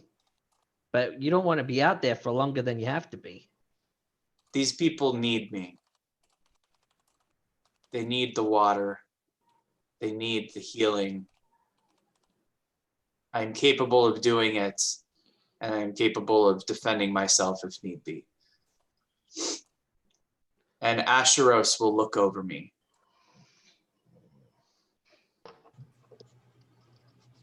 I don't know, Lush. Yeah, putting out a dangerous game.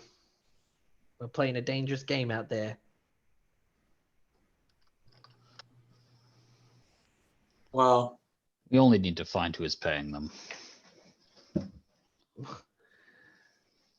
Yeah, it might not just be You one wanna prove- person, though. You want to prove yourself. Find out who is paying them.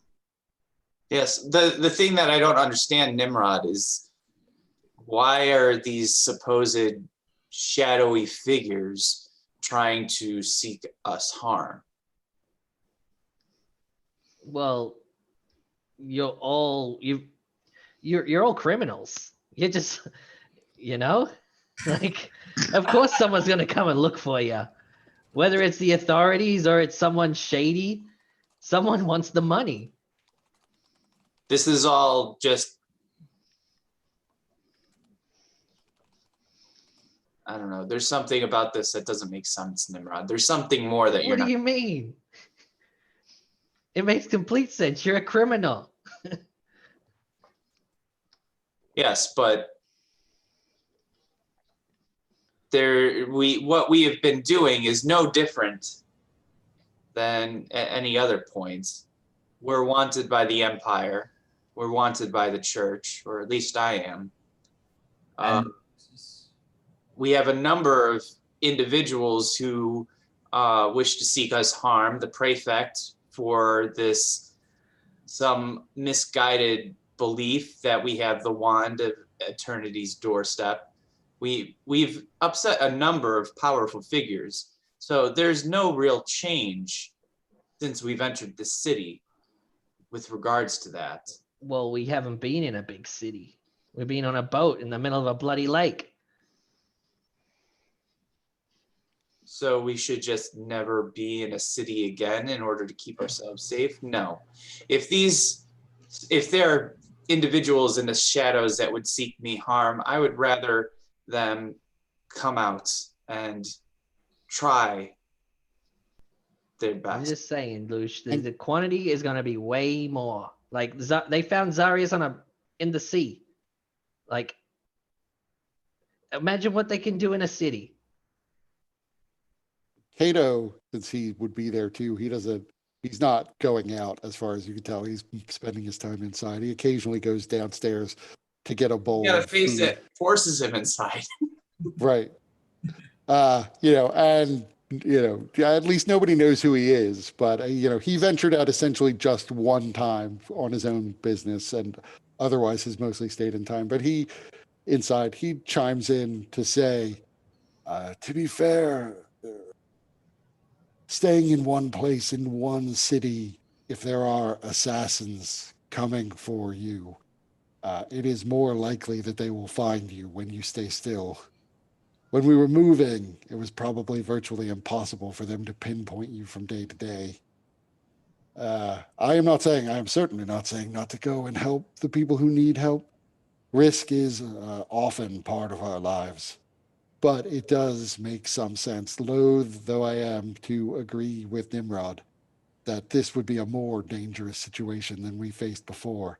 Plus, people who hire assassins hire them because they don't want to come out of the shadows. They want to send others in for the kill. Well, We got some reason around here. I will be more cautious, but I am not going to stop the works that I am doing. And you can hear that Lucirosi has a conviction in this. And I mean, having unfortunately sold his soul and everything, he's not going to miss any opportunity to try and balance the scales the other way. And just a reminder, Nimrod, you've maybe heard of Daggerface, but you've never met him. He split with the group before they went to the... Yes. Okay, I thought I remember meeting him when we were in the... where were we? Bloody... No, he split from us before we started Oh, going did up the mountain. yeah. Okay. He went south or whatever. Right. In fact, he was probably going to Lucianum because that's where Don Petronio is, and that's where his family was. Right. Okay. Yeah. So I guess another person. Maybe I got knew him mixed up. Lucianum. Yeah. I thought I remember him being when we were at that camp and Nimrod was like first escaped from the place. No, it he was still not. He was not there. he Then. wasn't there. Oh, okay, my bad. Oh, and Nimrod was Maybe you're thinking of Crick. Maybe you're confusing with your own Maybe. character. Yeah, maybe. Right. Yeah, true. Well, yeah, there's a dagger face out there. Sounds Alright. pretty scary. So I'm gonna go and grab my enormous mirror and like lean it up against a wall or something like that. Or I guess I could put it on the table. What if we're sitting at a table or whatever? Right.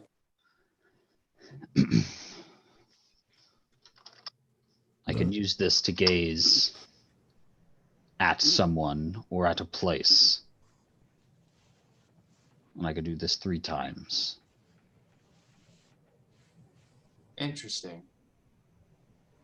Well, I guess if Daggerface is looking for us, perhaps it would be good to know where he is. If you can point to where this other city is at on the map, then we can also gaze upon there. I have to know roughly where it is. I think there would probably be like a copy of like the known lands or a map of the known lands around, right? Yeah. So could unfurl the known lands and point.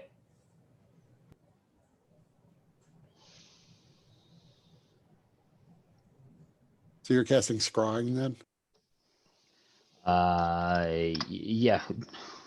And what are you scrying? You're scrying for Daggerface? Yeah. What should we gaze upon first?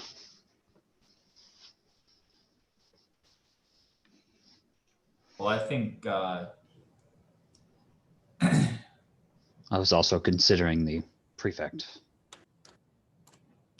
Or prefect? No, Prefect, yeah. it was the prefect. Okay. both would be good options.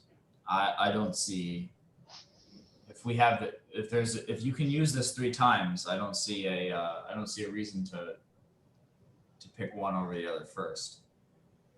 Well, the prefect demonstrated quite a bit of power.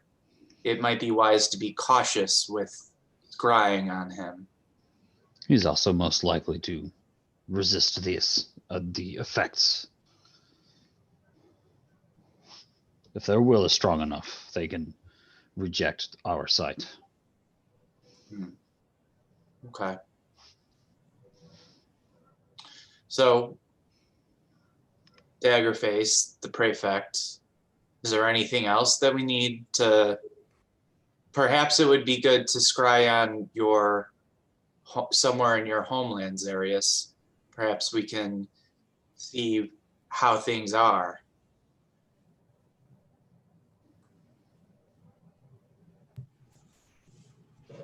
Just a suggestion, though. I had intended to do so at some point, but I figured it might be worth examining our immediate threats.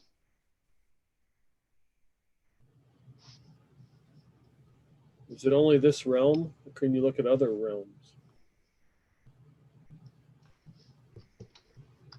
Same plane of existence. Okay. It must be here. So also a reminder, I don't think Zarius ever saw the prefect because there were conversations, but Zarius was outside. Yeah. And then the prefect beat it. You did I could see do the Nerva. Nerva. Yeah. But another person that might be interesting to scry on would be what's his name? That wizard that we freed from Stone. Oh, Remy? Buckner. Buckner. Oh yeah. He is also likely a strong candidate for resisting the effects. that nerd. We could attempt. I will try and keep this to the evenings before we sleep, just in case I must use the spell power for something else. I figured it's kind of late, so. Right. So who do you want to do first, Daggerface? Yeah, sure. We'll go with Daggerface. He failed. He sure did. You see him. He's in a more or less. It's a fairly well appointed room. it's not immediately clear from what you see where, like, what city he's in, or if he's in a city at all, as he's not like within eyesight of a window that you can see. But he doesn't appear to be up to anything in particular. There's a meal sitting beside him that he's not currently eating. He seems to be reading something in a book, and he's occasionally taking notes on something. There's a lot of equipment, though, scattered around him, all of which is adventuring style equipment. It's weapons and armor and potions and things of that sort.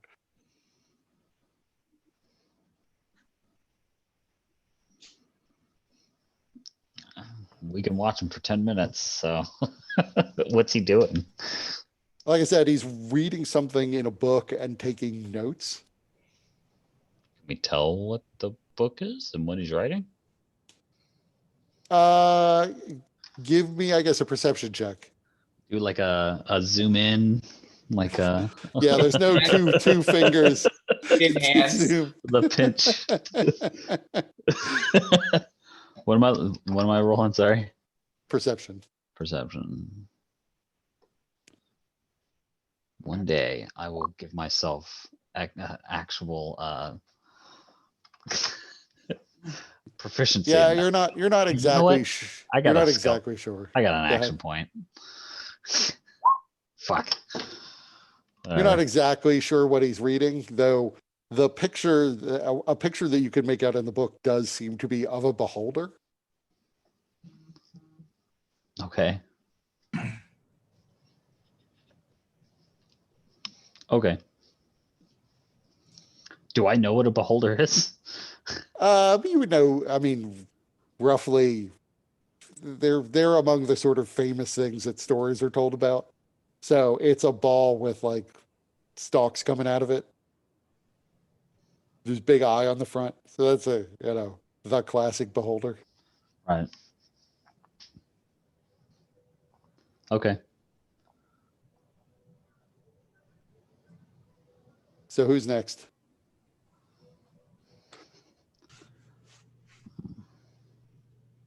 Interesting. How about that Buck nerd fellow? He was supposed to go search for the wand in the desert. Or at least he was going to some mountains, but he was the last known location of the wand.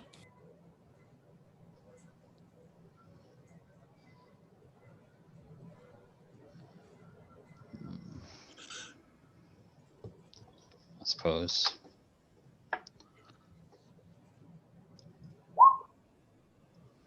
So I guess I'm,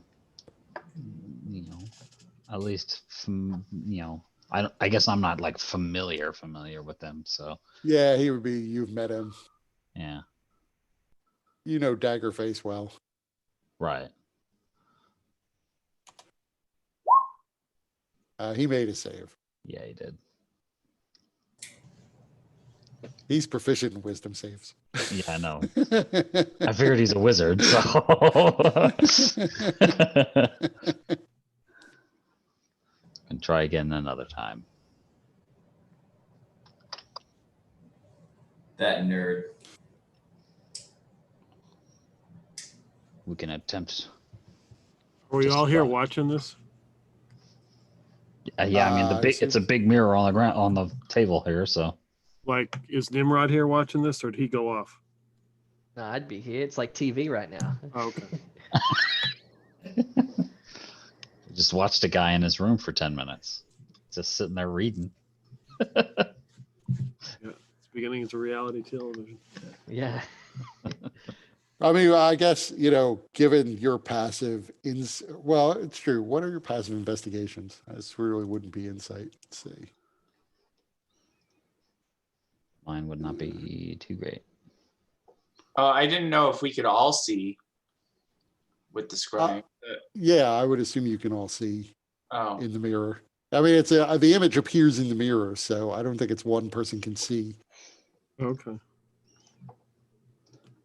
But yeah, so Lucia Rossi, you would at least be aware, as little information as this is, wherever Daggerface was, it was pretty much like the same time of night as it is here.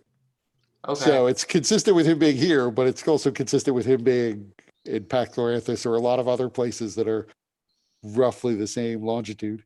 Right. Well, I don't think Nimrod shared with us that he was here in the city. He just said that he's I looking. mean, he actually said several assassins in the city at one point, but Daggerface included. So wait,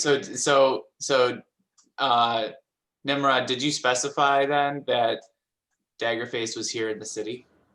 Yeah, I would have. Yeah, as well as all the other ones as well that I said.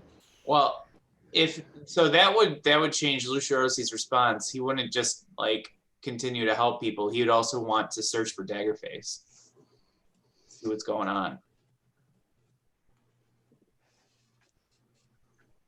So that would be something that he would want to do. I don't really recommend searching for your own assassin, but it's your life. Well, Daggerface is a friend. If he is seeking us out to do us harm, we need to know what has changed.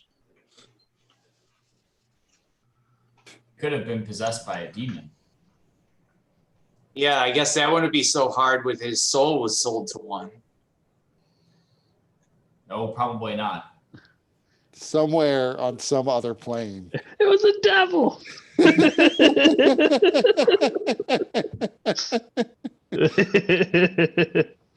That said, it's probably easy for a dwarf that has no soul left to turn to evil. So maybe he just decided, fuck it. No soul, no looks, no future. Oh, I mean, I guess he had a family. Right. Well, yeah, he had a family who. Well, I'm sorry. I should have been more specific.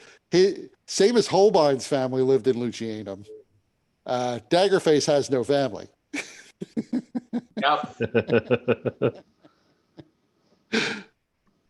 He was going to go visit Seamus Holbein's family to inform them of the unfortunate death of Seamus Holbein. Yeah, that probably went over real well.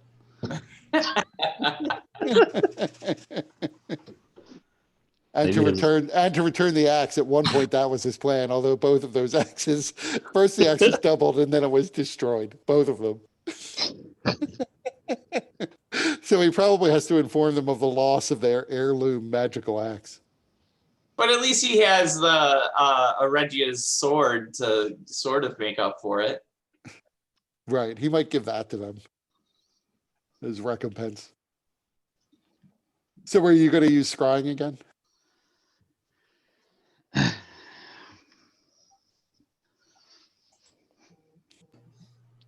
Do we want to scry upon Nerva or upon this city that has gone missing? This or destroyed or whatever it is. Oh, that might be an interesting idea to scry upon the city that had been scooped out. T-Hole, you could probably get the information you're seeking that way, could you not? Or at least some of it.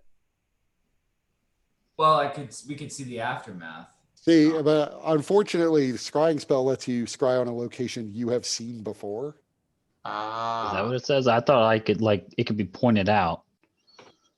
It says it's at the bottom. Instead of a target or creature, you could choose a location you have seen before as the target. Just go with Nerva. Okay. Yeah, we should see where Oh. Nerva is at. Okay. Then I'll do that.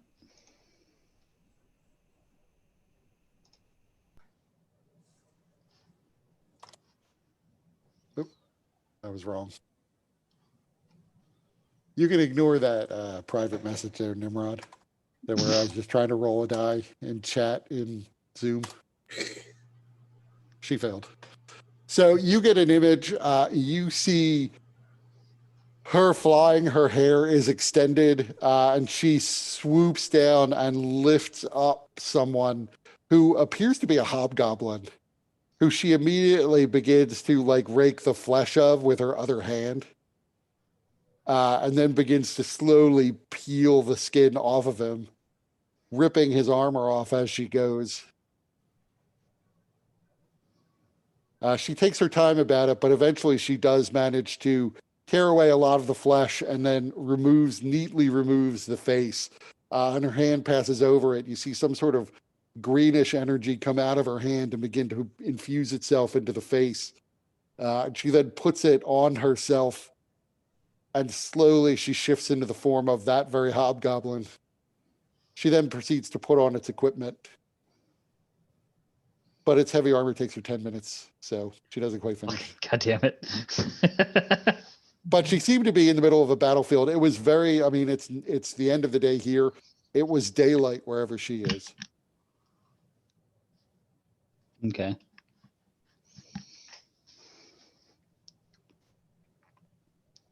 So someplace. Although late in the either late in the day or very early in the day, I guess.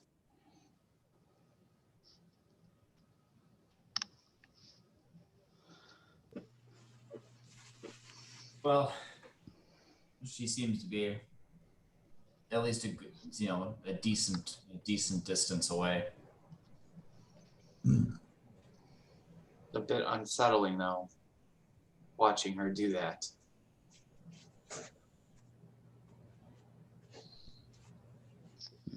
All right, so At least we know it is not her that is in the form of Daggerface. well, it's getting late. So come tomorrow. Perhaps could we ask the Duke for his assistance if Daggerface is here in the city? Perhaps with the Duke's resources, they might be able to find him. Sure, he might be able to have people ask around. There are a variety of ways you might go about finding him. The Duke might be able to find him for you. If Daggerface is around and is an assassin, presumably he's laying low. But yeah, I mean, the Duke can certainly look for deformed dwarves, but there may be more than one deformed dwarf in the city. Down. I was more asking the rest of the group in terms of what they thought, whether we should go to the Duke or try to seek him out himself. Well, I'm assuming you still have like a couple days, so this is just going on. If you wanted to take another day to look for Daggerface or ask about Harnma or whatever you want to do, you could do that. Although we should wrap up here because I have to go to bed. Yeah. So you could think about what you want to do essentially before you go back to the Dukes. Whatever you could basically get done in a day or two, you'll probably be able to do it. Otherwise, we will pick up at the Dukes again. Okay. Good. Yeah. So you mean, could probably if there's get another in day, could probably get in like another 3 scryings. yeah. So you could also think about what you want to see there. I mean, you do know the Warmlands well enough. You could see that whatever's going on there, you don't know. Right. Yeah. I'll probably have a look there at my old village area or whatever. Okay. So Get a dog. What's that? yeah, when did you get a dog? Oh, it's not mine. I'm dog Oh. sitting. Oh, Yeah. It's cool though.